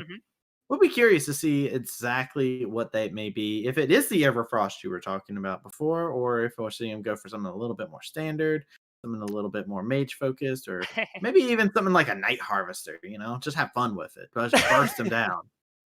That's a little crazy. To go for the Night Harvester. Not saying you're crazy for thinking about it. It's just it sounds crazy. No, I'm definitely crazy. I'm fine with this. If we're just postulating this really quickly, again, Everfrost makes sense with Glacial, but I don't think it's strong quite yet. Maybe next patch if that's the case. I think the thing that makes the most sense to me is also not necessarily Moonstone, because your bombs sometimes can be inconsistent outside of team fights. So to me, it's Shurelia's. The buff it got this patch, the AP that it has on it, the buff to the rest of your team, it's so big and it's so valuable. I mean, we even see like TFs taking it in the mid lane to set up gold cards. You can't tell me that's not a perfect item to take on the Zillion this game, especially since you already have Glacial Swolls for the lane. It makes sense to get some speed up for the rest of your team and try to get themselves into or out of fights, especially when Udyr or Sunny are around. What Phoenix is going to find himself in a terrible situation. Uses the cleanse beautifully to keep himself alive, but 9 lives is not long for the world. And this is why I was talking about the summoner spells in the bot side, by the way. Cleanse, heal. Not a very aggressive lane by any means. Very defensive, very weak early, and we got to see the results. As would be expected. And phenomenal also, you burn pretty much every summoner except for flashes on both of your supports, and you knock the entire health bar off of Kai'Sa, forcing her to back, so now she doesn't collect this wave. Now it does go over to a Parting who's able to snag this underneath the tower, but at minimum now, again, this is one of the win conditions that wasn't there last game. It was there first game when you got Phoenix back into the game in terms of skirmishing, and now you're putting him at a deficit to start with in just the pure 2v2. That's the comfort of the Thresh. That's the comfort of the Zaya here for Scooped and Flux on bottom side. Really great stuff from them generating their own advantages, unlike what we saw in game number 1. Yeah, and they have been doing it quite a bit throughout this series, as we did see the recall to come out from the Thresh there was inside of the jungle. Got an excellent ward there, so they know exactly where Pathing is, and that's huge to take note of, as Ors is laying out some damage onto Concept in this top lane matchup. Nothing too further to go about it. Wow. Take a look right now. Yeah, bottom side. Cyber is able to just grab this dragon away because they had shoved in the waves. They actually come back at the right time to catch it as it bounces into these two. Or it was frozen. I couldn't actually see. I didn't pay attention to when Scoop returned back to lane, but it looks like maybe they were trying to keep this wave and slow push it in. That just buys time for Cyber to snag this dragon away. Plux just covers mid lane to make sure Zed doesn't go immediately in onto Sudsy or throw damage in before he backs. So on the reset, he could look for a kill. Great stuff already. Revival all over the map, putting on the right pressure points and the right defenses in the correct places to make sure that they're taking control of the map. Yeah, doing a great job making sure they're keeping control. And right now, the Udyr staying down here towards the bot side is a dangerous position to be in when there is a Thresh here looking for possibly more, but not going to be able to grab it. And anytime that Thresh throws that lantern backwards, that has to be them holding their breath, just terrified of what's going to grab a hold of that lantern. But here comes Cyber, looking to see if he can get in there. They notice they overextended. They're going to go ahead and start it off by grabbing a hold of Phoenix. Good double bomb to be able to connect, but that's the combination we were talking about. You just pull him in and he bear slaps him. It is as easy as that, and this bot lane is coming up huge for Revival. And I want you to note something also, which is that Parting had gone topside. That's why he's topside right now. No stun. Right there. Pathing is in a bad spot yet again. Has some mana, has some healing going his way. The flash forward, he's going to be able to live. But yet again, goes for an aggressive invade. Aggressive pathing coming on this Karthus, but gets punished yet again. That's how, like I was saying just a second ago. Tried to generate to bottom side on top side during that play. Concept had actually defended it properly as we had a play on screen. It looked like as we were going. Yeah, we're gonna go live. Yeah, we're going back to the live here, and it's going to be Requiem being rained down from above. It's a 1-4-2. 9 lives drops a bomb on the Cyber, but he will be able to get out alive. as that dive was just a little bit too sloppy and gave 2 kills over to the side of Dawn. That it did, which is reminiscent more of first game, unfortunately, and I don't like that. But at minimum, again, they're putting pressure down onto bot side, trying to get scooped back and forth between these two. And again, that play before was so good defensively from Concept, not only not dying, but also then defending the jungle, pushing him out as fast as possible. This is the replay of what we had just seen, where Cyber comes in. There's no summoners here for this bot lane, so they're just getting run down. Plux, I love that he comes up here to body block 9 lives, who stops for a second to double bomb, but he knows he's dead to rights 100% right here. Not getting through and everything else. Yeah, but over in the top side, Ors is trying to go unstoppable. Finds the kill and just stands there. Just take me now, Udyr. It's a killing spree for the Bear Man.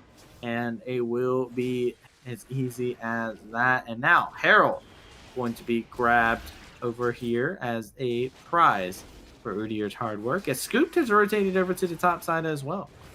That they do. They actually move their bot lane completely up to top side to get everything that they would want in this scenario. So, Concept does go down to the dive, but they get a return kill onto Orsies. Their bot lane's immediately there to shove in top side, so there's nothing for Volibear to take. Concept comes to bot side with his TP to cover for this lane, so he's going to get bullied a bit, but he's still picking up CS. That is not going to be there for the Volibear for the most part. And Rift Herald's available for Cyber, who could just run down Orsies yet again. And that means top tower is going to go down in a plum for this Revival squad, who are seriously out macroing Dawn right now. A couple plays not gone perfectly in their favor, but at the moment they know everything that Dawn's about to do, and they're playing ahead of it right now. Yeah, they absolutely are. And even though you look at Dawn, they're trying to make the best out of this situation, right? They're trying to make that lemonade. But right now, it's still tasting a little bit bitter as first brick going over to the side of Revival in the top side, and Orsis found himself in a bad situation. He got punished for solo killing his top laner, by the way.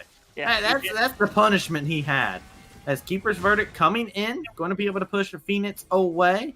He said thank you. He will take this as a safe recall location, but now it's going to be a pathing taken into a bad spot. Plutz is here. Death Sentence to connect, laying out the damage onto him, but they are standing on top of him as he is just laying out a heaping amount of damage. They're trying to see if they can take care of him, and they will eventually, but here comes Cyber. He is looking to do some more Killer Instinct plus Flash, used brilliantly by Phoenix to get out of harm's way, and that is just going to be them trading 1-for-1 there. But another pair of summoners burnt pretty much exactly off cooldown for Phoenix as he gets away from this this extremely mean bear as he comes running in. Interestingly, like Concept went in on that play very quickly. If they had been a little bit more patient, I think it would have been fine for them. But either way, it's again yet another play that had been caught ahead of time by the side of Revival, and they're able to get something back off the back side of it before generating their own play afterwards, which is where they burn both summoners of Phoenix, push them out of bot side, and grab yet another dragon. Now, I'm going to ask you something really quick, Travis. Did you hear that? But what am I listening for? Exactly. There have been no kills out of the mid lane right now. Look at that. All series. No women in the first game. You had the Yone in the first game. You had solo kills and roams everywhere. They are 0-0-0 for both of these dudes. When we thought this was going to be the most electric matchup ever, it seems like the Azir is just handling business against the Zed as the rest of the map is collapsing around Dawn. Yeah, honestly, like this has just been super one of those situations where it's so anticlimactic, right? Like this is the fated showdown. This is the last match between these two that have been slugging it out, and it has been nothing. It's been going with a whimper. And you're looking over here, the Azir having a fine time against the Zed in lane. No death marks have been used, and all the action is happening in the side lanes. Concept getting jumped onto, the damage coming in. Skittles be dropped, but Orsis is going to be able to find that kill. It will be a 1-for-1 trade there as Sudsy is going to be able to blast cone away from the Zed, who is looking for maybe a possible solo kill there, but action going down into the bot lane. Death Sentence not going to be able to connect. The bomb doesn't either. 9 lives is going to find himself ticking away, has that watch, but it's going to be him falling away eventually. 9 lives. Well, I don't even know what to call that one. He got a double kill. He just showed himself out of the bush. But here we go. The Empress Survive being used to push Meslo into the tower. Has that death mark being used. It's going to be Meslo coming out on top. And there it is. Finally, Meslo finding a kill at level 9, 12 minutes into the game. First response play coming out from Meslo where he's able to punish Sudsy, get that kill up against him through barrier, through flash, through even a Seeker's arm guard. So that's impressive stuff from Meslo, but that's so late into this game. It's taken so long for the Zed to activate and start solo killing the Azir. Right there, again, it's another example of the play coming out from Revival. The return play was good from Meslo, but most of the time they're getting punished and another kill comes somewhere on the map. So Revival dips their toe into every play being made by Dawn, and Revival's plays are just completely unresponsive. To. This is the first example of that, and it's taken 13 minutes to get to that point. So Meslo at this point, he needs this advantage to come online, and he needs to start spreading it about this map because at the moment, his team direly needs him. Horse is getting caught up by Concept. Hey, Cyber's here again. How's it going? Bear meets Man, and Man will be able to come out on top. Well, in this case, the hammer, but Concept will be able to find that kill. Will be nice for him to be able to grab that. And now Meslo trying to play defense here with 9 lives, trying to keep it secure. Phoenix is here in the area, laying a lot of damage back onto Cyber. There's going to be a lantern toss to be able to get the shield out. Bomb's going to be connected onto 9 lives, and nobody else can't self-stun himself. So he's just going to walk away just fine, as Pathing is trying to contest this. Trying to see what kind of damage he can put down. Concept taking a heaping amount. This is a Leandri's onto the Karthus, so he hurts a heaping amount. Red buff will go ahead and be smited away. Will be taken out, and that's going to be the ultimate coming out from Zillion to keep this dead alive. Very timely there, as the rest of the team from Revival is going to retreat. Oh, Bear Slap connecting onto Orsis. Not going to be anything else. Double bomb. Inside track secured by Revival, and this should be a tower falling over. Just should be. They're able to zone so well here, as it looks like Meslo had been able to go to top side to try to clear some waves. I want to give tons of credit over to Plux right there. I think he was able to get a hook onto somebody as Meslo was trying to make a play in. He lanterned somebody out. That ultimate shut down Orisi's, prevented his engage. Like, so much of that play was off the back of Plux doing such good things. On occasion, he goes silent. That rail game was not the most inspiring piece of support play we've seen all season from him. But man, that was really nice. Man, they're talking about something, though. It is Orsis going on in, has Meslo to support him, but the tower is back and firing away. Meslo almost falls victim to it, as Concept will go down over on the side, as it will be 1 kill to go over. Oh, Requiem? Not going to be able to kill anybody here, but does get Dark Harvest. Cyber, there's so many low members right now. I'm terrified Cyber's just going to clean everybody as much as he wants, but he's in the middle of multiple members. Yeah, he's going to watch out. He's a bear on the run. Let's making sure to throw the lantern there, and Cyber will just run it on back down to the bot side. He's got a Drake coming up. He's got places to be, and he's going to be looking to try and heal up a little bit and get in position to try and secure this. This is an unfortunate read by Revival right here, because they could have sieged down mid tower, just pulled that back, and then come back to lane immediately. Probably match the timers that would be there from Dawn and compete for the river with their pushing mid lane off the back that tower is down. But instead, they choose to get pressure into this this kind of river area, and so they're kind of lost some health bars here, where Cyber is only about half health right now, and their wards aren't really that deep. So this is going to be full force for Dawn, as Sudsy needed a back on this Azir, so this should just be a free dragon for Dawn. Yeah, they're going to be able to grab it. Mid tower was secured. Yeah. So they were able to grab some gold as a consolation prize. And right now, with the gold being about a 5k difference between Revival and Dawn, you got to think Revival will take that trade for right now, as it is only 1 Mountain Drake. It's not the end of the world, but Death Sentence will be able to connect onto Orsis. Orsis, it doesn't matter how tanky you are, as Cyber is unstoppable and is 5-0-2 currently.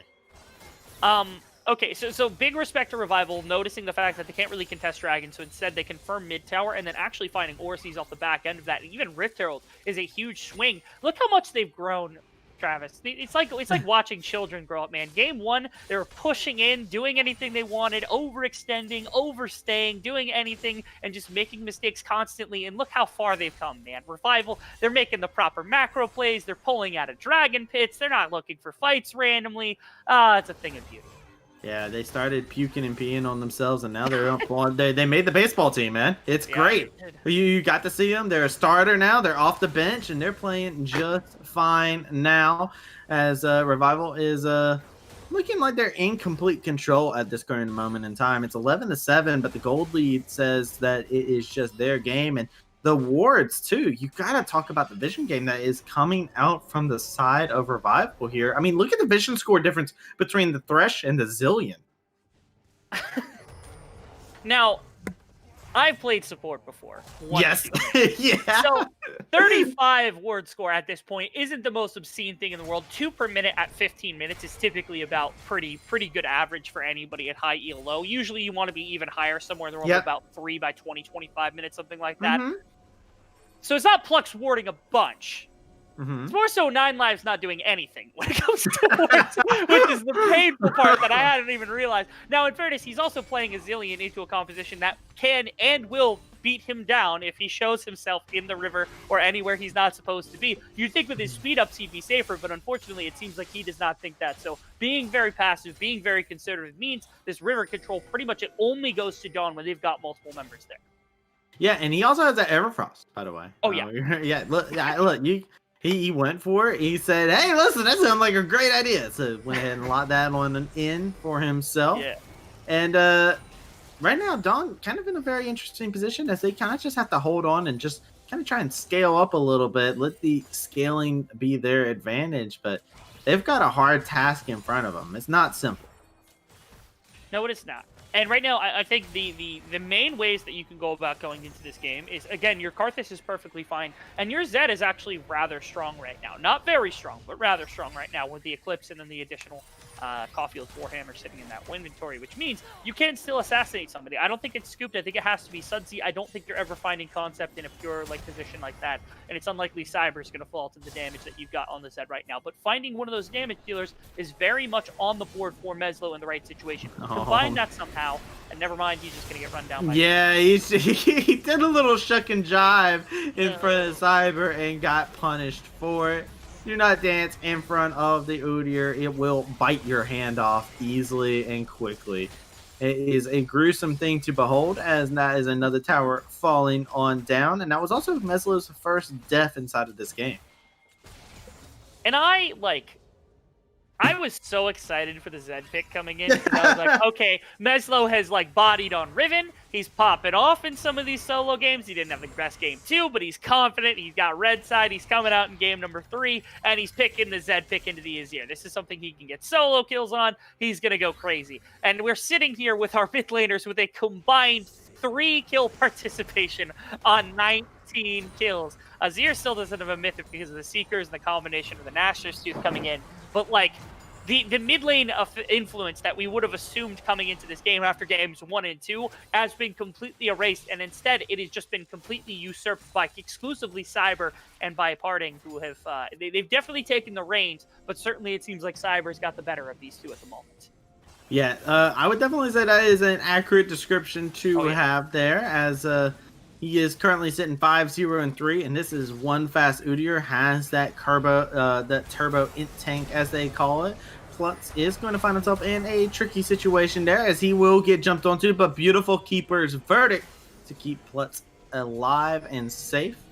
So good on their part to collapse onto that. Orsis is still over here. He was Big Bear, but now he is wee small bear. He is going to look to see what he can do, possibly. He has a hard time engaging into this. Death Sentence to connect, as well as a root, as Orsis is taking a good heap amount of damage.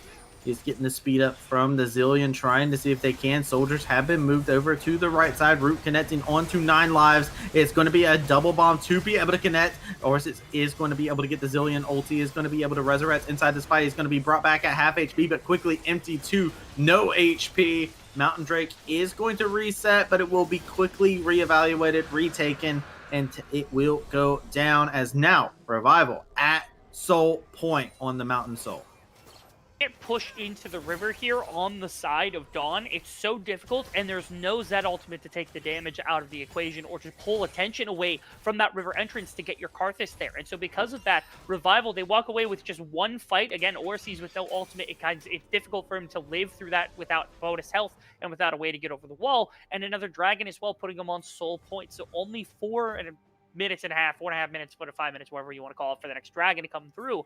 And very clear dominance of this game being held on the side of Revival off the back of this just pure macro control they've been able to exploit again and again and again.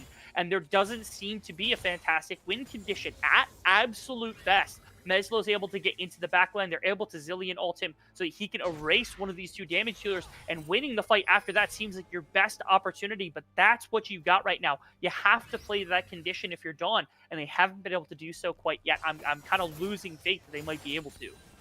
Yeah, I lost a little bit of faith just a moment ago. I'll be honest, because I was looking at the item board as I do, looking at it, perusing through, seeing what everybody's got, just doing a little bit of window shopping. I'm not like, yeah, man, that's a good item right there. Oh yeah, I want to build that item later. I'm gonna go this build, and then I saw Zillion complete his boots at 22 minutes. Not tier 1 boots. He bought his tier 2 boots right off the get go. Didn't have tier 1 boots.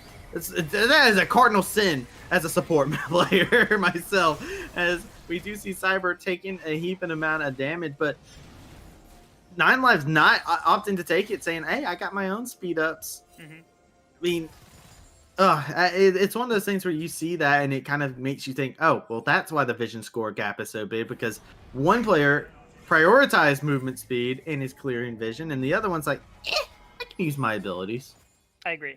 To check things off, and you absolutely can. It's something they're missing right now, I think, also. Oh, actually, in the top side. Okay, I'm coming through, but it was an hourglass that was called on out, and Meslo. Why? He flashed there and does go down. Maybe a little bit of tilt is sitting in, as 9 Lives now under half HP. And this is going to be the Baron. This is an easy call for them to look to make. Karthus isn't here in the area. He is low on mana as well. He does have the blue buff, so he is regenning it. But they are taking this very slowly. They're pulling off their carries off of it, looking for the possible pick onto horses.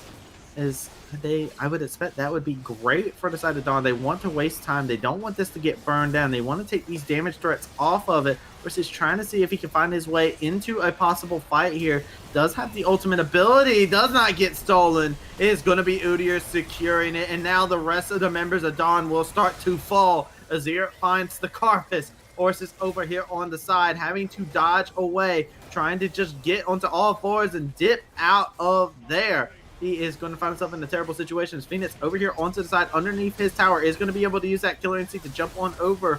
Using the flash to prioritize himself to be able to get a kill, but it's still this scooped on this Zaya, popping off, laying out the damage as needed. And now there's only 2 members left. There's 1 member left standing. He wanted to correct me, and immediately this has got to be at least an inhibitor. We see a packet coming back up inside of this, but there's nobody else left up here at all. Meslo died again. Like, he died at the very beginning of that. Rejoined the fight, died again, and is now about to respawn. That's just... Oh, man. They have just taken complete control. They absolutely have. It's been good from Revival where, like, they were able to pick off Meslo, who's the only real threat into Scoop or Sudsy at all. Kill him without doing anything. The problem for them was during the course of that fight, they had no ultimates, which actually would have been a big boon for the 4 members remaining on the side of Dawn, which is why they kind of slow played that Baron take, where they were like they didn't want a full commit, because if a full team fight comes their way, it was a little bit strange. However, it's just a party who decides to opt for a pure 50-50, ends up going in the way of Cyber, and the fight afterwards completely won, because now there's no Karthus on the right side of the fight to actually continue, and Scooped is still at full health with his ultimate ready to go. So they end up finding themselves a number of kills, the inhibitor, like you said, and they can just slow play this towards the dragon that's going to be here in just 15 seconds with this Baron buff to shove out mid wave and bot wave as well. This river priority is completely in their favor. This should be a Mountain Soul, and likely, if it's a contest from Dawn, it's probably just a game-deciding fight. Yeah, it could be indeed. These soldiers are laying out a good amount of damage even without the mythic, but the killer instinct coming in from Phoenix! That is so greedy! He finds himself being able to get the Zillion ultimate, but he will go down as the soldiers are there to greet him. 3 members fall almost immediately, followed up by the Karthus, and it was one over-aggressive play that was the trigger.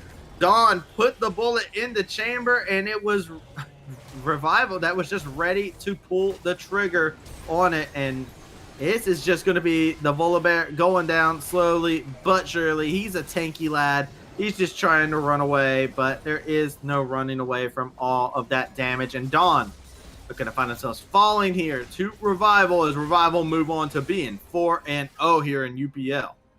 And game one looked so good. They were able to turn this into a catastrophe. They were fighting all the time. They turned the game around in the mid game. They end up with the win off a couple of good team fights. And Dawn was riding high on that first game. And like I said, it came down to it felt like Dawn didn't realize their problem was making too many mistakes. And Revival did very quickly. They said, okay, we're making too many mistakes. We're pushing where we shouldn't. We're overstaying. We're committing too heavily to things that just are not going to work. And they took away the pieces that also just were seriously messing them up. When Meslo wasn't on the Riven, he looked like a different person. And that was the biggest thing. It's just Revival. They are the team that we expected to win. A good reason is right there. They identified what they were doing wrong. They fixed it very quickly. And they looked better, not just in game 2, but they even looked better in game 3, which was shocking. Yeah, and I will say, right, we did get to see some good things coming out from Dawn, right? Dawn was the big underdogs in here. But game 1, a huge bout between two behemoths just laying haymakers into each other. Game 2, you said it aptly. It turned into an adaptation coming out from Revival. They started saying, all right, maybe haymakers aren't the way to go. Maybe consecutive blows is the way to do it. And then by game 3, Revival, they just turned around and they perfected the formula for the fight. They had the fancy footwork to go along with those blows, and they landed them with picture perfect accuracy. With that being said, that is your winner, Revival, being able to take the dub. We're going to throw it over to the desk so that way they can break it down and end the night for us. So, lads, take it away.